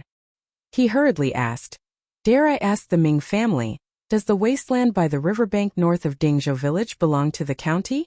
"That's right. Kid, can you buy that land?" Yang Quan was stunned. He didn't understand why Li Wang, you wanted to buy that saline alkali soil. Why do you want to buy that barren land? Li Wangyu hesitated for a moment and decided to tell the truth. To develop it. Nonsense, that's saline alkali soil. How can you develop it? Hehe, of course I have a way. Otherwise, I wouldn't have wasted money to buy that land. I'm thinking of turning trash into treasure so that I can make money to repay the county. Li Wangyu didn't expect that his words would make Yang Quan suddenly stand up. His hand trembled as he pointed at himself. His face was full of excitement. "Zio, you can't joke about this. Can you really make saline alkali soil grow food?" Even Lu Xiao was excited. His hand that was stroking his beard trembled. He pulled out a few strands of his beard but didn't feel the pain. Instead, he grabbed Li Wangyu's arm and said, "Xiao Lang, tell us quickly. What do you mean?" It's what I said just now. I'm going to improve the saline alkali soil and develop it to grow food." Li Wangyu didn't understand why the 2 were so excited. "Is there any way to turn saline alkali soil into treasure?" Yang Quan asked. Li Wangyu didn't want to say. He could see that Yang Quan and Lu Xiao were very nervous about this. Could it be that there were a lot of saline alkali soil in the Tang dynasty? Why are the Ming House and the registrar so nervous? "Zio, do you know that our Guangzhong Dao is densely populated? We have always had less land but more people." Yang Quan let out a long sigh and sat down again. Li Wangyu naturally knew about this. According to the rules, each household in the Tang dynasty should be granted 100 mu of land, but in Guangzhong circuit, each household could only be granted 20 mu of land. Guangzhong Daoist has more people than land, but the saline alkali soil alone is tens of thousands of acres. It will be a waste to just leave it there. If Guyu really knew how to manage saline alkali soil, then it would be a great achievement. This county will definitely submit a memorial to the imperial court for you to be conferred an official title. Yang Quan's explanation enlightened Li Wangyu. He hadn't thought that Guangzhong Dao would have so much saline alkali land. However, Xie Jing wasn't interested in being promoted to an official. He couldn't wait to avoid it. Why would he be in a hurry to become an official? "Ming House, I do know a little about managing saline alkali soil, and I can teach you. However, if it was submitted to the imperial court, there would be no competition. Hehe, how about some debt reduction? Look at the 10,000 mu of saline alkali soil. If you can reclaim it, it will be 10,000 mu of good farmland. A consultation fee of 100 copper coins per mu isn't much, right?" Yang Quan and Lu Xiao didn't understand what Li Wangyu was talking about. However, they understood Li Wangyu's meaning. Yang Quan glared at him again. Nonsense. How can this county privately give you a reduction in public funds? If your method is feasible, this county will naturally report it to the imperial court and fight for you to be rewarded. His words made Li Wangyu curl his lips. Wanting to steal his secret without paying, wasn't that too disrespectful of intellectual property rights? Before Li Wangyu could speak, he heard Yang Quan say, however, this county can make the decision to put the 300 mu of uncultivated land in Dingzhou village under your name. This is a big matter that will benefit the country and the people. Zio, you must not act recklessly. Fine Yang Quan's big hat was on Li Wangyu's head. Moreover, getting the 300 mu of land for free wasn't considered a loss. He was about to nod his head in agreement, but swallowed the words that were about to come out of his mouth. It was best to ask his beautiful superior's opinion on this matter. He didn't want to be muddle-headed and make a loss. He couldn't waste a top student from the University of Pennsylvania, who majored in business administration. Li Wangyu used the excuse of going to the toilet and ran out to find Su Changqing. He told Su Changqing about his conversation with Yang Quan and the others. Then he eagerly waited for Su Changqing's opinion. Sure enough, after his beautiful superior heard his words, she immediately whispered a few words into his ear. Li Wangyu fiercely slapped his thigh. He almost made a loss again. Su Changqing told him to ask the county for cattle. In the Tang dynasty, cattle were quite precious. The price of a strong cattle was very high. It was about 20 strings of coins. In order to protect cattle, the Tang dynasty didn't allow cattle to be killed. Even the accidental death of a cattle had to be reported to the government. In the huge Dingzhou village, there were less than 10 cattle. One cattle could only cultivate 2 to 3 mu of land a day. After cultivating for 2 days, they needed to rest for a day to recover their strength. Dingzhou village's 2,000 mu of land depended on manpower to cultivate. This was one of the reasons why Dingzhou village was so barren. Su Changqing felt that the method of managing the saline alkali soil could be handed over to the imperial court. However, just giving them the 300 mu of uncultivated land in Dingzhou village wasn't enough. At least 10 more cattle were needed. Otherwise, even if Li Wangyu could manage the land, he wouldn't be able to find enough manpower to cultivate it. With regards to Su Changqing's words, Li Wangyu deeply agreed. After returning to the central room, Li Wangyu chuckled and proposed his conditions to Yang Quan. In addition, he also added 2 horses to Su Changqing's conditions. He was tired of the days when he had to walk outside. Although he had the money to buy it now, it was better to save as much as possible. He still owed a huge debt. Ming House, you see, my family only has 4 people. There's not a single able-bodied worker. Even if I manage to manage the saline alkali soil, there's no one to cultivate it, right? Moreover, without cattle, there's no way to manage the saline alkali soil. Li Wangyu's reasons left Yang Quan speechless. Indeed, he and Lu Xiao were very clear about the Li family's current situation. However, the condition of 10 cattle and 2 horses made Yang Quan slightly hesitant. Zio, are you sure your method will work? At the very least, the land in Dingzhou village will work. I can't guarantee the saline alkali soil in other places. As you know, Ming House, not every piece of land is the same. Li Wangyu didn't say anything definite. The saline alkali soil was divided into 2 types: alkaline soil and acidic soil. His method was suitable for managing the saline alkali soil. As for acidic soil, it wasn't impossible, but he couldn't guarantee the results. Yang Quan and Lu Xiao looked at each other and nodded silently. Yang Quan directly agreed to Li Wangyu's request. Then this old man will agree to your request. However, if you can't grow anything, the county yamen will take back the cattle and horses. Zio, do you agree?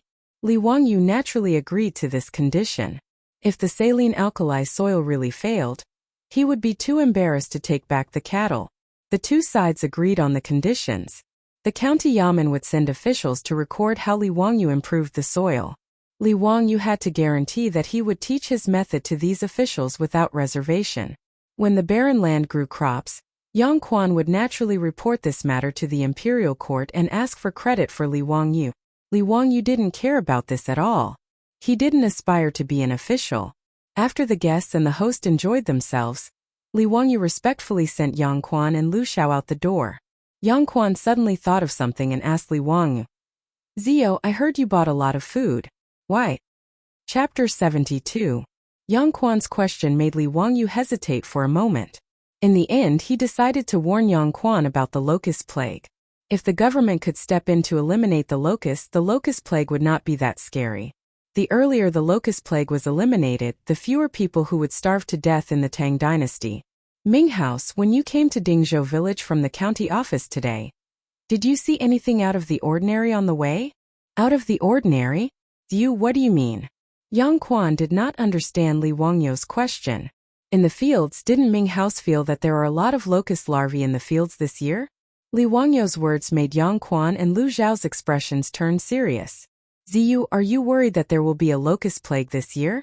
Are you the one who prepared the food? Li Wangyu shook his head silently. Ming House, I'm not worried.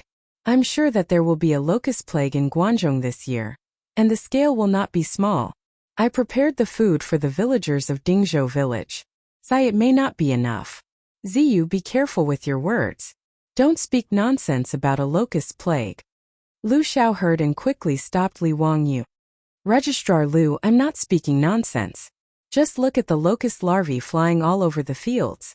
Many farmers are already burning incense in the fields to worship that bullshit locust god. Don't Ming House and Registrar Lu know about this? Li Wangyu's voice grew louder as he spoke. Ming House, if we don't do anything, I'm afraid there will be no harvest this year, and then? He could not continue. He did not dare to imagine the terrifying scene of a locust plague in Guangzhong in March.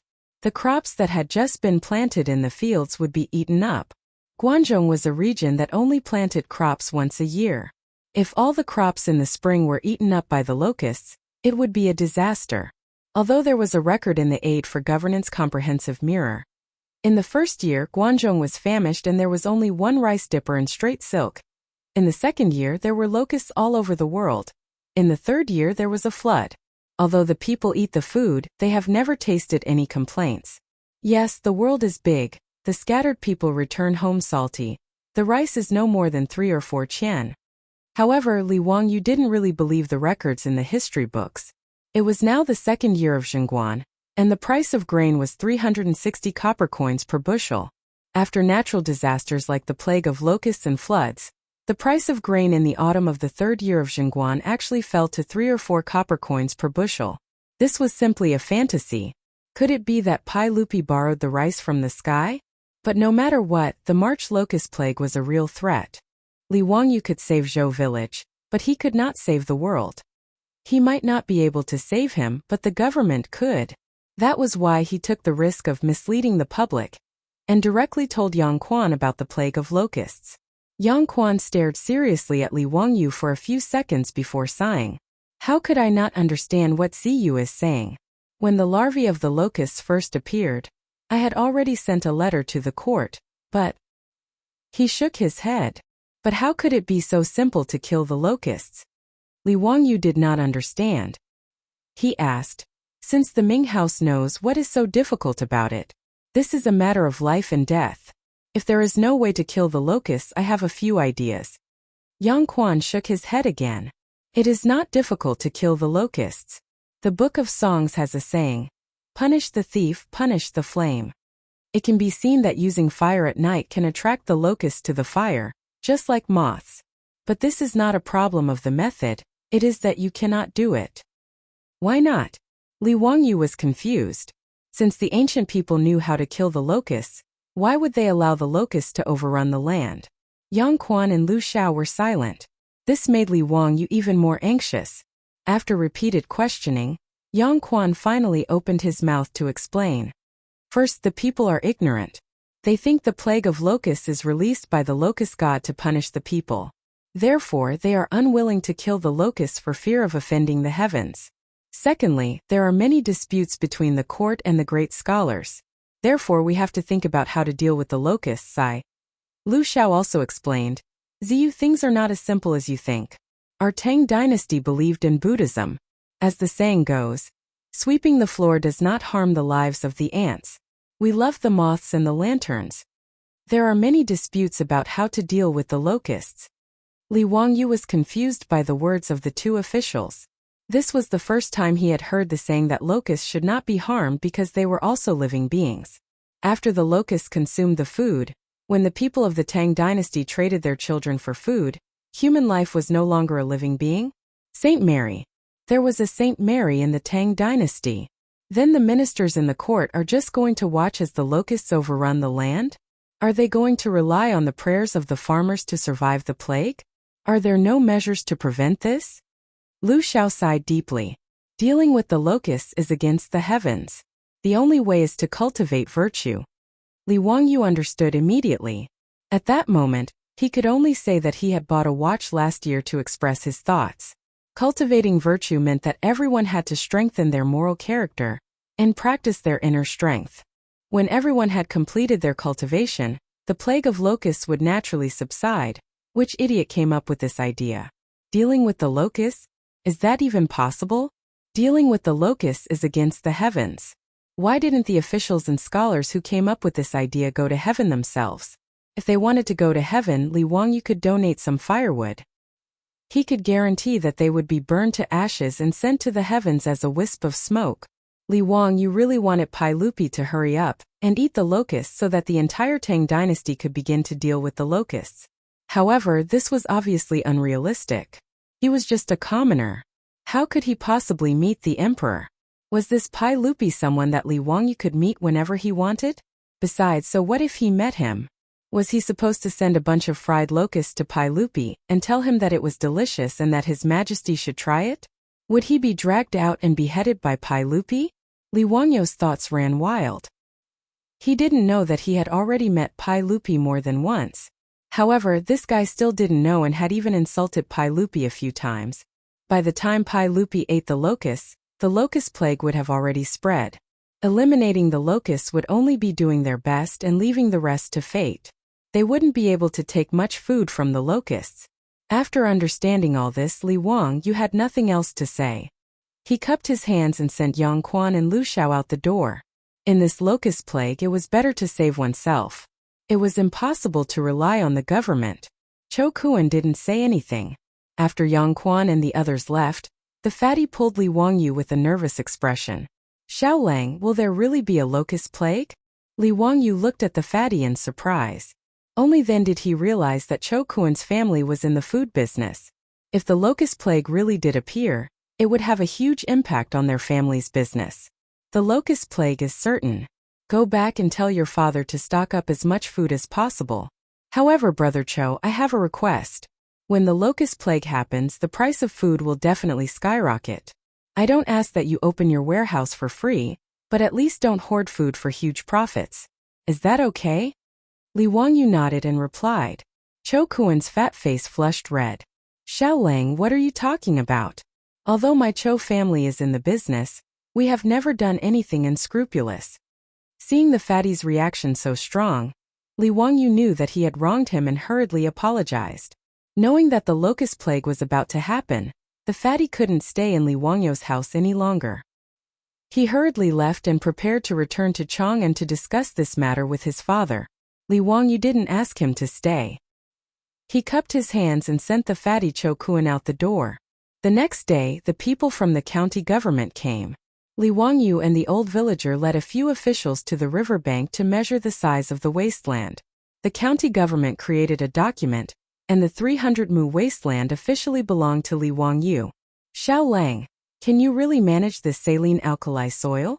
The old villager's face was full of disbelief. He had never heard that saline alkali soil could be used to plant crops. I can indeed improve the soil. I also need the old villager's help.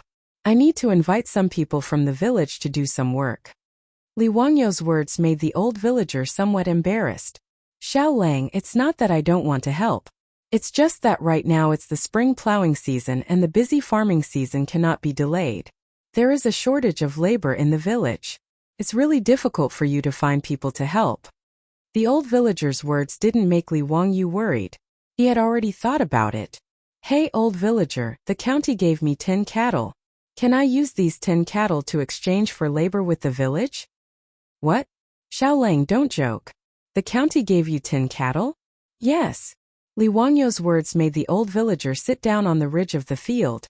speechless for a long time. Chapter 73. With manpower, 2 able-bodied laborers could only plow half an mu of land a day, and they were already exhausted to death. With oxen, 1 man and 1 ox could plow 2 or 3 mu of land a day without any problems. In total, 1 ox was equivalent to 8 or 9 able-bodied laborers. If Li Wangyu could really provide 10 oxen for the village to use, then the old village chief would have no problem finding dozens of men to work for him. Dingzhou village had 127 families and a total of 563 people, among which there were about 200 able-bodied laborers. However, because of the lack of oxen, every year during the farming season, the entire village had to work together. Not only was the speed slow, but the quality of the land could not be compared to that of oxen. If Li Wangyu could really provide 10 oxen to help the village with the spring plowing, then it would really be a great help to the village. Not only would they be able to spare some manpower to help Li Wangyu, but they would also be able to take a breather during the most important spring plowing of the year. The Tang dynasty was an agricultural society, and the spring plowing was the most important day of the year. Including the royal family would hold a ceremony on an auspicious day in February or March. On that day, Pai Lupi would wear ceremonial robes and go to the altar to worship the heavens and the ancestors. After that, he would go to the royal family's farm to plow the land.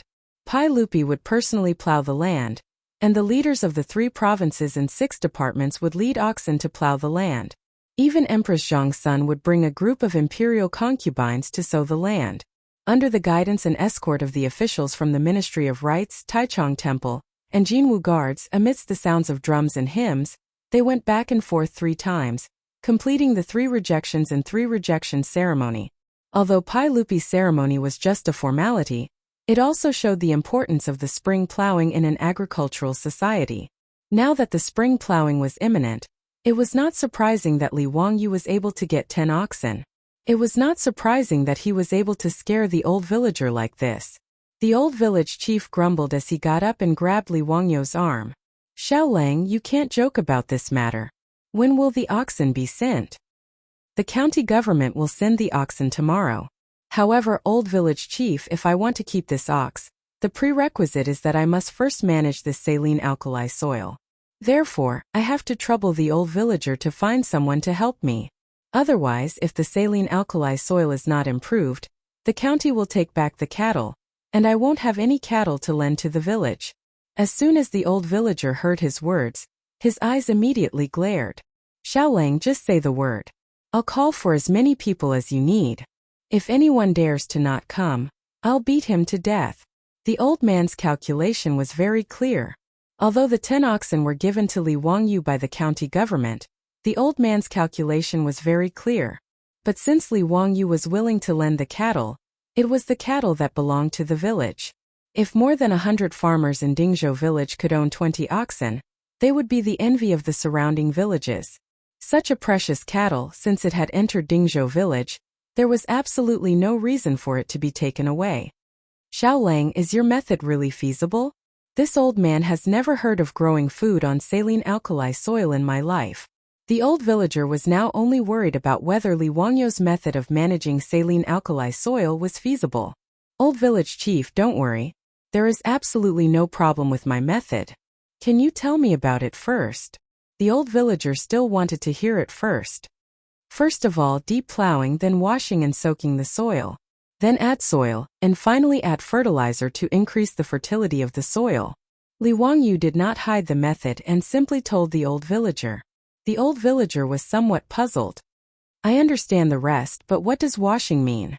"It means that you have to surround the soil, wash it with a lot of water, soak it, and repeatedly remove the saline alkali components in the soil." The old villager shook his head as soon as he heard this. He pointed to the hundreds of acres of saline alkali soil in front of him and said, "How is that possible? Xiaolang, look at such a large piece of land. How much water does it take to wash and soak it?" His words made Li Wangyu stunned. He pointed to Ganhe. "Isn't this Ganhe? You can have as much water as you want. Ganhe's embankment is only a few meters high. It's not easy to use a rollover cart to carry water. There are more than 2,000 acres of land in the village that need to be watered. You have to wash it several times. It requires too much manpower. The old villager shook his head. Rollover cart? Li Wangyu looked at the rollover cart on the embankment and suddenly realized. He couldn't help but smile. Old village chief, I have a way to carry water without manpower. What? Without manpower? Do you want to use cows? That won't do. Cows can't be used. The old villager did not understand Li Wangyu's meaning. Li Wangyu smiled and did not answer. There were 3 stages in the development of water wheels in China. The first stage was the rollover cart invented by the Eastern Han Dynasty. It was also called the dragon bone water wheel. It mainly relied on manpower to carry water. The second stage was the rollover cart invented during the Tang and Song dynasties. It was described in the Book of Agriculture and was a water-carrying machine. It was powered by manpower or animal power and looked like a dragon bone cart. The third stage was the water wheel invented by the Yuan and Ming dynasties. It looked like a water wheel in the future. The earliest record of the rollover cart was in the Tang dynasty. It was gradually popularized after the Song dynasty. But now it was only the beginning of the Tang dynasty. The rollover cart had not appeared yet, let alone the water wheel. The efficiency of the rollover cart to carry water for irrigation was very high. Li Wangyu knew how to make the water wheel in the future. When he was young, there were many water pumps in the village. He was very clear about the structure of the water wheel. Old village chief, is there anyone in the village who is good at carpentry? Yes. Didn't your family ask old Lu to help you make a lot of new things a few days ago? Why do you want to make furniture again? When the old villager said this, Li Wangyu remembered that Su Chongqing had asked the carpenters in the village to make the furniture. Although the furniture was simple, Li Wangyu could see that the carpenters were very good. I need to ask Carpenter Lu to help me make a few water wheels.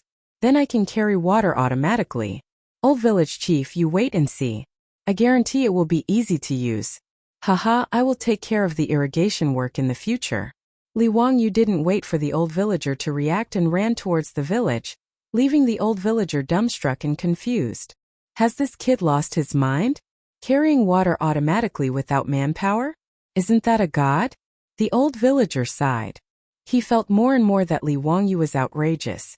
Before he could finish lamenting, he saw Li Wangyu running back like a gust of wind. I forgot to ask you where Carpenter Lu lives. The old villager shook his head. Let's go. I will take you there. But Xiao Lang stopped fooling around. How can the water be carried automatically without manpower? Aha, you will know in a while. The two returned to the village and went straight to Carpenter Lu's house. Carpenter Lu was in his 50s this year. He had been a carpenter his whole life. His 3 sons were also carpenters with him. It could be considered a family skill. Carpenter Lu was not a craftsman registered by the government. He was a private craftsman. In the Tang dynasty, the status of craftsmen was very low. In the historical records, they were even called official slaves. Moreover, their job was lifelong. Their status was similar to that of merchants. However, private craftsmen like Carpenter Lu also needed to farm. His status was similar to that of a farmer. Because of his craftsmanship, he was also respected in the village. His life was also better than that of ordinary villagers. Old Lu, come out quickly. I have something to ask of you. The old villager shouted at the top of his lungs when they reached Carpenter Lu's house. Chapter 74. The door of the farmhouse was opened with a squeak, and an old man in plain clothes with a white beard walked out. Muramesa, what are you doing? What's the matter? Obviously, the two had a good relationship. Carpenter Lu looked at the old Muramesa and laughed. Li Jia Xiaoling is looking for you. He wants to build something that doesn't require manpower to carry water. The old Muramesa still didn't believe Li Wangyu. Carpenter Lu naturally knew Li Wangyu. After an unprecedented pig slaughter meal, other than the babies in Dingzhou village who were still in swaddling clothes, the others might not know the old Muramesa, but they definitely knew Li Wangyu. When he saw that it was Li Wangyu who wanted to build something, Carpenter Lu's smile became wider. Li Jia Xiaolang, what do you want to build? Li Wangyu was still very polite. Carpenter Lu, I want to build a few water wheels. Do you know how to make them? What's a water wheel? Old me can build carriages and ox carts, but I've never heard of a water wheel. Carpenter Lu was puzzled. Li Wangyu asked Carpenter Lu for a pen and paper, and began to draw the structure of a water wheel. The water wheel looked like an ancient wheel. Li Wangyu estimated that the height of the Gan River's embankment was about 3 meters, so he designed a small water wheel with a diameter of 6 meters. The larger the diameter of the water wheel, the heavier it would be. In order to make it lighter, the water bucket of the water wheel was replaced with a bamboo tube. Li Wangyu finished the drawing and handed it to Carpenter Lu. Take a look and see if you can build this water wheel. It doesn't need to be delicate, just sturdy and durable. Carpenter Lu took the drawing and looked at it carefully for a long time. He was puzzled and asked, Xiaolang, what do you want to build such a big wooden wheel for? To carry water for irrigation. How do you use it? Li Wangyu smiled and explained to him and the old Muramesa. After the water wheel is built, it will be installed on the side of the Gan River. When the time comes, the power of the water will be used to move the water wheel. When the water wheel turns at a certain angle, the bamboo tube that was originally submerged in the water will be lifted out of the water. Because the bamboo tubes were tied diagonally to the water wheel, they were filled with river water. When the water wheel reached a higher point, the opening of the bamboo tube would face downward, and the water would naturally flow down from the higher point. You only need to use the water trough below to collect water, and you will be able to extract an endless stream of water. His explanation stunned Carpenter Lu and the old village chief. After a long time, the old village chief looked at Li Wangyu excitedly. Xiaolang, this is an amazing thing. It doesn't need any manpower to draw water. It's really a divine item. Carpenter Lu was even more excited. He grabbed the blueprint tightly and said, Xiaolang, I will build the water wheel for you for free. I only ask that you allow my Lu family to build this water wheel in the future. Li Wangyu laughed. Of course, I'll leave it to you, Carpenter Lu. As long as something like a water wheel was built, anyone with a discerning eye would know what was going on at a glance. There was no value in keeping it a secret. Since Carpenter Lu was willing to help him build the water wheel for free in exchange for the blueprint, Li Wangyu was naturally happy. Oh yes, Carpenter Lu, the bearings of the water wheel are best made of steel. Do you have any ideas? Yes. I will go to the blacksmith shop in the county today to build according to the blueprint. How many water wheels does Xiaolang need to build? 5 water wheels are enough. How many days will Carpenter Lu be able to build them? 10 days. Old me, 10 days is enough for me to build 5 water wheels. But the installation will require a lot of manpower. Carpenter Lu estimated the weight of the water wheel. It was not something his old arms and legs could carry. The old village chief laughed. Old Lu, you just need to focus on building the water wheel. 10 days later, I will gather all the strong men in the village to help with the installation. Don't worry. Then there is no problem. Li Wangyu explained some details of building the water wheel to Carpenter Lu. After making sure that Carpenter Lu understood everything, he left. But after taking 2 steps, Li Wangyu turned back and said, Carpenter Lu, I heard that your son is also a carpenter. Can I ask one of them to help me build something? Carpenter Lu smiled and said, Xiaolang asked them to build something because he thinks highly of them. I will ask Dalong to help me build the water wheel. You can take Erlang and San Lang with you. Thank you so much, Carpenter Lu. Then I will ask Lu Erlang and San Lang to come to my house tomorrow. I will tell them what they need to do. Li Wangyu remembered that he had promised Su Chongqing to renovate the bathroom. Now that he had money, he did not want to make things difficult for himself. The most important thing was to renovate the bathroom as soon as possible. Li Wangyu could tolerate other places in the Tang dynasty, but the sanitary conditions were too poor. Even he was not used to it, let alone Su Chongqing. With food in hand, there was no need to panic. Li Wangyu planned to expand the Tang dynasty's modern bathroom plan. Old village chief, can you help me find some people first? I want to renovate the house a little. Are there masons in the village? Yes, there are a few in the village who help people build houses. Your father asked them to renovate the house.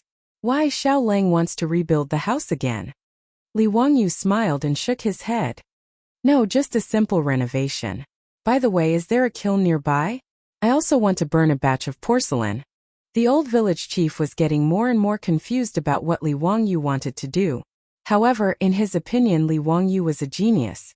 Just by looking at the water wheel, he knew that. How could an ordinary person think of something like this? The old man felt that even if Li Wangyu was not a literary star, he was not far from it. So even if he did not understand, he still patiently told him where to burn porcelain. There was a kiln in Wuxia. Although it was not a high-quality product, the craftsmanship was still passable. Li Wangyu thanked the old village chief and hummed a song as he went home in a good mood. "Why are you so happy?" Su Changqing saw Li Wangyu's smiling face and asked with a smile. "Hehe, I asked someone to start renovating the house tomorrow. The modern bathroom is about to shine." Li Wangyu showed off to Su Changqing. "Really?" Su Changqing was surprised and happy at the same time. Li Wangyu patted his chest and said, "Leave it to me. In less than a week, you will be able to enjoy modern bathroom facilities. Let's go and help me measure the size. I will go to the county to order ceramic tiles later." The little girl Pei Lan did not know what her Lang Jun and elder sister Chongqing were going to do. She only saw the two of them mysteriously running to the west wing and the rear courtyard with measuring tools. They fiddled around for a long time and also wrote and calculated on a piece of paper. This made her feel very strange, but she did not dare to ask. She could only hide her suspicions in her stomach.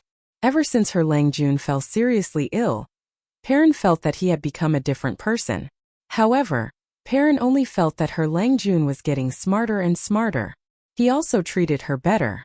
The little girl did not think too much about other things. She only hoped that her life would continue like this forever. That would be the happiest. After Li Wangyu and Su Chongqing finished discussing things in whispers, Li Wangyu rode out to the county. This horse was given to Li Wangyu by the county official in the morning when he came to measure the land. It caused quite a stir in the village. The old housekeeper Li Heng could not stop smiling. In the eyes of the people of the Tang dynasty, owning a horse was the same as owning a car in the future. It was worth celebrating. Dingzhou village was only 20 miles away from the county town of Wuxia. It only took half an hour to ride a horse. Li Wangyu asked around and found the entrance of a porcelain kiln in the suburbs of the county. Chapter 75. Dear customer, what do you want to buy? As soon as Li Wangyu got off the horse, the shopkeeper of the kiln greeted him warmly. Customers who can ride a horse are big customers, worthy of the shopkeeper's personal reception.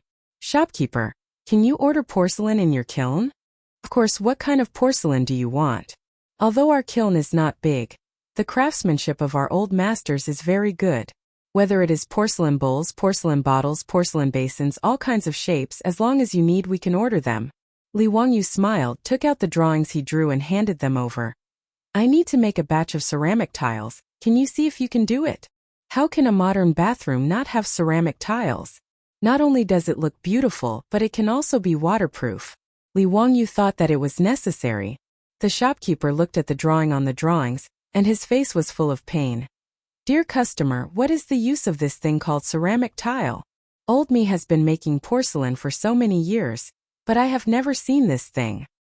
I have my own use. Can you make it? Of course I can. This thing is too simple, it is just a piece of porcelain plate, there is no difficulty. Dear customer, are you sure you want to burn this thing? The shopkeeper still did not believe that someone would want to burn such a thing. Li Wangyu nodded. That's right, the quantity I need is written on it. How long do you think it will take you to burn it? The shopkeeper pondered for a moment. This thing is very simple, 3 days is enough. But you need to pay the deposit first. After all, if you don't want this thing after it is burned, it is not convenient to deal with it. Okay, no problem. In addition, I also need to burn a batch of ceramic pipes. Shopkeeper, can you see if you can burn it? Li Wangyu took out another drawing.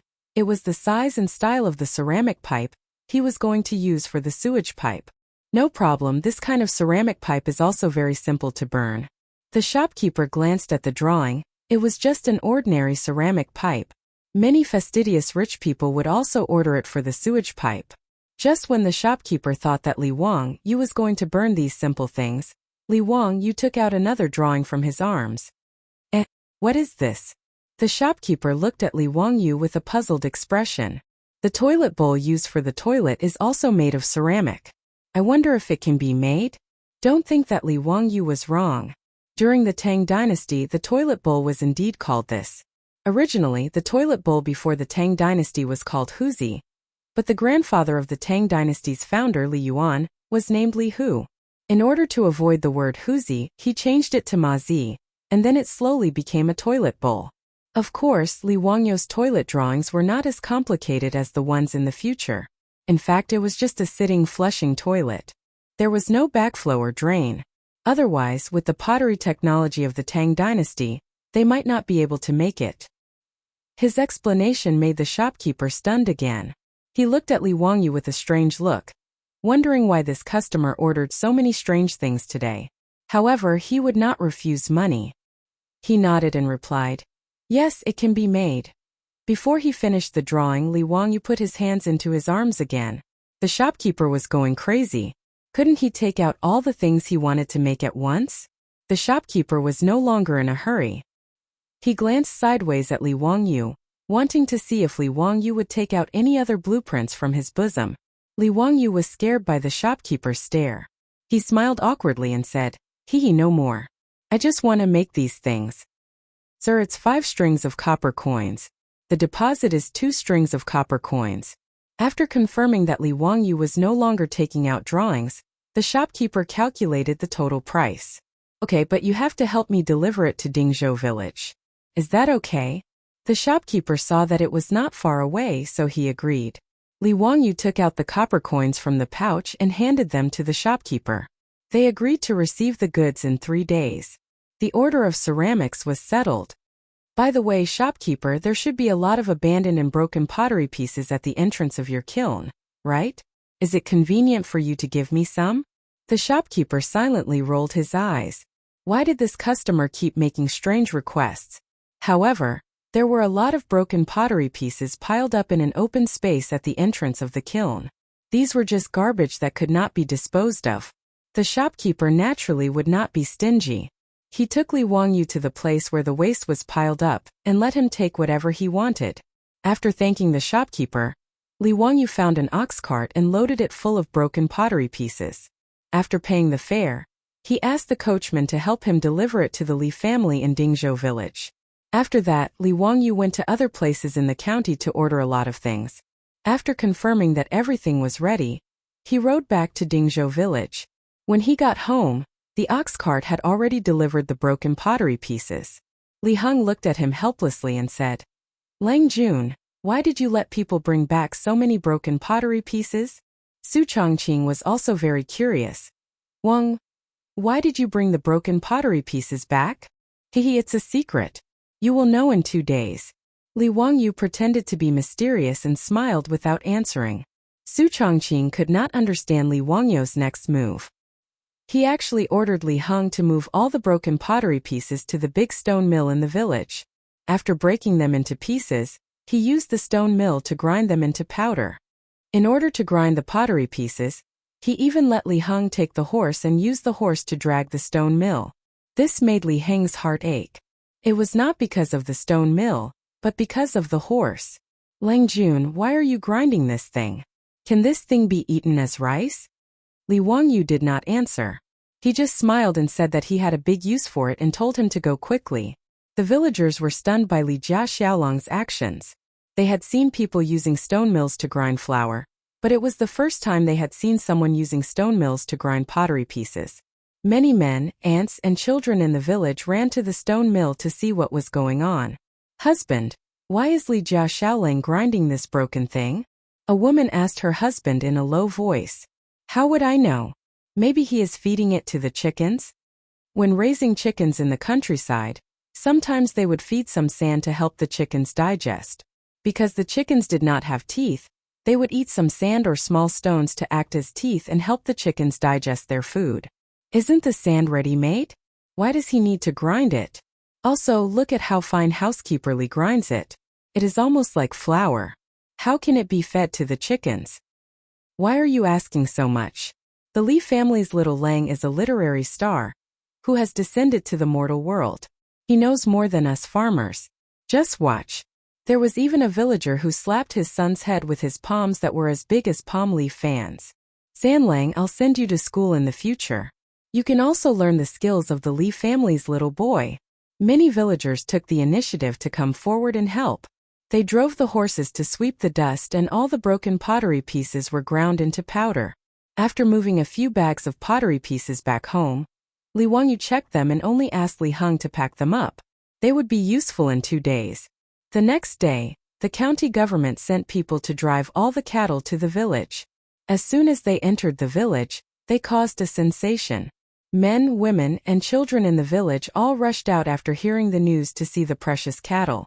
Chapter 76. The door of Li Wangyu's house was surrounded by a crowd of people. They are really cattle. Tut tut, 10 cattle. Look at their shiny fur, muscles, and teeth. They are all 5 or 6 years old cattle. They are much better than the old cattle in the village. With these cattle, I can plow at least 3 mu of land in a day. Li Jia Xiaolang is indeed the son of Mr. Li. Who was the one who said that the Li family was ruined? Look at Li Jia Xiaolang's ability to make the county government give him 10 cattle. How can such a family be ruined? That's right.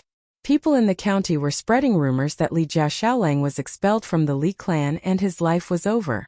If I hear such words again in the future, I will give them a few slaps. I heard from the old village chief that Li Jia Xiaolang wanted to lend cattle to the village to plow? That's right. The old village chief said it himself. Can't be wrong. Li Heng seemed to be at least 10 years younger. With a proud face, he was ready to lead the cattle into the cowshed under the envious gazes of the crowd. Fortunately, although there were not many rooms in the Li family's house, the front yard and the backyard were quite spacious. When Li Zhou repaired the house, he built a cowshed in the backyard. Notice cowshed could easily raise more than 20 cattle. Li Wangyu looked at the cattle worriedly. Our family is too small. Who will take care of so many cattle?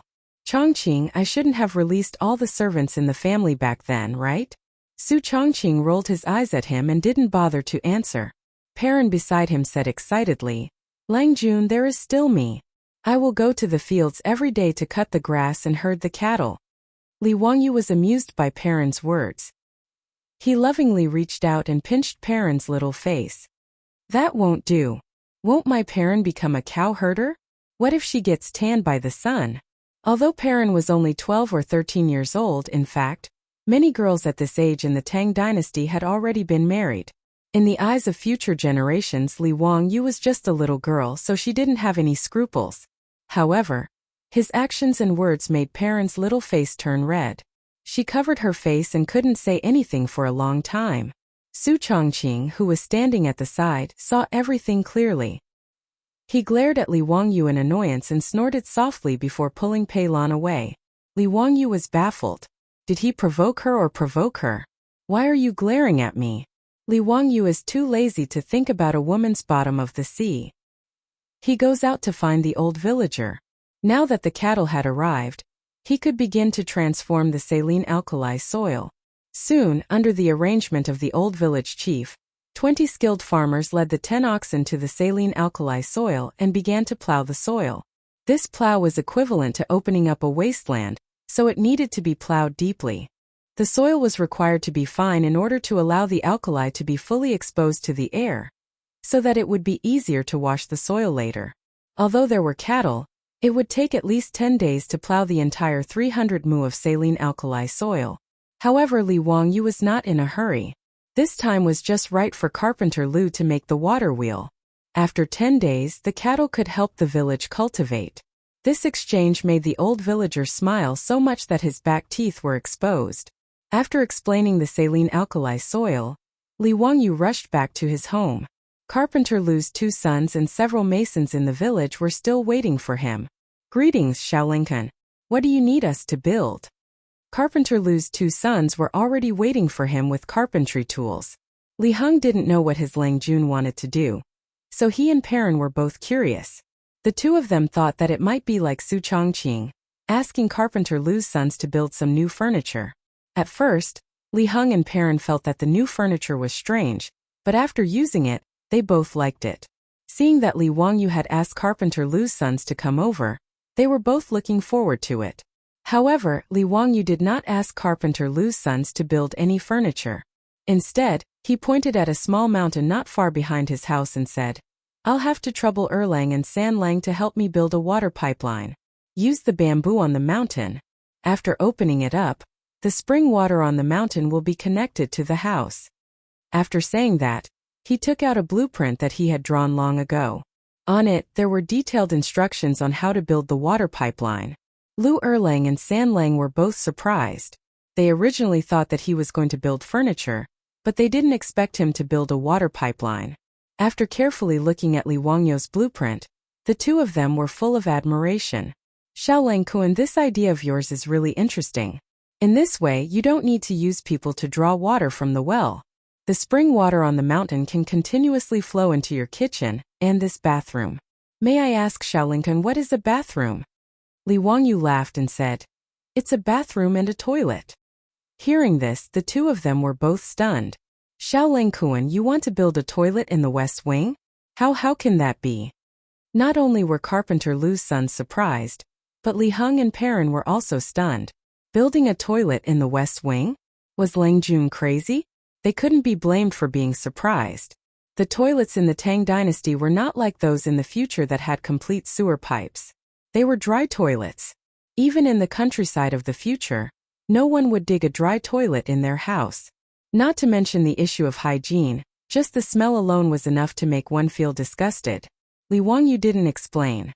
He just smiled and said, "I have my reasons." Lu brothers, is there any problem with the water pipeline? No problem. Can be built in 2 days at most. It's not complicated. Although they didn't understand what Li Wangyou was thinking, the Lu brothers still nodded and agreed. After telling them about the water pipeline, Li Wangyou invited the masons to the backyard and asked them to dig a deep circular hole in the backyard. He also asked them to dig a ditch from the west wing to the deep hole. No one understood what he asked them to do. Although the masons were confused, they still started to work according to Li Wangyou's blueprint. After giving them the blueprint, Li Wangyou didn't care about it anymore. He just waited for the materials he ordered to be delivered 2 days later. 2 days later, several ox carts came to Dingzhou village. They were all delivering things to Li Wangyou's house. The strange things on the ox carts made the villagers talk about it. They were all guessing what Li Xiaolang was doing. Li Wangyou checked the things delivered, especially the bake tiles and the toilet bowl.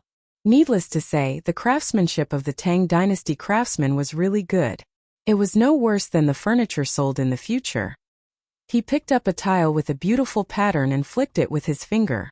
The tile made a crisp and pleasant sound. Chongqing, what do you think of the tiles? It will be beautiful in the bathroom. Su Chongqing didn't speak for a long time. He frowned and thought for a long time before he asked uncertainly, "Wangyou, did we forget something?" What did we forget? There was no cement in the Tang dynasty. How can these tiles be pasted on the wall? Chapter 77. Su Chongqing had just thought of this problem.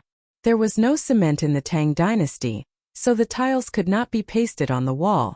However, Li Wangyou did not show any surprised expression as she had imagined. Instead, he smiled and did not speak. He directly went to take out a bag of pottery shard powder that Li Heng had previously ground into powder. Well, there is cement. I have already thought of this problem. Li Wangyou proudly raised his eyebrows. Isn't this the powder ground from the pottery shard? Can this be used as cement? Su Chongqing had an expression that said, "Are you kidding me?" Li Wangyou explained with a smile. Cement is mixed with lime. This is called artificial volcanic ash cement. It is to break and grind the bricks or pottery into fine pieces. It can also be directly calcined in a kiln with lime and clay. Yunnan's Yunnan Railway was built with this kind of cement. When cement could not be bought in the countryside of my hometown, this was used instead of cement. Really? Su Chongqing still did not believe that grinding pottery shards into powder and adding lime could be used as cement. Li Wangyou did not explain. He directly took the lime and mixed it with the pottery shard powder. Then he added water and mixed it well. After the preparation, Li Wangyou found a mason and asked him to use his own cement to paste the tiles on the wall. Xiaolang Kun, how is this possible? I have been a mason for most of my life, and I have never seen anyone use mud to paste bricks. After listening to Li Wangyou's request, the mason shook his head again and again. In his opinion, this kind of thing that Li Wangyou called tiles could not be pasted on the wall like this. Perhaps using fish bladders to make glue could be tried, but it might not stick firmly. Building walls and houses were all made by mixing lus, lime, and water. The more particular ones were just adding glutinous rice juice to the mortar. The cement that Li Jiaxiaoling asked him to use was simply unheard of. Under Li Wangyou's insistence, he tried to apply cement to the back of the tile and gently attach the tile to the wall. He gently tapped the surface of the ceramic tile with the small hammer in his hand to make it more closely fit to the wall. After making sure that the tiles were completely stuck to the wall, the mason tried to loosen his grip. In his imagination, as soon as he took his hand away, the tile would fall and shatter into pieces. After he released his hand, the tile did not move at all. It was firmly glued to the wall. How is this possible? The bricklayer had been doing brick building for half his life, but this was the first time he had seen such a thing. It was beyond his imagination. Li Wangyou smirked at Su Chongqing. What did that mean? Is this cement good? Su Chongqing rolled his eyes at him, but his eyes were full of joy as he stared at the mason pasting the bright and clean tiles on the wall. What surprised the masons even more was that the cement could not only bond tiles but also lay bricks. Among the things that Li Wangyou ordered, there was also a truck of bricks which were used to build a biogas pool. Yes, the circular pit that he asked people to dig in the backyard was a biogas pool. However, the biogas pool still needed to be surrounded by bricks, so that the sewage would not penetrate into the soil. The bricks were naturally the artificial volcanic ash cement that Li Wangyou had made. Seeing that this thing called cement could really bind bricks, and it was obviously much more sticky than the yellow soil, lime, and water they used to bind bricks, the masons were dumbfounded. How could this Li Jiaxiaoling know everything? What a monster! What surprised them even more was that when they came to work the next day, several masons found that the cement from yesterday had solidified and dried. Not only was it firm, but it was also waterproof, as if it had turned into stone. How is this possible? Li family is really a literary star in the sky. This is simply the means of immortals. Yes, he can turn mud into stone. Isn't he an immortal? Several craftsmen whispered to each other around the cement wall. All of this was beyond their imagination. The Li family's modern bathroom renovation plan was still in progress. First, there was the water supply problem. This was the easiest to solve. Carpenter Lu's two sons were good craftsmen. In 2 days they used bamboo to build pipes and wood to make brackets to bring the spring water from the back mountain to Li Wangyou's house. Next was the sewage system. With the help of Li Wangyou's cement, the craftsmen built the biogas pool in 2 days, laid the sewage pipe with ceramic pipes, and sealed the seams with cement. Next was the construction of the modern bathroom in the west wing. The floor and walls were covered with ceramic tiles, and after installing the ceramic toilet, a modern bathroom appeared more than 1,000 years ago in the Tang dynasty. Finally, there was the part of the biogas pool that connected to the gas pipeline. The biogas pipeline was Li Wangyou's biggest headache. There was no PVC pipeline in the Tang dynasty. In the end, he found a shop in Huxin County that specialized in making bronzeware. The craftsmen were so skilled that they actually made a batch of copper pipes for him using copper. However, the high price also made Li Wangyou's heart ache. It could be said that he had spent a lot of money. It was normal when he thought about it. Copper was the currency in the Tang dynasty. Making copper pipes with copper was no different from stringing copper coins together. Just making this batch of copper pipes cost Li Wangyou more than 10 strings of copper coins. If Yang Quan hadn't given him 100 strings of copper coins, he wouldn't have been so extravagant. These days, Li Wangyou's renovation project was the biggest topic in the village. Whether it was the villagers or the women, they gathered together to discuss the Li family. Although they didn't know what Li Wangyou wanted to do, in the villagers' minds, it was something extraordinary. A few days later, the Li family's interior had completely changed. There wasn't much change in the front yard except for an extra washroom. However, once you entered the backyard, everything changed. The spring water from the back mountain flowed continuously into the house through the bamboo pipes. Li Wangyou had someone dig a canal in the backyard for a portion of the water. The water flowed endlessly, adding a bit of life to the small courtyard. There was also a tall wooden frame in the courtyard. A bamboo pipe kept the spring water flowing into a huge clay pot on top of the frame. After the pot was filled with spring water, the spring water poured down like a small waterfall.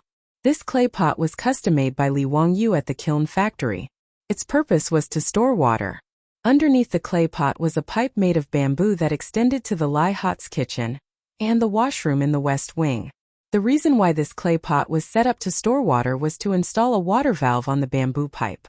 The Liu brothers' craftsmanship was pretty good.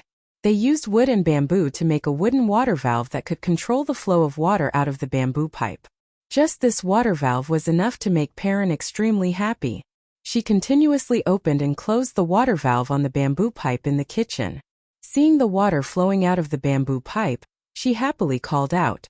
Li Wangyu looked at Su Changqing proudly, like a child eager to be praised. Su Changqing proudly raised her beautiful swan-like neck. Humph, not bad. Lead the way.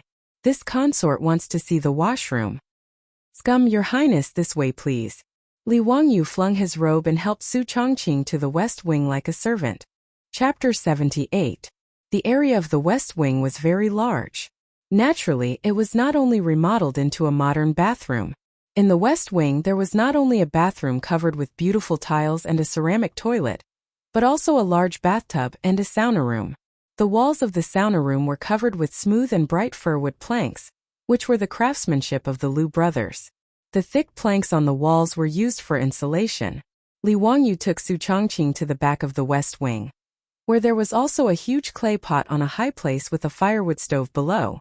Li Wangyu proudly introduced, after a period of time, the biogas pool will start to produce biogas, which can be used to boil water for bathing.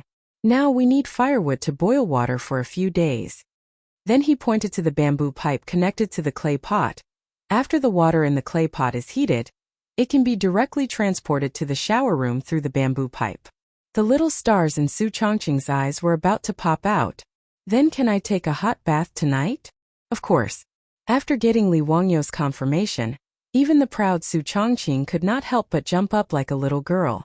It was wonderful to take a hot bath. For a fair, rich, and beautiful girl with mysophobia, it was terrible to let her not take a bath for a few days. As for the modern bathroom, it saved Su Changqing's life. The ceramic toilet had a wooden cushion on it. There was also a clay pot above the toilet to store water, which was connected to the ceramic toilet through a bamboo pipe. When the rope was pulled, water could flow out to wash the dirt, and the dirt would be directly flushed into the biogas pool through the clay sewage pipe connected to the bottom of the toilet. It could be cleaned and composted, which was very convenient. The more Li Wangyu looked at these, the more he felt that he was really a genius. He could not help but laugh to the sky. But before he finished being proud, he was directly pushed out of the door by Su Changqing. Changqing, what are you doing? Before Li Wangyu finished his words, the door of the bathroom behind him was closed with a bang. Li Wangyu just reacted and touched his nose a little awkwardly. He walked to the side and pretended to admire the scenery in the backyard. After a long time, the bathroom door creaked open.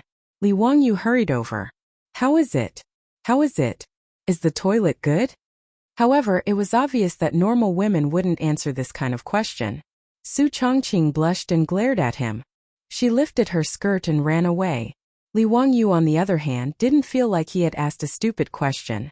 He even foolishly chased after Su Changqing to do a user satisfaction survey. Changqing, don't go. What happened? Say something. Su Changqing. After the modernization of their home was completed, Li Wangyu and Su Changqing both breathed a sigh of relief. Life in the Tang dynasty was finally not so unbearable. However, these items, which were common in the eyes of two modern people, shocked Li Heng and Perrin. Whether it was the ceramic toilet that flushed automatically or the bamboo pipe that let water flow out when it was opened, they all surprised Li Heng and Perrin. That night, Li Wangyu ordered Li Heng and Perrin to boil hot water with firewood. Then the whole family went to enjoy a hot shower. Li Heng didn't mention him. In short, the old man was full of energy after the shower. However, he also kept muttering words like, "Old Master bless, Bodhisattva has appeared," which made Li Wangyu roll his eyes. After Su Changqing pulled the shy little girl Perrin to take a shower together, Li Wangyu was stunned. The warm spring water washed Su Changqing's creamy skin. Her white and flawless skin revealed a faint pink. Her beautiful black hair was still wet with water droplets. She casually tied her hair into a bun and fixed it with a hairpin. Her skin was tender, her expression was relaxed, her beautiful eyes were full of hope, her peach cheeks were smiling, Her breath was like an orchid, and she was indescribably gentle and lovely. Even the little girl Pei Lan appeared exceptionally adorable. She was an absolute beauty in the making. As the saying goes, when a beauty comes out of the bath, a woman is like water. When a woman meets water, how will she perform a unique style? After washing away the lead, her beauty is still as beautiful as a flower. These two beauties, one big and one small, made Li Wangyu dazed for a moment. He couldn't help but mutter, "Hibiscus from clear water, a natural carving." Li Wangyu's lecherous appearance only received a light snort from the tsundere girl. Amidst the charming laughter of the little girl Perrin, the two beauties drifted past Li Wangyu with a burst of fragrant wind. He still wanted to talk to them, but in exchange, he heard the sound of the door closing. If it wasn't for Li Wangyu's quick reaction, his face would definitely have had an intimate contact with the wooden door. Burning the bridge after crossing the river. This was definitely the legendary burning the bridge after crossing the river. He had worked so hard to build these modern bathroom facilities, but she didn't even say thank you. Li Wangyu felt as if he could hear the sound of his heart breaking. "Woman, you've successfully angered me." At this moment, Li Wangyu was possessed by a domineering CEO. Just as he was about to push the door open and teach this rude woman a lesson, Su Chongqing's voice came from inside the house. "Hey, we're a bit hungry. Can you go make some supper?" Li Wangyu, who was about to explode with his domineering CEO aura, immediately turned into a servant. After answering, he happily ran to the kitchen to help Su Chongqing prepare supper. Things like face didn't exist in front of beautiful women. 10 days passed quickly. The 20 villagers had already completely dug up the alkali soil by the riverbank. They also obeyed Li Wangyu's instructions and used the plow to break up the soil. Now they only had to wait for the soil to be washed with water. Carpenter Lu didn't go back on his word. The 5 water wheels were completed, and they were ready to start installing them by the riverbank today. When they found out that Li Jia Shaolang was going to install things that didn't require manpower to carry water by the Gan River, the entire village came out and gathered by the Gan River to watch the fun. Of course, the people who were watching the fun were the elderly, aunts, and children in the village. The able-bodied men were the main force in installing the water wheels. By the Gan River, Carpenter Lu had already led the villagers to build a wooden base every 100 meters in the water. The base made of logs as thick as a bowl was firmly hammered into the riverbank and fixed. Now they just had to wait for the large wheels of the 5 water wheels to be installed. 30 people in a group slowly walked out of the village, carrying the heavy wheel of the water wheel. Children were cheering and jumping around, running around with the adults. The wheels of the water wheels each weighed close to 2 tons. A few days ago, when Li Wangyu went to Carpenter Lu's house to check on the progress of the water wheels, he thought of an important problem. How could such a heavy wheel be installed on a wooden base in the river? Damn, there were no cranes in the Tang dynasty. It didn't seem realistic to rely on manpower.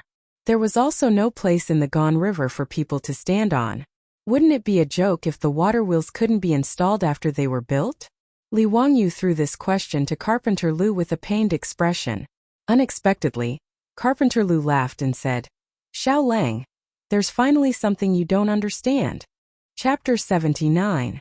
Li Wangyu was thick-skinned enough to not care about Carpenter Lu's teasing at all. After some explanation, Li Wangyu finally understood that the ancient people also had cranes.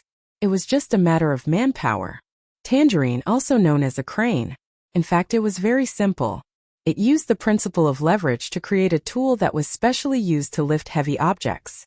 It was a thick, long piece of wood with a base in the middle that acted as a fulcrum and a heavy object hanging at the end. During the lifting process, the front part of the tangerine would be tied to the heavy object that needed to be moved. After that, the object would be lifted by manpower and the heavy object at the end. Although the principle of the crane was simple, according to Carpenter Lu, it could lift an object that weighed 40 to 50 stones without any problem. The wheels of the 5 water wheels were all moved to the riverbank, and the suspenders were ready. Hundreds of men were shouting slogans, and under the command of Carpenter Lu, they slowly lifted the wheels with a diameter of 6 meters and moved them to the base of the water wheel. After a few twists and turns, the wheel of the first water wheel was finally installed. Carpenter Lu and his 3 sons quickly climbed onto the water wheel and began the final installation. When Carpenter Lu inserted the last wooden wedge into the water wheel, The first water wheel of the Tang dynasty was finally installed. Li Jia Xiaolang, the water wheel is installed. Do you want to start it now? Carpenter Lu stood at the base of the water wheel and shouted at Li Wangyu. Li Wangyu led Su Changqing, Perrin, and Li Heng to the embankment and watched the installation of the water wheel with smiles on their faces. Hearing Carpenter Lu's shout, Li Wangyu gave him an okay hand sign. Carpenter Lu, let's start the test run. Carpenter Lu did not understand what Li Wangyu's hand sign meant, but after hearing it, he and his sons removed the plate blocking the wheel of the water wheel. Su Changqing elbowed Li Wangyu angrily and said, "Are you stupid? Do you want to give an okay hand sign to the people of the Tang dynasty?" Sorry, I forgot. Haha, these details are not important. Look, the water wheel is starting to turn. Start spinning. Li Wangyu shouted excitedly as he pointed at the water wheel that was slowly starting to move. The water level of the Gan River was calm, but the speed of the water flow was not too slow. Under the push of the water current, the water wheel made a squeaking sound. Then, the baffle on the water wheel started to rotate slowly under the push of the water current. When a bamboo tube filled with water was slowly rotated to a high point and tilted, the water in the bamboo tube would flow out and into the water bucket below. Then the water would flow all the way down along the bucket, under everyone's gaze. The river continued to flow. The water wheel kept turning, lifting the river water up and pouring it into the ground. The villagers of Dingzhou village began to cheer as if they had gone mad. The old villager was so excited that his beard was trembling. Just as Li Jia Xiaolang said, there was no need for human or animal labor. The river water could water the fields. Miracle, this is a miracle. This thing is a work of art. Li Jia Xiaolang, you are doing something that will make Buddha appear in 10,000 homes. Great merit, great merit. The old villager was about to kneel down and kowtow to Li Wang. This really scared Li Wangyu. He quickly stepped forward and supported the old villager. Old villager, you can't do this. Don't make me feel bad. This is what I should do. Besides, am I not the first person to benefit? Without this water, my 300 mu of saline alkali soil would not be able to manage. Haha. The old villager knelt down and countless other villagers followed suit. Li Jia Xiaolang, you are merciful and compassionate, making Buddha appear in 10,000 homes. Thank you, Li Jia Xiaolang. Mr. Xiaolang, you are indeed a literary star that has descended to the mortal world. You have saved all living beings from suffering and distress. Many women pressed their children's heads and asked them to kneel down and kowtow to Li Wangyu. When the villagers of Dingzhou village knelt down, Li Wangyu and Su Changqing were at a loss of what to do. Everyone, please get up. This cannot be done, this cannot be done. Li Wangyu did not expect that he would cause such a commotion by just building a water wheel. He did not expect that having an endless supply of water to irrigate the farmland would be so important to these villagers. Although Dingzhou village did not lack water, but to irrigate and soak the 2,000 mu of land in the village, who knows how much manpower would be needed to step on and overturn carts to fetch water. Originally, because of the lack of cattle, the work in the fields was already very difficult. Adding on the labor of fetching water, it was even more difficult. Now Li Jia Xiaolang had actually built this miraculous water wheel that could automatically fetch water without manpower. How could the villagers not be grateful? Carpenter Lu's family was so excited that they straightened their backs, as if they were afraid that other people would not know that these 5 water wheels were built by their family. It was not easy to persuade the villagers. Li Wangyu was already sweating profusely. Carpenter Lu, let's hurry up and install the other water wheels. Li Wangyu did not dare to say much. He hurriedly asked Carpenter Lu to continue with the work. Alright, Mr. Xiaolang, watch carefully. I guarantee that these water wheels will be installed today. Under the instructions of the old village chief and Carpenter Lu, the 110 excited men once again lifted the wheel of the water wheel and began the installation of the next water wheel. In a day, 5 water wheels were erected on the banks of the Gan River. The water of the Gan River flowed endlessly, causing the water wheels to rotate continuously. The water made a gurgling sound as it was lifted by the bamboo tubes and poured into the fields. Li Wangyu's 300 mu of saline alkali soil had been divided into 5 parts. The surrounding areas were all piled high with soil and drainage channels were dug around the fields. Each water wheel corresponded to a field, and led the water into the fields to soak the soil. Xiao Lang, how long does the soil need to be soaked? Beside Li Wangyu there was a green-clothed Su Li. He was holding a brush and paper in his hand and writing something seriously. This was Su Li, who was arranged by Yang Quan to come to Dingzhou village to record how Li Wangyu managed the saline alkali soil. However, although Su Li was writing, his eyes unconsciously looked at the water wheel that was constantly rotating. Soak it for 2 days.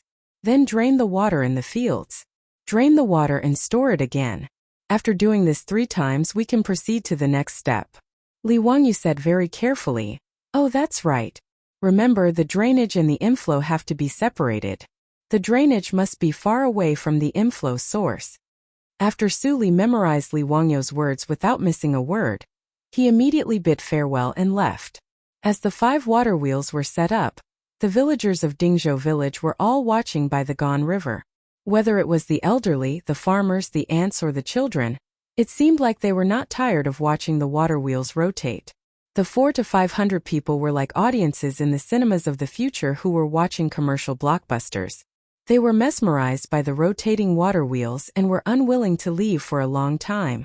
It was not until the sky gradually darkened that the villagers brought the old and the young back to the village. Their expressions were full of excitement and excitement. Early the next morning, Li Wangyu had not yet climbed out of his comfortable bed when he heard a familiar voice coming from the outer courtyard. "Ziyu, you bastard, come out quickly." Chapter 80. When Li Wangyu heard the voice, he knew it was Yang Quan. He did not understand why Yang Quan would come to Dingzhou village from the county office so early in the morning. Were all the civil servants in the Tang dynasty so casual about their working hours? They were not professional at all. Li Wangyu complained in his heart as he quickly got up and changed his clothes. The old housekeeper Li Heng also quickly came to the backyard to report. "Lang Jun Yang Mingfu is here." "I know. I heard his loud voice from the backyard. Did Ming House say anything?" Li Heng shook his head. "They did not say anything. They seemed to be in a hurry, but it did not seem to be anything bad." Li Wangyu thought that he had not done anything recently. Could it be that Yang Quan was in a hurry to improve the alkali soil? He had told him that it would take at least a month to see results. It had only been 10 days. What was the hurry? He walked slowly to the central room in the front yard. Before he could greet Yang Quan, he was dragged out by Yang Quan. Ming House, what are you doing?" Li Wangyu was speechless. What was wrong with a man pulling and pulling? Do you dare to change it to a soft girl? "Zio, you bastard. Why didn't you tell me earlier that there was a water wheel? Quick, take me to see how magical the water wheel is." Yang Quan lectured him as he pulled him out.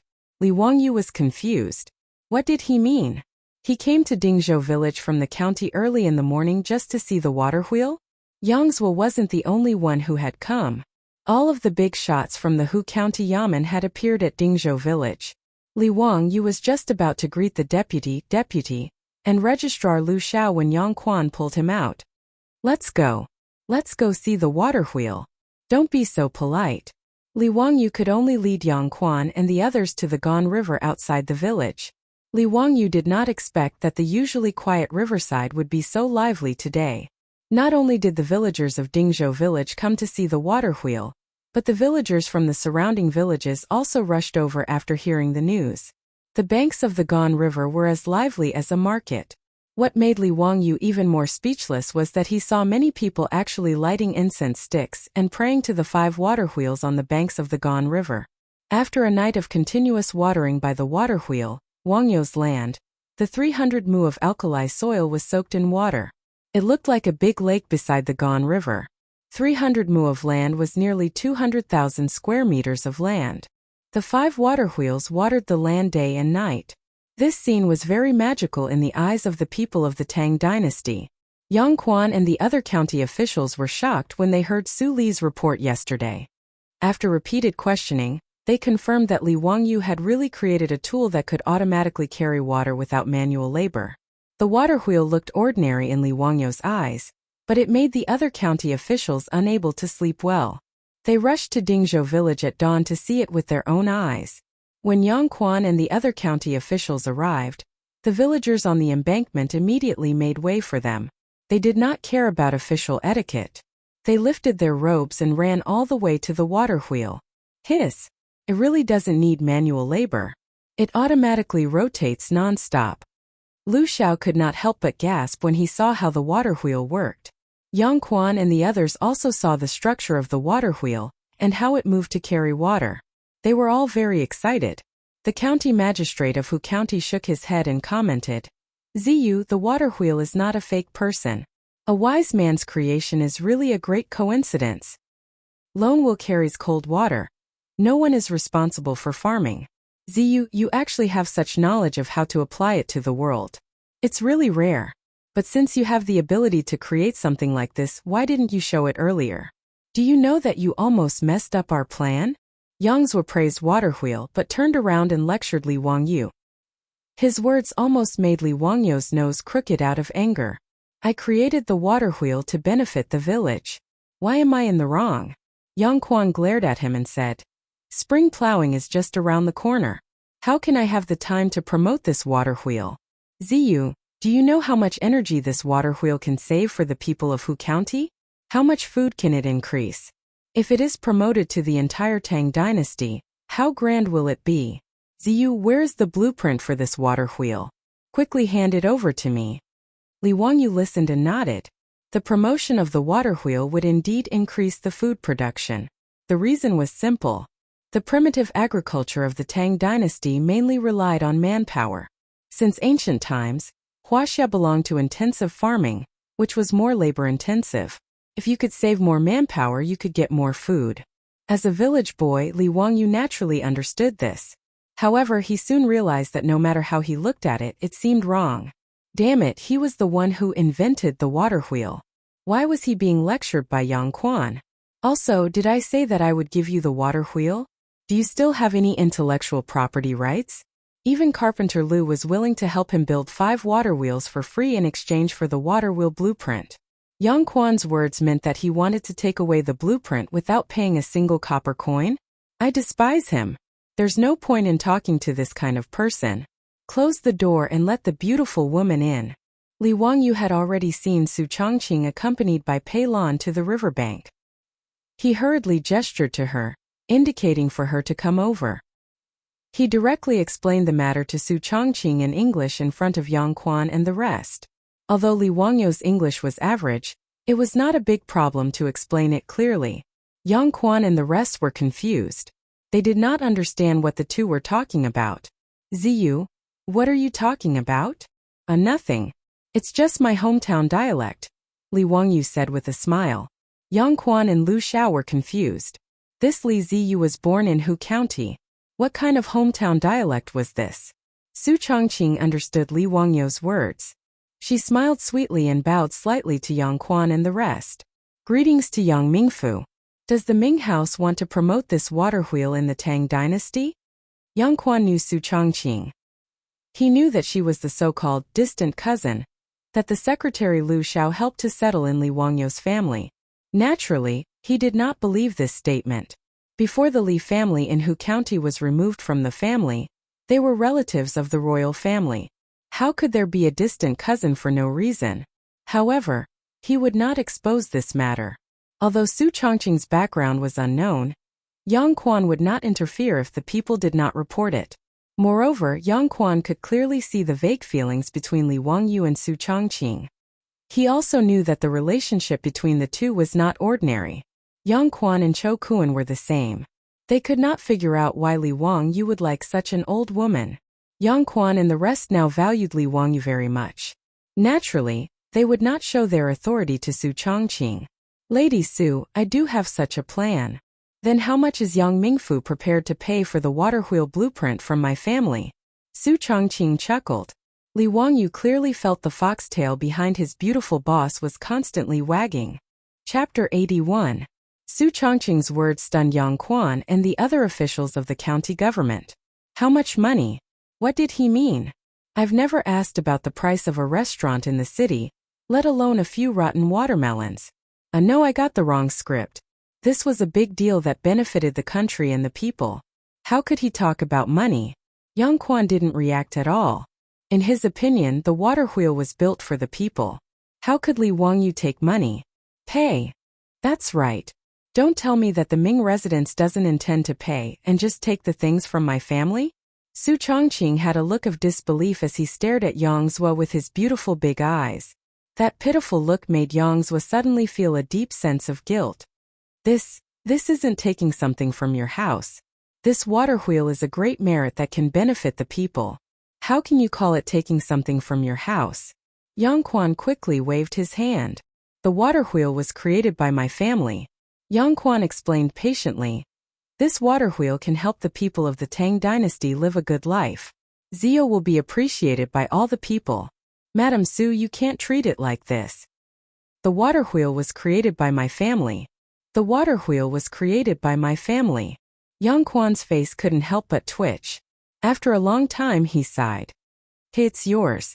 Madam Su, tell me, what do you want in exchange? Su Chongqing smiled and stated her conditions. Give us another 20 cattle and reduce the rent of Dingzhou village this year. Even though Yang Quan was shrewd, he couldn't help but curse. This Madam Su was too ruthless. She had just asked for 10 cattle from the county government a few days ago, and now she asked for another 20? Did she think that the county government was a livestock market? 10 at most, and the rent will be reduced by half. Yang Quan didn't want to waste any more time and directly cut Su Chongqing's conditions in half. He originally thought that he would need to spend more effort to convince this woman, but instead, he saw Su Chongqing stick out her tongue and make a funny face at him. Then I'll have to thank the Ming residents. I originally thought that you would only give me 5 cattle, When Yang Quan heard this, he felt his blood boil. He had actually been played by a woman. It turned out that Su Chongqing's conditions were just an exorbitant demand. He was just waiting for him to return the money. When it came to negotiations, Su Chongqing, a top business administration student from the University of Pennsylvania, could easily beat the officials of the Tang dynasty. The reason why he said those words just now was just to disturb Yang Quan's state of mind.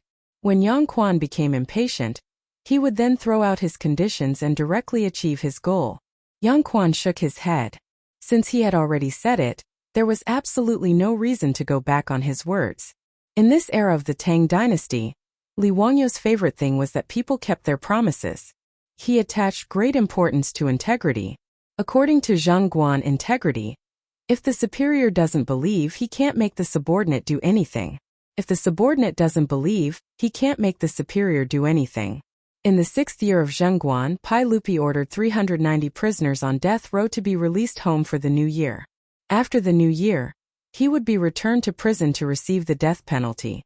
The result was shocking. None of the 390 prisoners on death row escaped. They all returned to prison on time. In the end, Pai Lupi was moved by these prisoners on death row who kept their promises and were honest. He relaxed the death penalty for the prisoners on death row.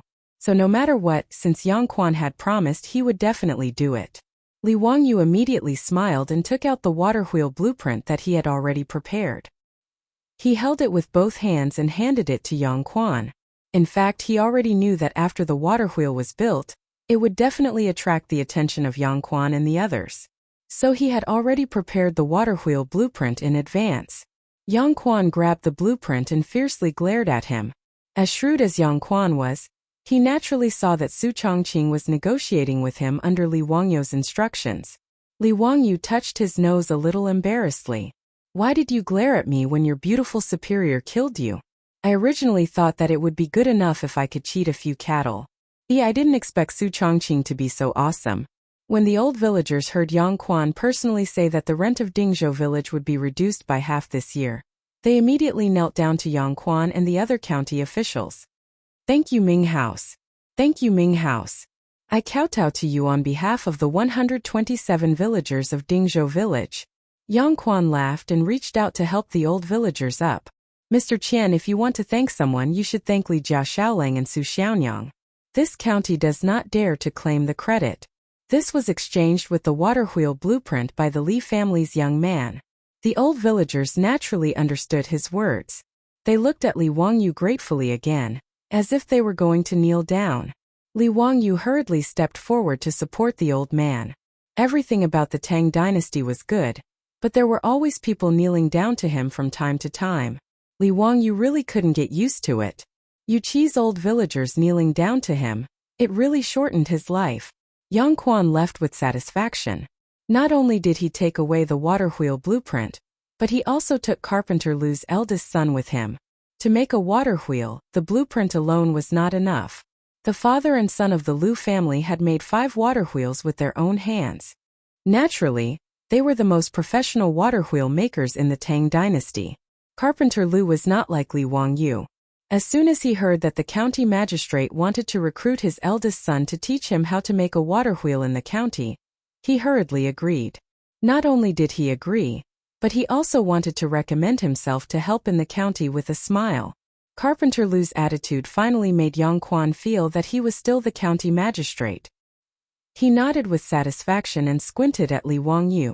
The meaning in his eyes was very obvious. He wanted Li Wangyu to learn from others.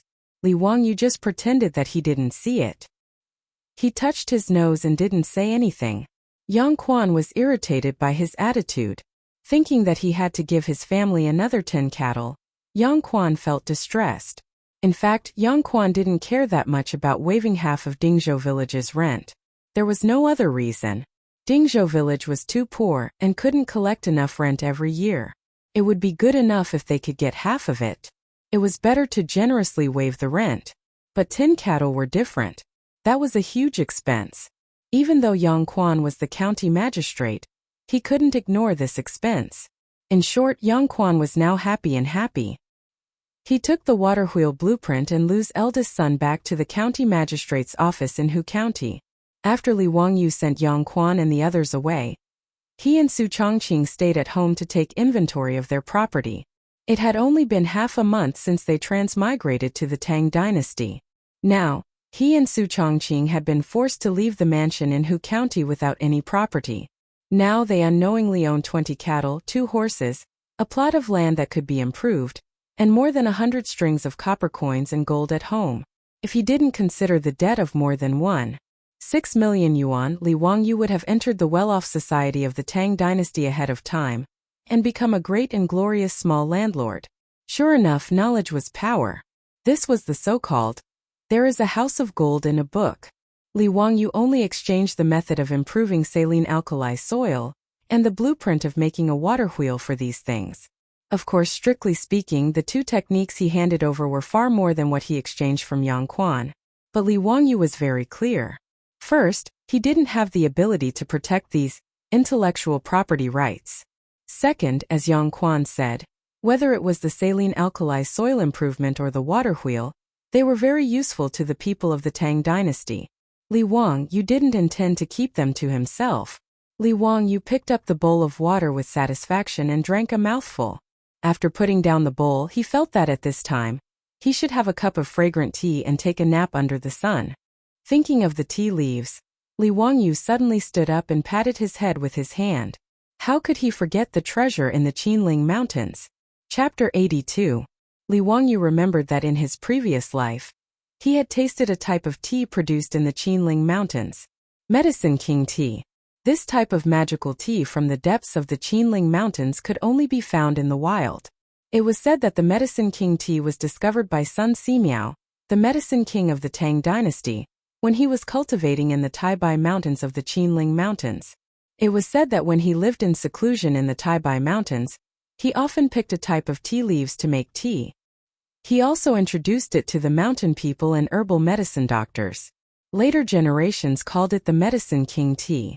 According to the Taibai Materia Medica, the Medicine King tea was mild in nature and slightly sweet in taste. It could clear summer heat, nourish the brain, clear the heart, strengthen the stomach, remove dampness, clear the eyes and regulate the menstrual cycle.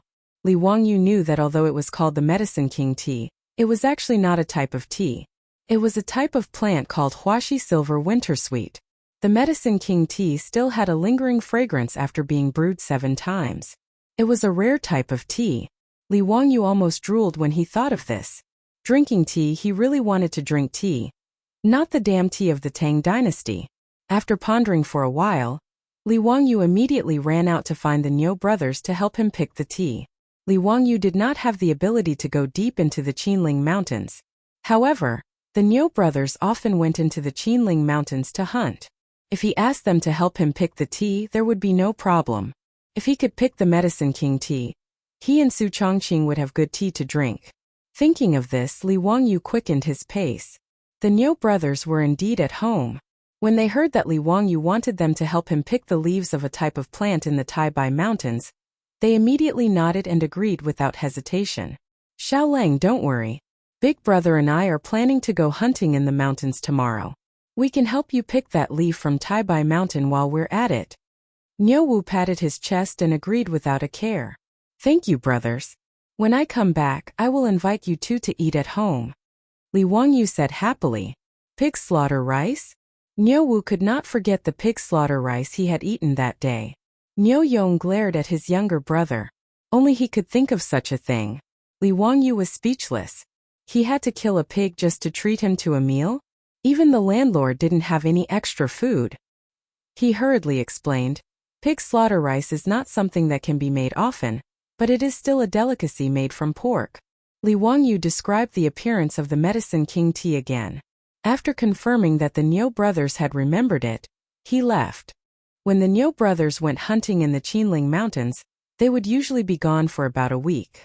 Thinking that he would be able to drink tea after a week, Li Wangyu was filled with anticipation. The next day, as expected, Yang Quan kept his word. Early in the morning, he had people rush over and hand over 10 cattle to Li Wangyu. This once again caused a sensation in Dingzhou village. Li Wangyu was very straightforward. He directly handed the 10 cattle to the old villager. Including the previous one, a total of 20 cattle were all lent to the village for spring plowing free of charge. He only needed the village to send people to help him manage the saline alkali soil. Now, everyone in the village, through the old villager's publicity, knew that because of Su Chongqing's request, Li Wangyu used the blueprint of the water wheel in exchange for the village's rent to be reduced by half this year. In addition to the cattle lent to the village for free, as well as Li Wangyu's pig slaughter rice that was still unforgettable. In short, now Li Wangyu's prestige in the village was catching up to the old villager, or even surpassing him. If it wasn't for the old villager stopping them, it was likely that many of the villagers would have gone up to Li Wangyu and kowtowed to thank him. Li Wangyu and Su Chongqing were now walking in the village. At any time there would be villagers enthusiastically greeting them. From time to time, there would be villagers sending fresh mountain goods and river seafood to express their gratitude. The Ox brothers went into the mountains to hunt. Li Wangyu also went to the Gan River and began to guide the villagers who helped him to dig a canal to release water. After being soaked in the river for 2 days, they dug a canal to release water. After the water in the saline alkali soil dried up, they plugged the gap again and released water again. This operation had to be repeated 3 or 4 times to wash out the alkali contained in the soil. Li Wangyu stood on the riverbank and watched everyone work. From the lower reaches of the Gan River, a riverboat slowly came up. This was very rare. Because Chang'an City was downstream of the Gan River, generally riverboats came to the Chang, an Eastway Bridge pier. In addition to fishing boats, there were very few riverboats carrying goods on the Gan River. Li Wangyu curiously looked and saw a person standing at the bow of the boat waving at him. At a glance, Li Wangyu knew that the fatty Cho Kuan had returned. Brother Cho, why did you come by boat? Li Wangyu curiously asked. From Chang'an City to Dingzhou village, it took less than 2 hours on horseback, but by boat it took 2 days. Haha, Xiaolang, thank you so much for the news. My family's Darren asked me to bring you another 100 dan of grain as thanks.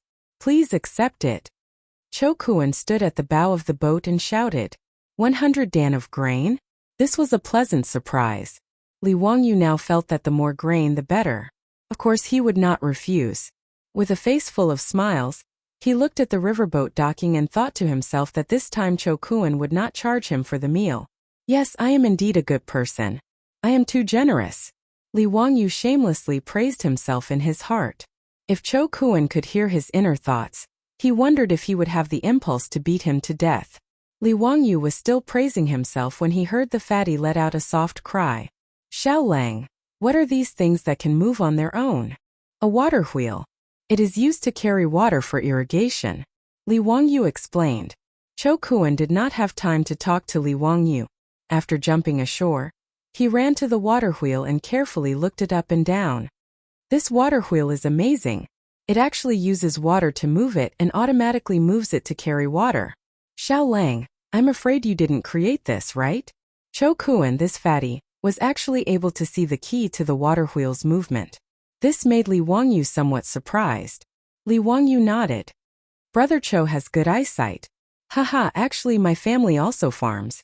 I wonder if Brother Cho can teach this water wheel to my Cho family? Don't worry, I will use grain to exchange for it.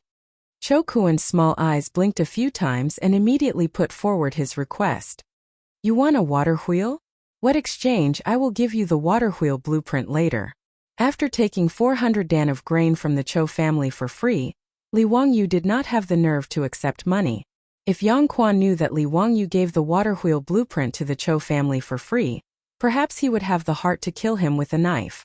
After all, he was extorted by Li Wangyu for 10 cattle in exchange for the blueprint. After a conversation, Li Wangyu finally understood that the Cho family was not only a big grain merchant in Chang'an, but also a big landowner. Their family owned a large amount of land in Hebei and Jiannan provinces. They had built a plantation specifically for growing grain. North China Plain and Sichuan Plain were the main grain-producing areas of the Tang dynasty. Li Wangyu did not expect the Cho family to have such a big layout. With so much land, the water consumption was naturally huge. Cho Kuan could see the value of this water wheel at a glance, so he proposed to buy the method of making it from Li Wangyu. If the Cho family's plantation was equipped with a water wheel, Cho Kuan estimated that the grain production would increase by at least 10%. Seeing that Li Wangyu was willing to give away the water wheel blueprint, Cho Kuan was overjoyed and repeatedly thanked Li Wangyu for his generosity. Cho Kuan asked someone to help him transport the grain back home. With so much grain, the old housekeeper Li Heng's face was full of smiles. He began to ponder whether or not he should build another granary. Inviting Cho Kuan to sit in the central room, Li Wangyu planned to ask Cho Kuan how his family was going to deal with the locusts that were coming. Chapter 83. Brother Cho, what have you and Mr. Cho prepared these days? Haha. It's all thanks to Xiao Lang's reminder this time. Cho Kuan said proudly. Cho Kuan took a sip of water and continued. My father has sent letters to Jiannan and Hebei provinces to ship all the stored food to Chang'an. In addition, he has transferred funds to buy a lot of food everywhere. My family's treasury has basically been emptied. Li Wangyu didn't expect Cho Yuanliang to be so bold. After learning that the locust plague might break out, he put all his money on it. Looking at the complacent fat man, Li Wangyu thought for a moment and asked, Mr. Cho, did you hoard food and plan to use the locust plague too? Before he finished speaking, Li Wangyu didn't know how to continue. In business, it was understandable that Cho Yuanliang hoarded food to make a fortune, but he felt that it was too low. If that was the case, it was fine if he didn't make friends with the Cho family. Cho Kuan suddenly stood up and glared at Li Wangyu. What do you mean, Xiao Lang?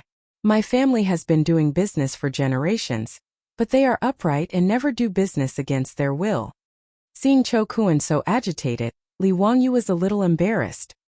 He smiled and touched his nose. Brother Cho, don't blame me. What is Mr. Chow's plan? Humph. Cho Kuan glared at Li Wangyu with dissatisfaction and sat back down. My family is not hoarding food for profiteering. My father's intention is that when the plague of locusts arrives, all the food stores in my family will continue to operate as usual. No matter how much food you want, as long as we still have it in our warehouse, we will definitely sell it. His words made Li Wangyu's eyes light up. He raised his bowl to Cho Kuan and said, Mr. Cho, you are a righteous man. I toast you with water instead of wine. After that, he drank the water in the bowl. Although the locust plague would reduce the production of food, the Tang dynasty had so much land that not all places would be affected by the locust plague. One of the main reasons for the famine was that unscrupulous grain merchants deliberately hoarded grain and did not sell it in order to make huge profits. This caused panic among the people and made grain even more precious. In fact, the Tang dynasty did not lack food at all, especially during the second year of Zhengguan. In the previous dynasty, when Emperor Yang of Sui ascended the throne, the population of the country had already reached 8.9 million households. With each household having 6 people, the population of the country was no less than 50 million. At the end of the Sui dynasty, the world was in chaos and there were countless casualties. After the Tang dynasty was pacified, the Ministry of Civil Affairs of Wuxia estimated that there were only 19 million households in the Tang dynasty, with a population of less than 20 million.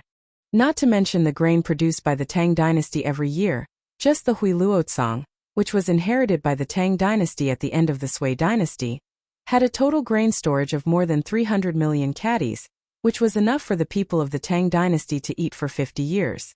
In the 11th year of Chang'an, imperial censor Ma Zhou told Emperor Taizong Li Shimen, "The Sui family's treasury is in Luokou, and Li Mi is in it. The treasury of Xijing is also used by the country, and has not been used to this day." At this time, the Sui dynasty had already been destroyed for 20 years, but at that time the grain and cloth had not been used up. Li Wangyu did not quite believe this. After all, how could something like grain be stored for decades? Could it be that the Sui and Tang dynasties already had the technology to store grain? However, this was the second year of Chang'an, and the Sui dynasty had only been destroyed for 11 years. If the old grain was properly stored, there should be no problem. From this, it could be seen that the Tang dynasty absolutely did not lack grain. The famine caused by the plague of locusts was, in fact, the result of the aristocratic families and big grain merchants sitting by and watching the people starve to death for their own benefit. In response to Li Wangyu's praise, Chou Kuan was a little embarrassed.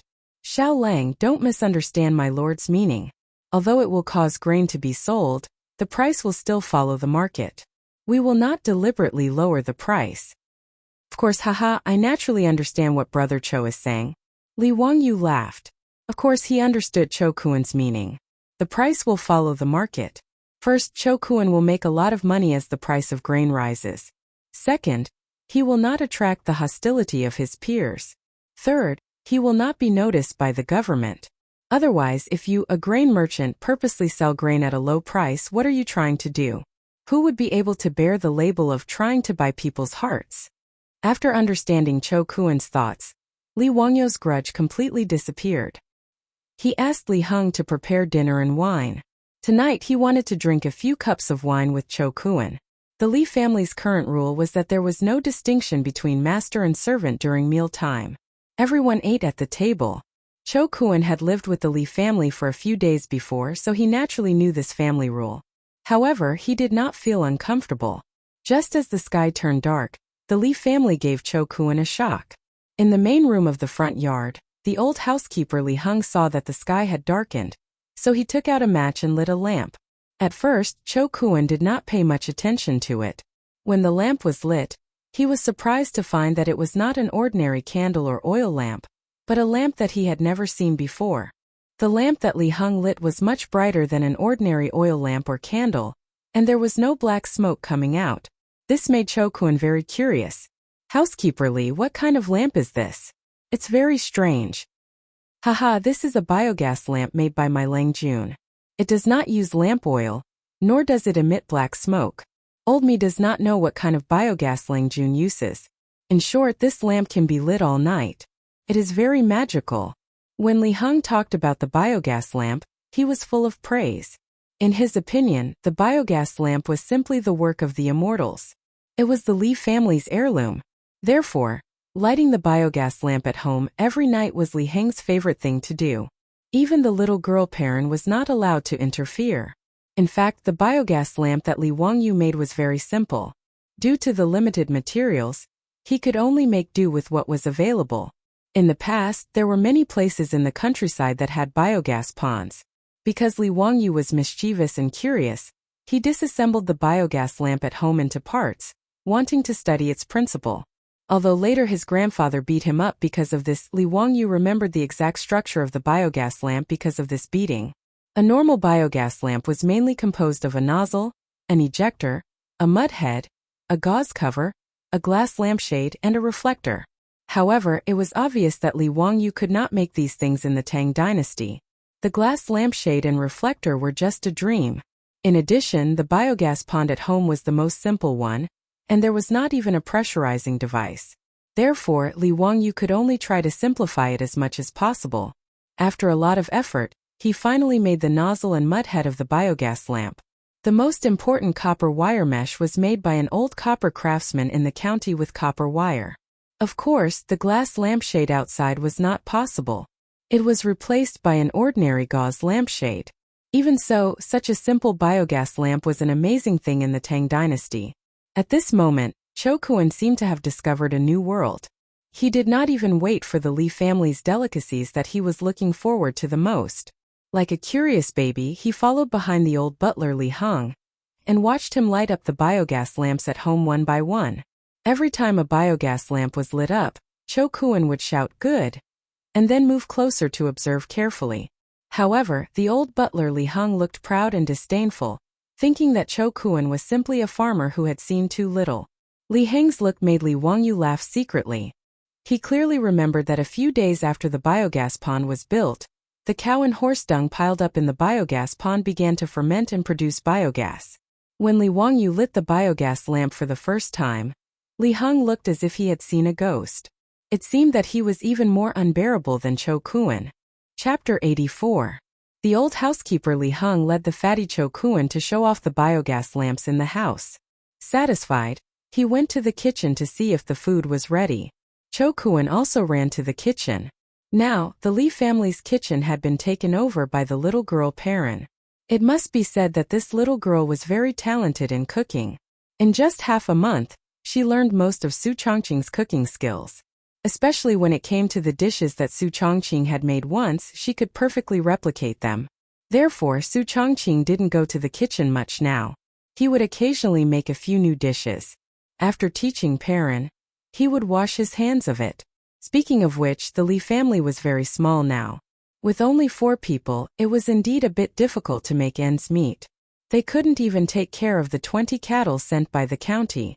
It was Su Chongqing who came up with a solution. After discussing with the old village chief, he placed the 20 cattle in the care of all the families in the village.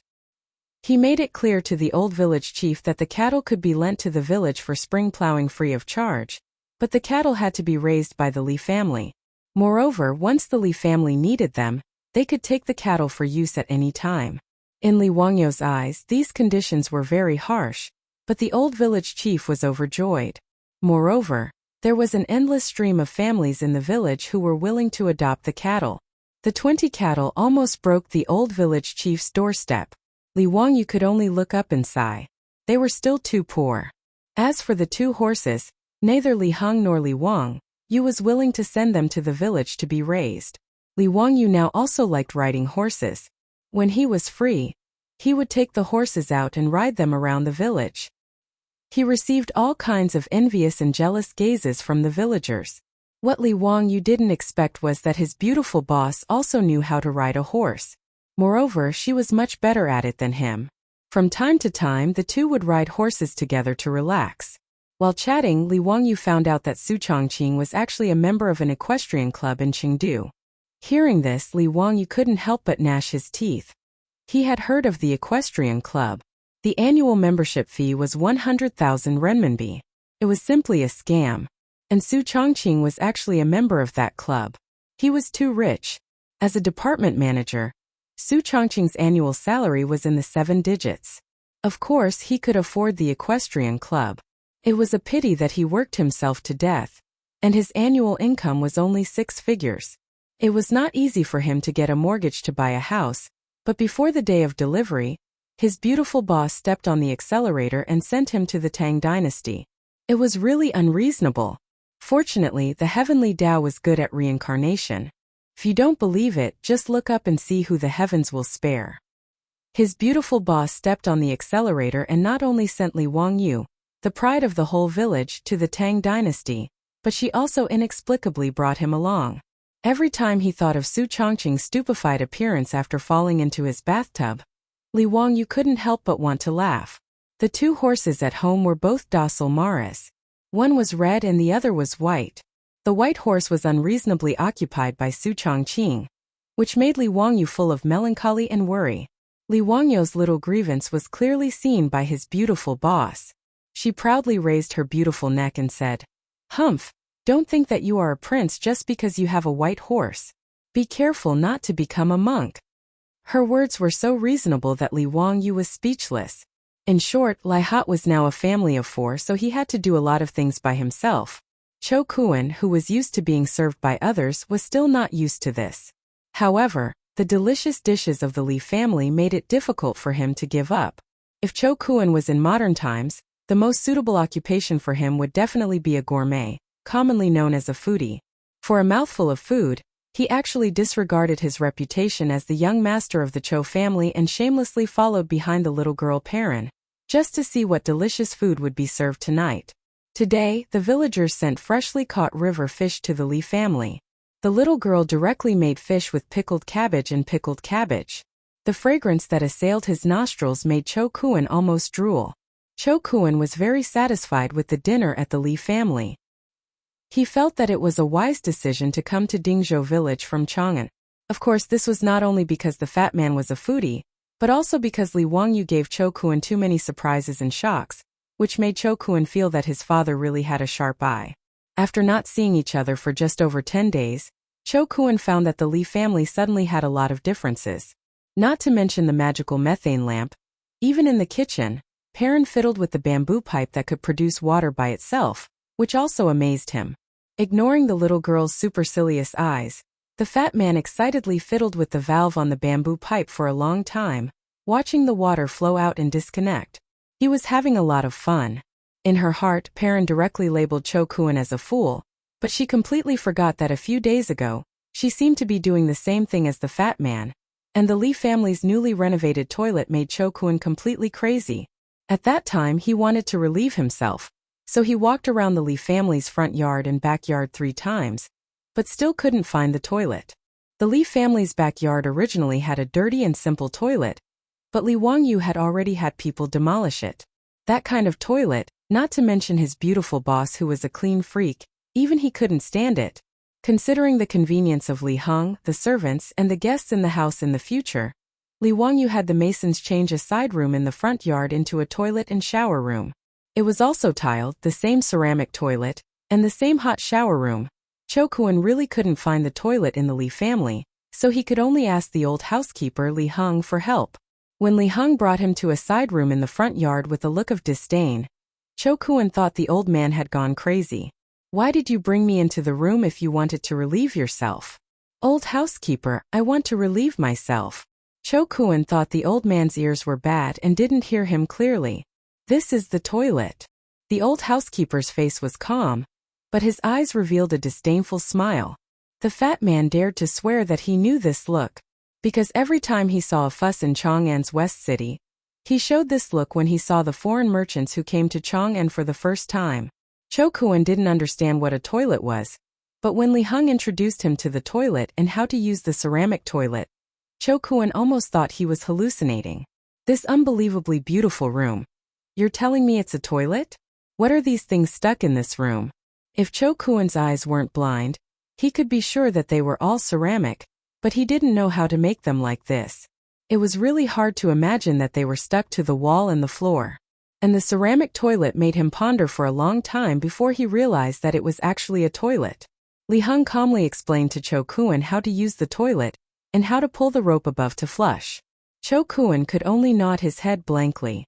When the old butler was satisfied with the lecture and walked out of the bathroom, Cho Kuan finally sat down cautiously. The fat man now began to seriously consider whether he was still a rich man in Chang'an City. Why did he come to the Li family in Dingzhou village, and instead he was more like a farmer, a country bumpkin? Reflecting on his shameful performance today, for the sake of the Cho family in Chang'an City, the fat man felt that he had to remain calm no matter what incredible things he encountered. Well, the Cho family in Chang'an City couldn't lose face in front of him. Just now, the old housekeeper Li Heng's disdainful look made his face burn. But Cho Kuan's calmness didn't last long. When the old housekeeper invited him to take a bath and change his clothes at night, this guy became a country bumpkin again. Chapter 85. Cho Kuan took a riverboat for 2 days to come to Dingzhou village, so he naturally had to treat him to a bath. Li Wangyu didn't want to let the fatty use the pool and sauna that he built himself. It wasn't that he was misophobic, but he felt that it was awkward to have a bath and sauna with a fatty. It would be more appropriate if it was a beautiful woman. Li Heng politely invited Cho Kuan into a side room and pushed open another door. Cho Kuan was once again a country bumpkin. He looked left and right at the empty room covered in tiles, not knowing how to take a bath. Where's the bathtub?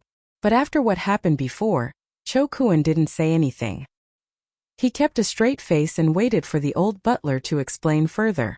Li Heng wanted to continue watching Cho Kuan make a fuss about nothing, but he saw that the fatty was smart and didn't say anything. The old man sighed silently. He missed a good show. He led Cho Kuan under a bamboo pipe and pointed to the wooden valve. Young Master Cho, this is the hot water valve. Once you open it, hot water will flow out. Okay, I know. Thank you, old butler. The fatty nodded calmly. After sending Li Heng out of the bathroom, the fatty hurried over to study the shower system. After taking a hot shower, which he had never enjoyed before, the fatty felt that his bones were lighter and his whole body was more comfortable. This Li Jia Xiaoling is really a talent. This kind of practical knowledge is really amazing. Cho Kuan said to himself. He really liked the new things that Li Wangyu came up with.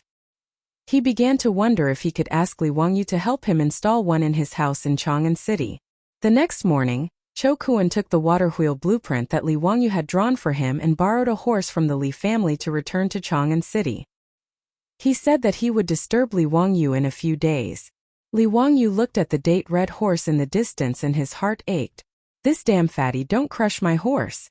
A few days after the fatty Cho Kuan left, Li Wangyu's days were peaceful. Every day, if he didn't go to the alkali soil to check on the situation, then he would stroll around the village. He became more familiar with the situation in the village. He now had 400 dawn of grain in his hands, which should be enough for the whole village to survive the locust plague, so he didn't have much of a sense of crisis.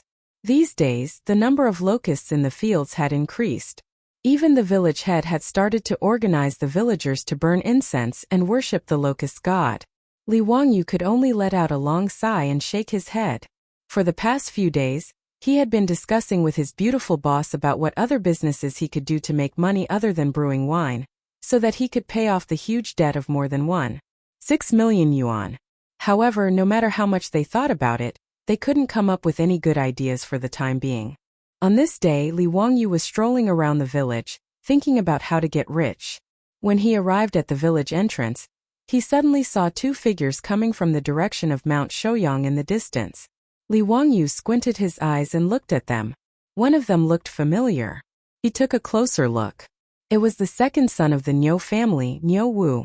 Behind him was a skinny old Taoist. Strange, why don't I see Niu Dalong? Li Wangyu mumbled. As the two got closer, Li Wangyu suddenly realized that Niu Wu's body was stained with blood, and he seemed to be carrying someone on his back. It looked like the eldest son of the Niu family. Li Wangyu hurriedly ran 2 steps forward to greet him. Erlang, what's going on?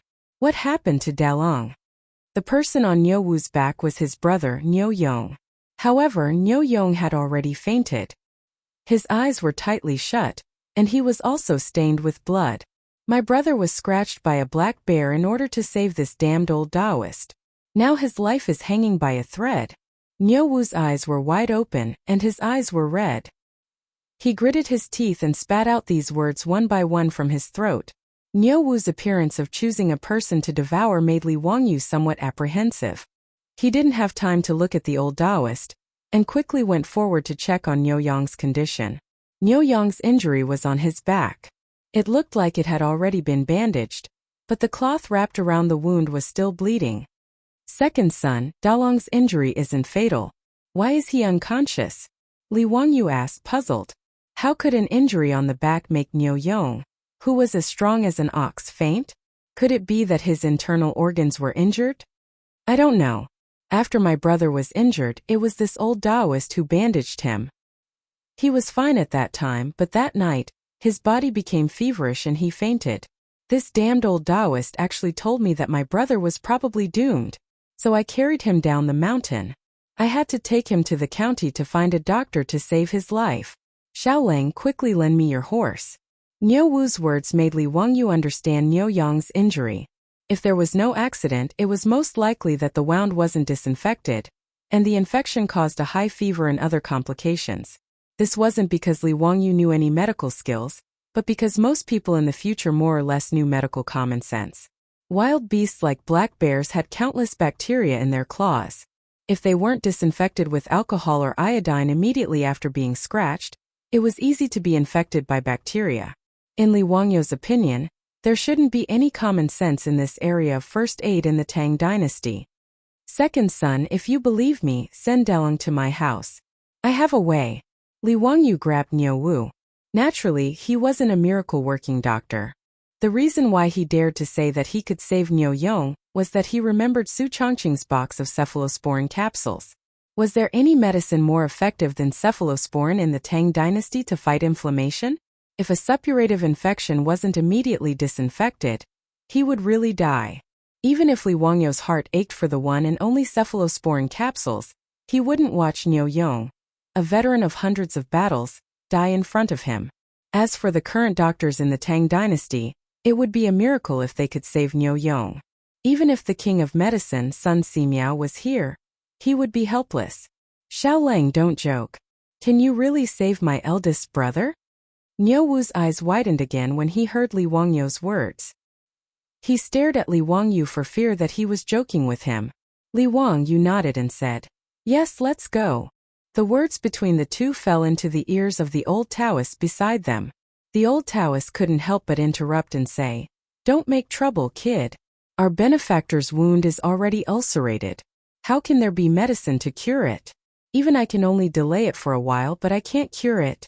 The ulcer he mentioned was the name of inflammation and suppuration in traditional Chinese medicine. "Shut up." Before the old Taoist could finish his words, Li Wangyu and Niu Wu spoke at the same time, forcing the old Taoist to swallow back his words. "You old Taoist, if my eldest brother is cured by Xiaolang, then it's fine. But if anything happens to my eldest brother, I'll make you accompany him in the underworld." Niu Wu shouted sternly. Hearing this, the old Taoist cupped his hands and said, "Immeasurable deity, if you want to take this body of mine to pay for your brother's life, I naturally won't resist." Li Wangyu didn't bother to ask who this old Taoist was. He pulled Niu Wu and ran back to his house in the village. Niu Wu carried his brother on his back and followed closely behind. The old Taoist sighed and followed. "Li Heng, tell Perrin to boil water immediately. Also, tell Chongqing to come over." Li Wangyu called out loudly as soon as he entered the house. At the same time, he led Niu Wu to a side room in the front yard and had him put Niu Yong on the bed. Chapter 86. Li Wangyu's shout startled the four people in the house. Su Chongqing ran over from the backyard while lifting her dress. "Wangyu, what's wrong?" Niu Dalong was scratched by a black bear. "The wound is infected and has a high fever. Go and get your box of cephalosporins." Li Wangyu shouted at Su Chongqing while looking for scissors to cut the cloth wrapped around Niu Yong's body. Su Chongqing naturally knew the Niu brothers. After the two of them escorted Li Wangyu to Chang'an, they had a lot of contact with the Li family. Su Chongqing also heard that the two of them fought desperately against the Turks and were disabled. He admired them very much. Now hearing Li Wangyu's words, Su Chongqing was also anxious. Without saying anything, she turned around and ran to the backyard to get the cephalosporins capsule. "Xiaolang, how is it? Was my brother treated indiscriminately by this ox nose and became like this?" Niu Wu pointed at the old Taoist and cursed. Li Wangyu cut the cloth and shook his head. "It shouldn't be this Taoist's fault. This kind of external injury needs to be cleaned and disinfected, and the wound also needs to be sutured. This Taoist probably doesn't understand these." He was stunned before he finished his words. After cutting the cloth wrapped around Niu Yong's back, the wound on his back was exposed, but it was not what he had imagined at all. Li Wangyu only had a lot of thoughts in his mind. He was King cheated by the unscrupulous directors and screenwriters of the later generations. What happened to the careless application of herbs and even plant ash as wound medicine? What happened to the suturing technique? Li Wangyu wanted to rely on the suturing and debridement techniques he knew to show off in the Tang dynasty, but now looking at Niu Yong's back, the wound had obviously been sutured. What was this? He looked up at the old Taoist in a daze. "Taoist, this is the wound you sutured?" "Boundless Lord, the wound of our benefactor was indeed sutured by me. You also know suturing techniques? When did you transmigrate to the Tang dynasty?" Li Wangyu asked stupidly. When Su Chongqing heard this, she carefully moved her feet and came over to take a look at the wound on Niu Yang's back. She couldn't help but let out a soft cry and quickly covered her little mouth with her hand. What is transmigration? I naturally know how to suture wounds. What's so difficult about that? There is a detailed record in the theory on the origin of diseases that using mulberry thread to stitch up the skin is not a secret. Naturally, Li Wangyu did not understand what the old Taoist was talking about. He just nodded his head dumbly. He thought of something and asked, "Is there any disinfectant?" Disinfect? Sterilize? The old Taoist priest pondered over Li Wangyu's words and asked uncertainly, "Are you talking about killing insects and maggots?" At that time I had already used skullcap and pig fat to wash your wounds. What was the old Taoist saying? Li Wangyu did not understand at all. Could the decoction of scutularia and lard kill bacteria? Could it be pseudoscience? Just as he was about to say that he should use salt water to wash it, he heard the old Taoist priest speak again. By the way, I also use salt water to wash your wounds. Logically speaking, there should not be any ulcers. Sigh, immeasurable deity. Li Wangyu's breath was stuck in his throat, and he almost choked to death. What kind of old Taoist priest was this from the Tang dynasty? How did he know everything? Was Chinese medicine so advanced? In fact, Li Wangyu did not know that debridement and suturing had long existed in China. Generations of doctors had invented it. The decoction of scutularia and pig fat that the old Taoist priest said could effectively inhibit the growth of bacteria and protect the wound. In the prescription for 52 diseases, there was a record of using wine to clean wounds. In the Jin dynasty, Gu Hong pioneered the use of salt water to clean wounds and apply snake ointment externally before performing surgery. In the theory on the origin of diseases, there was a record of how to debridement, suture and bandage a broken intestine. During the Sui and Tang dynasties, in addition to the relatively complete debridement and suturing technique, the most important invention was the use of mulberry thread to suture the intestines and skin. The old Taoist priest had used the mulberry thread to suture the wound on Niu Yang's back. Li Wangyu was speechless. Did this count as failing to act cool and getting exposed instead? This old Taoist priest from the Tang dynasty actually knew everything. Now, he could only pray that the cephalosporin capsule would work and save Niu Yang's life. Bullnose, don't talk nonsense. My eldest brother was treated like this by a quack like you. Niu Wu pointed at the old Taoist priest and said angrily. The old Taoist priest lowered his eyes and said, "You may not know, but I have indeed given my benefactor the best medicine for muscle regeneration and hemostasis." What bullshit medicine for muscle regeneration and hemostasis? Then why don't you tell me why my eldest brother is unconscious now? Niu Wu's eyes were bloodshot as he glared at the old Taoist priest. The old Taoist priest was speechless. Li Wangyu guessed that the disinfection might not have been thorough enough. The black bear's claws had been hunting in the forest all year round, so who knew how much bacteria it had gotten? However, this could not be blamed on the old Taoist priest. He had indeed tried his best. However, Li Wangyu looked at the black mulberry leather thread used to sew up the wound on Niu Yang's back. He felt that the mulberry leather thread was not suitable. Li Wangyu looked at the bloody wounds on Niu Yang's back and said to Niu Wu, "Erlang, immediately ride my family's horse to the county. Find a stall that slaughters cows and sheep and ask them for some lamb intestines." "What do I need those for?" Niu Wu was puzzled.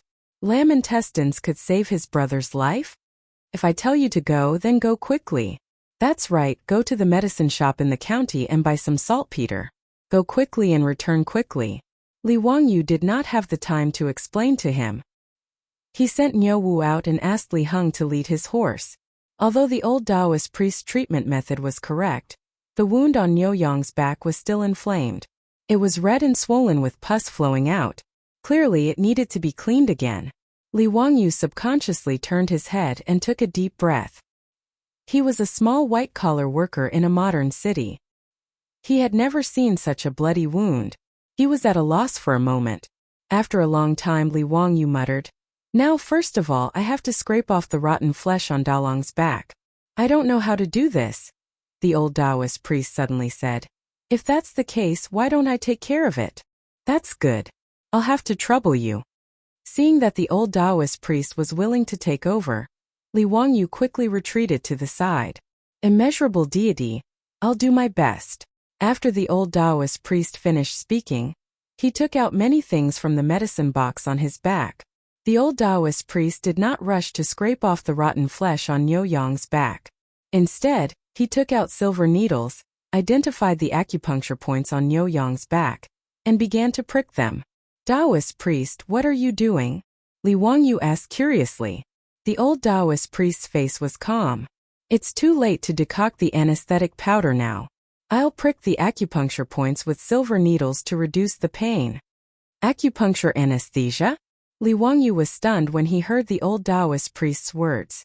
Could it be that the legendary acupuncture anesthesia in traditional Chinese medicine was real? This old Taoist priest actually had such a unique skill? It was said that acupuncture anesthesia was to use the needle to stimulate a certain acupuncture point, or certain acupuncture points to achieve the purpose of analgesia. It could be performed without anesthesia. However, these were just legends in later generations. No one had ever seen a hospital that could perform surgery without anesthesia. Li Wangyu looked at Niu Yong curiously. Although Niu Yong was in a coma, his body would twitch unconsciously from time to time because of the pain from the wound.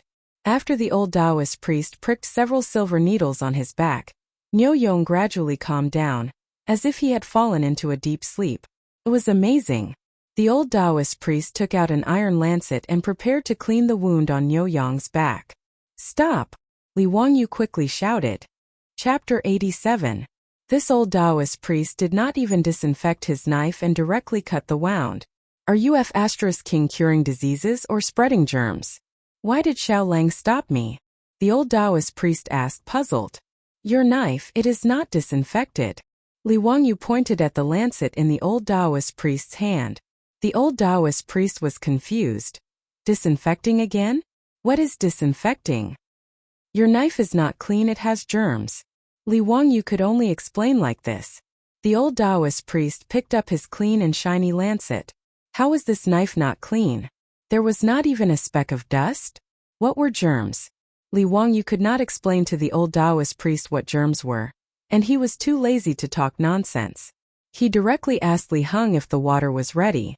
Now that there was no alcohol, not even a high concentration of white wine, disinfection could only be done by boiling water. Li Wangyu asked the old Taoist priest for the lancet and gave it to Li Heng. He asked him to go to the kitchen and let Perrin boil it for a few minutes before taking it out. He looked at the cloth that he had bandaged Niu Yong and curled his lips in disdain. He ordered Li Heng to find a clean white cloth and cut it into long strips. He also asked Perrin to throw it into boiling water to disinfect it. With the speed of Niu Wu's horse, it would only take an hour to travel 20 miles from Zidingzu village to Huxian County. When Niu Wu came back on his sweaty white horse, Li Wangyu had just finished preparing everything. Li Wangyu did not care about his horse and immediately asked Perrin to take the lamb intestines that Niu Wu had asked for to the kitchen. He scraped off the fat, took the innermost mucous membrane, soaked it in alkaline water, and then divided it into small strands. Pei Lan's hands and feet were very nimble, and she quickly got everything ready. After the little girl brought the old Taoist priest's scalpel that had been boiled and disinfected, Li Wangyu immediately asked the old Taoist priest to start cleaning the rotten flesh on Niu Yong's back. The old Taoist priest was indeed skilled in surgery. He held the lancet and moved nimbly. He did not mind the pus and stench flowing out of the wound at all. In a few moves, he removed the inflamed and pus around the wound. His technique was very professional. Perrin, is the warm water ready? Lang Jun, it's ready. Should I bring it in now? Okay, remember to add more salt. Since there was nothing else that could disinfect the wound, Li Wangyu could only make do with what he had. He used high-concentration saline to disinfect the wound. When the high-concentration salt water was poured on the wound on Niu Yong's back, even though Niu Yong had fallen into a coma due to a high fever, even though he had the old Taoist silver needle on his back that was used to anesthetize him, he was still in so much pain that he unconsciously let out a low groan and his body kept trembling. Xiao Lang, is my eldest brother all right? Niu Wu's heart ached as he watched from the side. He could not help but ask. He's fine. The high-concentration salt water disinfected the wound. It must be very painful. There's nothing we can do about it. After cutting off the rotten flesh on the wound and cleaning and disinfecting the wound, The next step should be to suture it. When the old Taoist priest was treating Niu Yang's wound again, he had already cut open the mulberry skin thread used to suture it. At this moment he took out the mulberry skin thread and prepared to suture it again. Taoist priest, wait. Use this catgut to suture the wound. Catgut? The old Taoist priest took the catgut from Li Wangyu's hand in confusion and sized it up. Is this what you asked Niu Erlang to go to the county city to find the lamb intestines to make? That's right. What's the benefit? There's no need to remove the stitches after the wound heals. The human body can absorb it. Li Wangyu showed off a little. Finally, there was something that was better than this old Taoist priest. The old Taoist priest thought for a moment and nodded. He picked up the catgut that Li Wangyu had provided and began to suture Niu Yang's wound again. After suturing the wound, the old Taoist priest applied the medicine to stop the bleeding on the wound again. He took the cloth that Li Wangyu had instructed Perrin to boil in boiling water and disinfect it. He then bandaged Niu Yang again. "Sai, this is all I can do. My benefactor's internal injuries are feverish because of the wound ulcers. This penniless priest has no better way. I'll write a prescription now and ask the little kid to get someone to decoct the medicine for my benefactor. I hope it's useful, immeasurable, heavenly, venerable." Chinese medicine did not have any special medicine or method for wounds with suppurative infections. It was not until the invention of penicillin in modern times that it saved the lives of countless war wounded. This was also the reason why Li Wangyu dared to say that he could save Niu Yang was because he had the cephalosporin capsule in his hand. Cephalosporin was a second-generation antibiotic. Its effect was good and its side effects were small. Su Chongqing had already taken the cephalosporin capsule.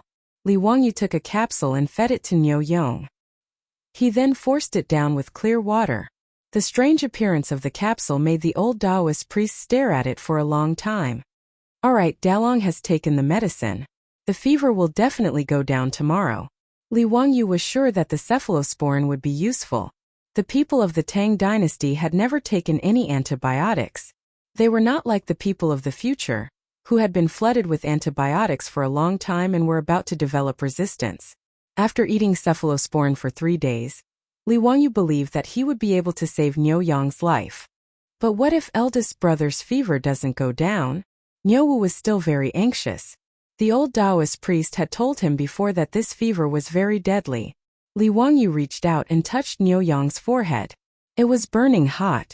Even without a thermometer, Li Wangyu was sure that Niu Yang's body temperature was between 39 and 40 degrees Celsius. Such a high fever really needed to be cooled down immediately. If the fever didn't go down, it would cause dehydration and acid-base balance disorder. In serious cases, it could even cause cerebral edema. "It's okay. I'll use ice to lower Dalong's temperature in a while. Don't worry," Li Wangyu said confidently. He had already considered this problem. Ice? It's early February now. Where would there be ice? "Xiaolang, did you dig an ice cellar in your house?"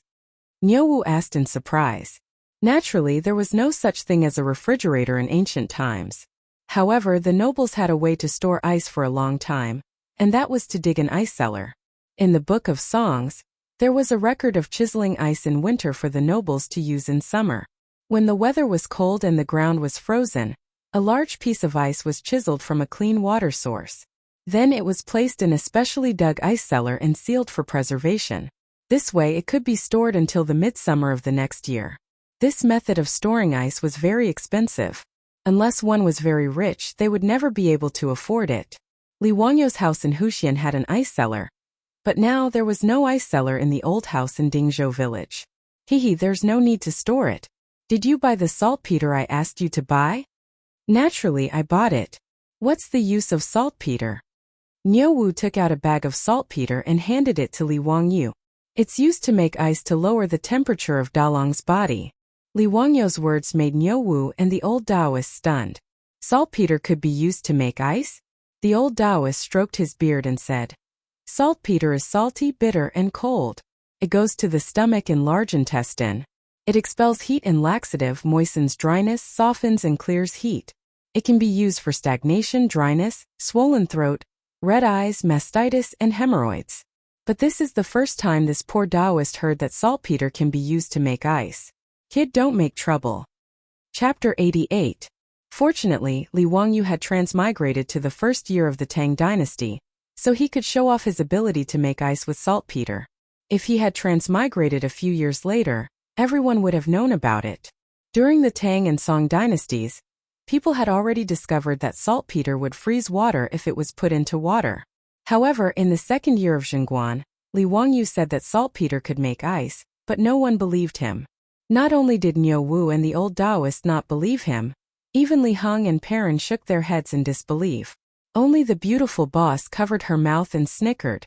Although Su Chongqing was a liberal arts student, he had learned basic chemistry. Saltpeter's scientific name was potassium nitrate. When it dissolved in water, it absorbed heat, and when the temperature dropped, the water would freeze. Li Wangyu saw that they didn't believe him, so he didn't say much. He asked Perrin to fetch a large wooden basin and a small cylindrical basin. He poured the water into the wooden basin, poured the saltpeter into the wooden basin, and then poured the water from the copper basin into the wooden basin. Soon, under the astonished gaze of the old Taoist, the water in the wooden basin began to slowly freeze. Then the water in the copper basin also began to slowly freeze. What kind of magic is this? Niu Wu's eyes widened as he looked at the ice in the basin in disbelief. The old butler's knees almost went soft again. Fortunately, Li Wangyu held him up. Li Heng, what are you doing? Lang Jun, have you become an immortal? Turning water into ice with a touch. This is an immortal magic. The little girl Perrin was no better than Li Heng. She covered her mouth and widened her black eyes. She also couldn't believe her eyes. Only the old Taoist, after being astonished for a while, began to think about the reason behind it. He even reached out to touch the ice in the wooden basin to test the temperature. Immeasurable deity, so saltpeter can make water freeze. This poor Taoist understands now. The old Taoist bowed and whispered a Taoist name. Li Wangyu looked at the old Taoist priest in surprise and then understood. These Chinese Taoists could be said to be the earliest batch of chemists in China. Even gunpowder was created by these Taoists when they were refining pills. It was not surprising that they had some basic knowledge of chemistry. However, in Li Wangyu's opinion, these Taoist priests were not so much chemists, but a group of terrorists. All day long, they would randomly refine some messy things and trick others to eat them. They were simply immoral. Li Wangyu dared to swear that if anyone dared to feed him a pill made of mercury, lead, sulfur, cinnabar, he would definitely raise his blade and kill them. This group of terrorists simply had amazing imagination. They had no choice but to admit defeat. In the time it took for an incense stick to burn, the two basins of water turned into ice cubes under everyone's gaze.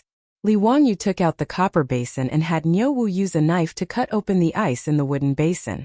He wrapped the basin in a towel and stuffed it under Niu Yong's armpits, inner thighs, and forehead to lower the temperature. After Niu Yong ate the cephalosporin and had the ice cubes to lower his temperature, his originally rapid breathing quickly calmed down. The old Taoist priest pulled his hand over and felt his pulse. He was very surprised. His pulse is stable and strong. Benefactor has actually taken a turn for the better. It seems like his life is no longer in danger. Little child, what medicine did you give Benefactor? It actually has such a miraculous effect? What medicine did he take? Cephachlor capsules. There was only one box in the Tang dynasty. Li Wangyu naturally could not answer like this. He could only smile mysteriously. Miraculous medicine, antibiotics. It's a pity that there's only these. There won't be a second box in 1,000 years. He shook the box of cephalosporin capsules at the old Taoist priest and Niu Wu. There were only 27 cephalosporin capsules in a box. One capsule needed to be taken 3 times a day for 3 consecutive days. In other words, this box of cephalosporin could only be taken for 3 courses of treatment. It would be gone forever. Li Wangyu did not feel any heartache when he took out 9 cephalosporin capsules to save Niu Yong's life. He felt that it was worth it. Compared to Niu Yong's life, his sacrifice was not worth mentioning. His words shocked Niu Wu. Niu Wu did not expect that Li Wangyu would take out such a precious medicine to save his elder brother. Xiao Lang Ayu. Niu Wu, who was 8 feet tall, did not know what to say at this time. He simply knelt down in front of Li Wangyu and kowtowed a few times. His reaction shocked Li Wangyu. He quickly reached out to pull Niuwu back. However, Li Wangyu's small body could not pull Niuwu back. He could only reluctantly accept Niuwu's heavy kowtow. "Erlang, what are you doing? Did I, Li Wangyu, save Dalong because of this?" Li Wangyu was speechless and rolled his eyes. Why did the people of the Tang dynasty like to kowtow so much? I can't stand it. "Xiaolang, this is what I should do. If I don't kowtow a few times to you, Big Brother will beat me to death when he wakes up." Niuwu replied in a muffled voice. Niu Yong's crisis was resolved. Everyone was in a good mood. The originally heavy atmosphere in the side room eased a lot. However, Su Chongqing looked at the small copper basin in Li Wangyu's hand.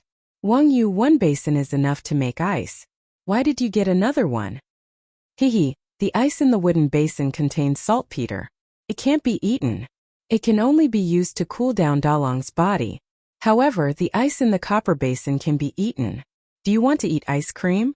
Li Wangyu held the copper basin and smiled. Su Chongqing heard this and his eyes lit up. "Ice cream? Can you make it?" "Hehe, try it. The taste should not be bad." Li Wangyu did not have any ice cream when he was young in the countryside. However, they had a way to make ice cream.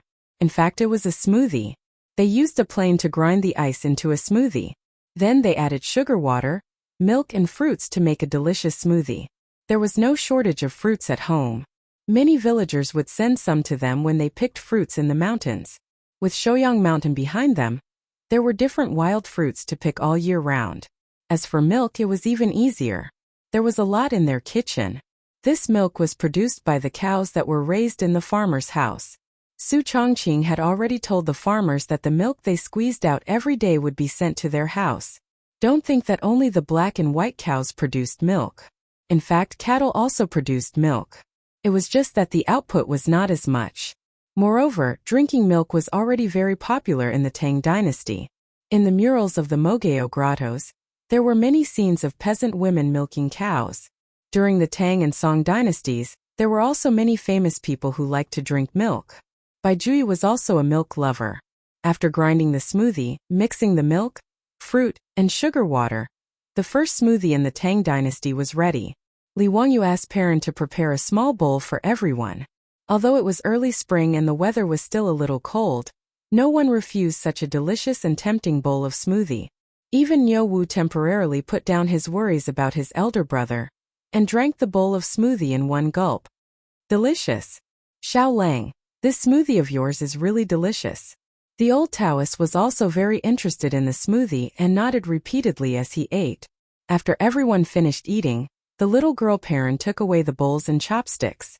Li Wangyu then bowed to the old Taoist. "May I ask for your name?"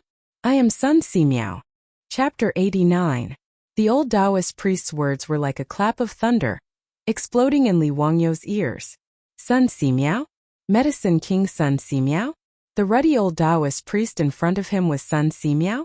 Wait, Li Wangyu remembered that Sun Simiao was born in the 7th year of Western Wei's Emperor Yuan Baoju's reign, which was 541 AD. Now it was the 2nd year of Zhengguan, 628 AD. Then wouldn't this old Taoist priest be 87 years old? However, the history books also recorded that Sun Simiao lived for 141 years, so it seemed that this old man was still very young. Li Wangyu suddenly had the urge to kowtow. When he visited Taoist temples in the future, there was often a Medicine King Hall, where the Medicine King Sun Simiao was worshipped. And now, he actually saw the real person. Su Chongqing's reaction was not much better than Li Wangyu's. He was also stunned and looked at the old Taoist priest. "Son, Taoist priest son, how old are you this year?" Li Wangyu wanted to confirm whether this old Taoist priest was the legendary Medicine King Sun Simiao. The old Taoist priest twirled his beard and laughed. "This year is already the year of the Staff Dynasty, and it's almost the year of the Hunchback." As expected, this was the Medicine King Sun Simiao himself. The year of the Staff Dynasty 80 years old. The year of the Hunchback 90 years old. This was simply a person's fortune. "Old immortal son, please forgive my rudeness." Li Wangyu immediately bowed. This Taoist priest is not worthy of being called an immortal. This Taoist priest is still searching for the way of immortality. "Little kid, don't call me that." The conversation between the two made Niuwu stare. "Xiaolang, Why are you calling this Taoist priest old immortal? He's just a quack. My elder brother was almost killed by him. Li Wangyu was speechless. This idiot. Erlang, don't speak nonsense. Old immortal's son is a divine doctor. You can't be rude. Niu Wu's neck stiffened. What divine doctor? A fame-fishing Taoist priest. If he's so good, why didn't he cure my elder brother? It was Xiao Lang who used the divine medicine to save big brother's life. His words made Li Wangyu roll his eyes silently. No matter how good Sun Simiao was, he really didn't know anything about bacterial infections, let alone antibiotics to save lives. Li Wangyu wanted to defend Sun Simiao, but Sun Simiao said, Niu Erlang is right. I'm still not good at medicine. Little doll, what is the bacteria you were talking about? What was the meaning of disinfection? What kind of medicine was the antibiotic? Can you explain it to me, little girl? Sun Simiao's series of questions confused Li Wangyu. How was he going to explain this to the old Taoist? Bacteria. Bacteria are tiny creatures that can't be seen with the naked eye. Old immortal is a Taoist, but you should also know that there is a saying in Buddhism. A drop of water in Buddhism, 84,000 lives. That's the bacteria. Li Wangyu's nonsense caused Sun Simiao to fall into deep thought. After a long while, the old Taoist raised his head. How did you know about this bacteria? I saw it with a microscope. Li Wangyu said it out of habit. After saying it, he felt that it was inappropriate. Was he going to explain what a microscope was again? Sure enough, when Sun Simiao heard this, he immediately asked, What is a microscope? Little doll, can I take a look? No, I don't have a microscope. It needs to be made of glass. Oh no, it's made of crystal. It can be used to see microscopic creatures. Li Wangyu felt like he was going crazy. Then this bacteria is the main cause of ulcers? Sun Simiao asked again. Bacteria do cause inflammation in the wound, which is the ulcers that old immortal mentioned. It also makes people sick. Then disinfection is to kill the bacteria. Li Wangyu wiped the sweat off his forehead. That's right, that's it. What are antibiotics? It's a drug that can kill the bacteria in the body. Li Wangyu didn't know anything about this, so he could only bluff. Then little doll, do you know how to make antibiotics? Sun Simiao continued to ask. This. Li Wangyu's face had already turned bitter. When the beautiful superior saw that Sun Simiao kept asking him questions, she couldn't help but snicker. Serves you right for being so talkative. Li Wangyu didn't dare to say anything more. He quickly changed the topic and turned to ask Niu Wu. Erlang, how did your big brother get injured? Just a black bear. It shouldn't be a problem for you two brothers, right? It would have been better if he didn't mention it. Once he mentioned Niu Yang's injury, Niu Wu glared at Sun Simiao. It's all this Taoist's fault. Big brother was scratched by the black bear because he was trying to save him. Niu Wu began to tell Li Wangyu about Niu Yang's injury. It turned out that Li Wangyu asked the two brothers to help him pick tea leaves in the Qinling Mountains. After entering the Qinling Mountains, the two brothers went straight to Taibai Mountain. They found the plant that Li Wangyu described. Just as they were picking the tea leaves, the old Taoist appeared. Sun Simiao also went to pick the tea leaves. When he saw the two brothers picking tea leaves, he curiously asked them a few questions. Seeing that it was an old Taoist, the two brothers were very polite. They even asked the old Taoist how to pick the tea leaves. Just as the three of them were talking, an accident happened. A black bear rushed out of the forest and pounced on the old Taoist. The black bears in the Qinling Mountains usually didn't take the initiative to attack humans. However, the black bear suddenly attacked the old Taoist today. As the Niu brothers weren't hunting, they carried their weapons on their backs when they were picking tea leaves. The black bear suddenly rushed out. Sun Simiao's back was facing the black bear, so he didn't notice it. In order to save the old Taoist, Niu Yong didn't have time to pull out his weapon. He pulled Sun Simiao with one arm and took a slap from the black bear on his back. The sharp bear paw scratched several deep wounds on his back. After Niu Wu pulled out his weapon, he fought and killed the black bear. Then, he quickly treated his brother with the old Taoist. Niu Yong was only scratched on the back by the black bear. Although he was bleeding, it was only an external injury. To Niu Wu and Sun Simiao, it wasn't serious and wasn't fatal. Originally, Niu Wu saw that the old Taoist skills were much better than those of the doctors in the army. He thought that his brother was lucky that there was a doctor to treat him immediately when he was injured. However, who knew that Niu Yong would have a high fever that night and even become delirious? Niu Wu started to panic. Ignoring the old Taoist's advice, he carried his brother down the mountain and prepared to go to the county to seek medical treatment. Sun Simiao naturally couldn't leave him alone like this. He could only follow them down the mountain. Moreover, he had confirmed Niu Yong's injury. The wound was already ulcerated. It was incurable. Sun Simiao was also puzzled. The wound had already been treated. Logically speaking, it shouldn't be like this. After listening to Li Wangyu's explanation today, the old Taoist seemed to understand something. He twirled his beard and looked at Li Wangyu. No one knew what he was thinking. Now that Niu Yong's life was finally out of danger after eating the cephalosporin capsule, Niu Wu was also energetic. He handed the basket of tea leaves they picked from the mountain to Li Wangyu. Xiaolang, take a look. Are these the tea leaves you want? Chapter 90. Li Wangyu looked at it and was overjoyed. Haha, that's right. This is the Medicine King tea. Thank you so much. You don't have to thank me. You saved my brother's life. While the two of them were talking, Sun Simiao suddenly said, Kid, why did you call this old lady Tea King tea? Haha, old immortal, you don't know. This tea is.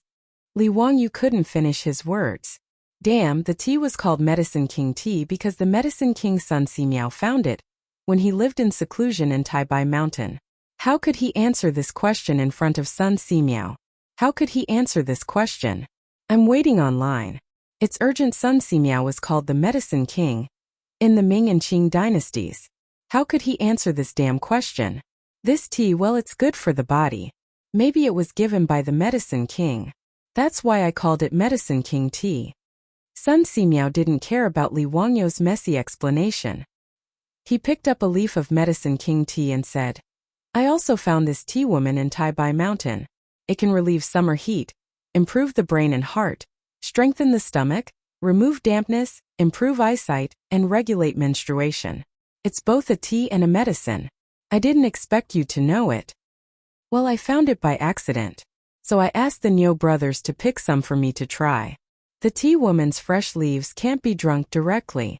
Since you like this tea, I have some tea leaves here. I'll give them to you. Sun Simiao took out a small bag of tea leaves from his medicine box and handed it to Li Wangyu. The Medicine King tea made by Sun Simiao himself. How much would it be sold in the future? Li Wangyu was overjoyed.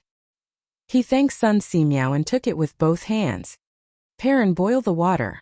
Before Li Wangyu said anything, the beautiful boss had asked the little girl to boil the water. She had been longing for this tea for a long time.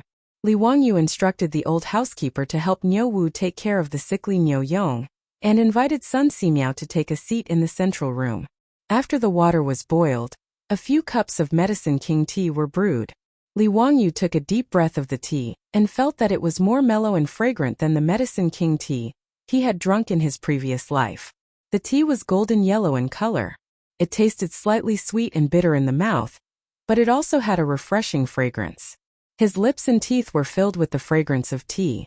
The beautiful female boss also took a sip. Her eyes were curved into crescents full of joy. She likes tea and coffee, but she hasn't had tea for a long time since she came to the Tang dynasty. Old immortal's son, are you still planning to return to Mount Taibai? Li Wangyu politely poured tea for Sun Simiao. Sun Simiao nodded. That's right. Since I'm pursuing the way of immortality, I naturally have to cultivate in the mountains. When the eldest son of the Niu family recovers, I'll return to Mount Taibai. Li Wangyu knew that although Sun Simiao's medical skills were superb, he was wholeheartedly pursuing the way of immortality. The reason why Sun Simiao's medical skills were superb was mainly because he believed that in order for a cultivator to ascend and become an immortal, they had to cultivate virtue and accumulate kindness. The more kindness they accumulated, the higher their immortal rank would be. Sun Simiao had chosen the way of immortality to help the world and the people. Li Wangyu looked at the old Taoist with white hair and a ruddy complexion, and his heart began to beat faster. The medical conditions in the Tang dynasty were so poor. If either he or his beautiful female boss had a headache or fever, who would they go to for treatment? The Luoyuan medical workers in the county? Li Wangyu didn't trust their medical skills. Although the cephalosporin capsule was good, it could only be taken for 2 courses at most. Moreover, it wasn't a medicine that could cure all diseases. If he could trick Sun Simiao into staying in Dingzhou village, it would be like adding insurance to his life. Li Wangyou's eyes darted around, wondering how he could trick Sun Simiao into staying. This wasn't easy to do.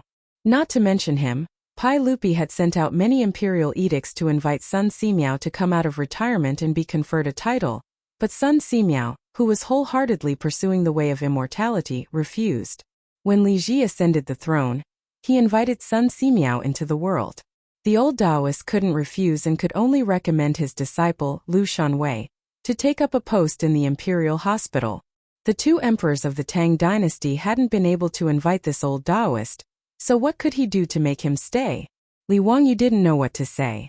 Suddenly, a bolt of lightning flashed through his mind. Since Sun Simiao entered the way of immortality through medicine and pursued great merit, then he could give him great merit. Wouldn't that be enough to attract the old Taoist to stay? Penicillin. This was definitely attractive enough. He remembered that he had once watched a Japanese drama called Dr. Ran. In the drama, a modern Japanese doctor traveled to the Edo period of Japan and made penicillin himself. He didn't know whether the drama had a scientific basis or not, but it seemed to be the case. The reason why Li Wangyu remembered it so clearly was that he thought it was nonsense after watching the drama, so he argued with people on the internet for a long time. However, a master who studied medicine said that the method in the drama was feasible. In the master's words, simple production of penicillin is not difficult at all. It's not much more complicated than brewing wine. Well, Li Wangyu was just a liberal arts student in a second-tier university. He didn't have any professional knowledge of medicine, so he couldn't refute it. He just remembered it in his heart. Li Wangyu thought of this and coughed softly. Old immortal. I wonder if you are interested in antibiotics?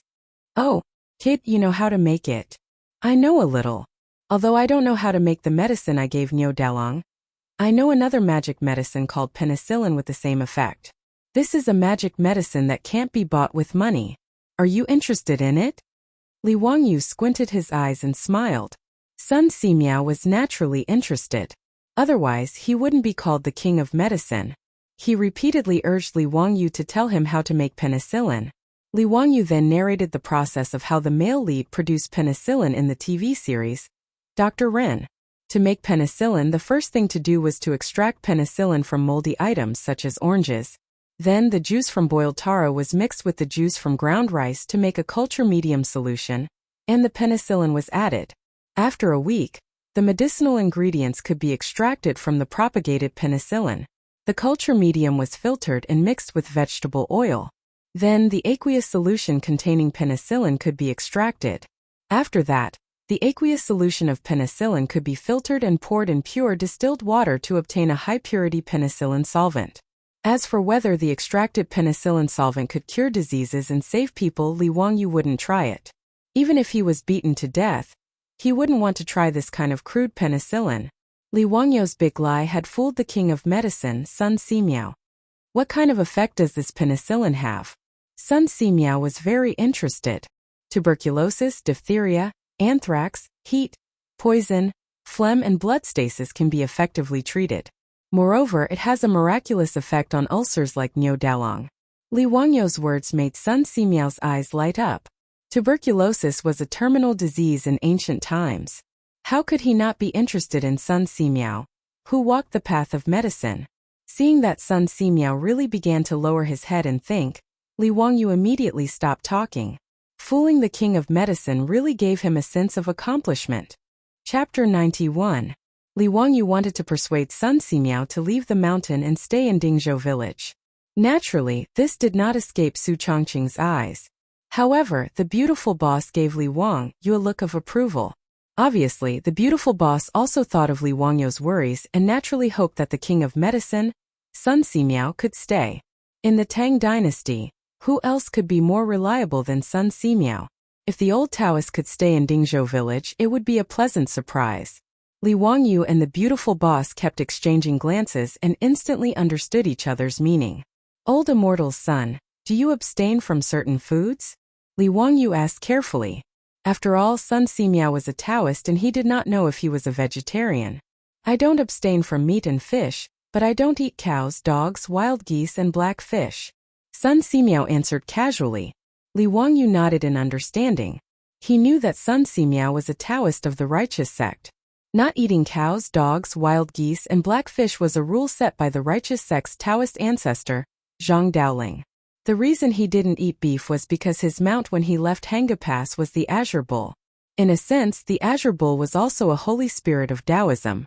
Dogs represented loyalty, wild geese represented chastity, and black fish represented filial piety.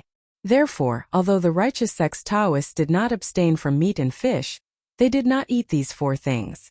While Sun Simiao was still thinking about the problem of penicillin, Su Chongqing had already left and went to the kitchen.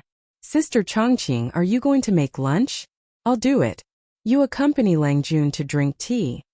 Perrin saw Su Chongqing enter the kitchen and immediately rushed to cook. Su Chongqing reached out and pinched the little girl's face. She smiled and said, "No need. I'll cook myself today." Perrin, go find the old housekeeper and ask him to help kill the rooster at home. Also, bring the bacon sausages made with pig rice last time. Perrin stuck out her tongue and said, "Sister Chongqing, you ate so much today. We have an important guest at home today." "I know. It's that old Taoist. Is he very powerful?" I think he's not as good as Lang Jun." Lang Jun was the one who saved Niu Dalong's life. The little girl snorted. In Perrin's eyes, her Lang Jun was the best. All right, now you know that your Lang Jun is awesome. Hurry up and tell the old housekeeper to kill the chicken." Su Chongqing smiled and pushed the little girl out of the door. The reason why Su Chongqing wanted to cook personally was not only to show her respect for Sun Simiao, but also because she had her own plans. Since Li Wangyu wanted to keep Sun Simiao, then he would use multiple methods. As the saying goes, if you want to capture a man's heart, you must first capture his stomach. The Medicine King was also a man. Su Chongqing was confident that his skills would make Sun Simiao reluctant to leave. After busying himself in the kitchen for half a day, Su Chongqing finally finished preparing lunch. As Nyowu was also there, she prepared quite a lot of food today. The table was filled with delicacies that had never appeared in the Tang dynasty. Salt-baked chicken, fried bacon, kung pao chicken, grilled lamb, sweet and sour pork, sour fish soup, braised meatballs. Li Wangyu respectfully invited Sun Simiao to eat. The old Taoist was also shocked by the table of delicacies that he had never seen before. Although Sun Simiao was not a foodie, he lived alone in Taibai Mountain. To put it bluntly, his taste buds were already out of his mouth. Not to mention the taste of the delicacies on the table, just the aroma that made people swallow their saliva was amazing.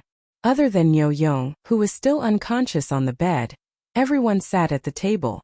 Fortunately, when Su Chongqing asked Carpenter Lu to build the table, it was big enough for more than 10 people to eat together.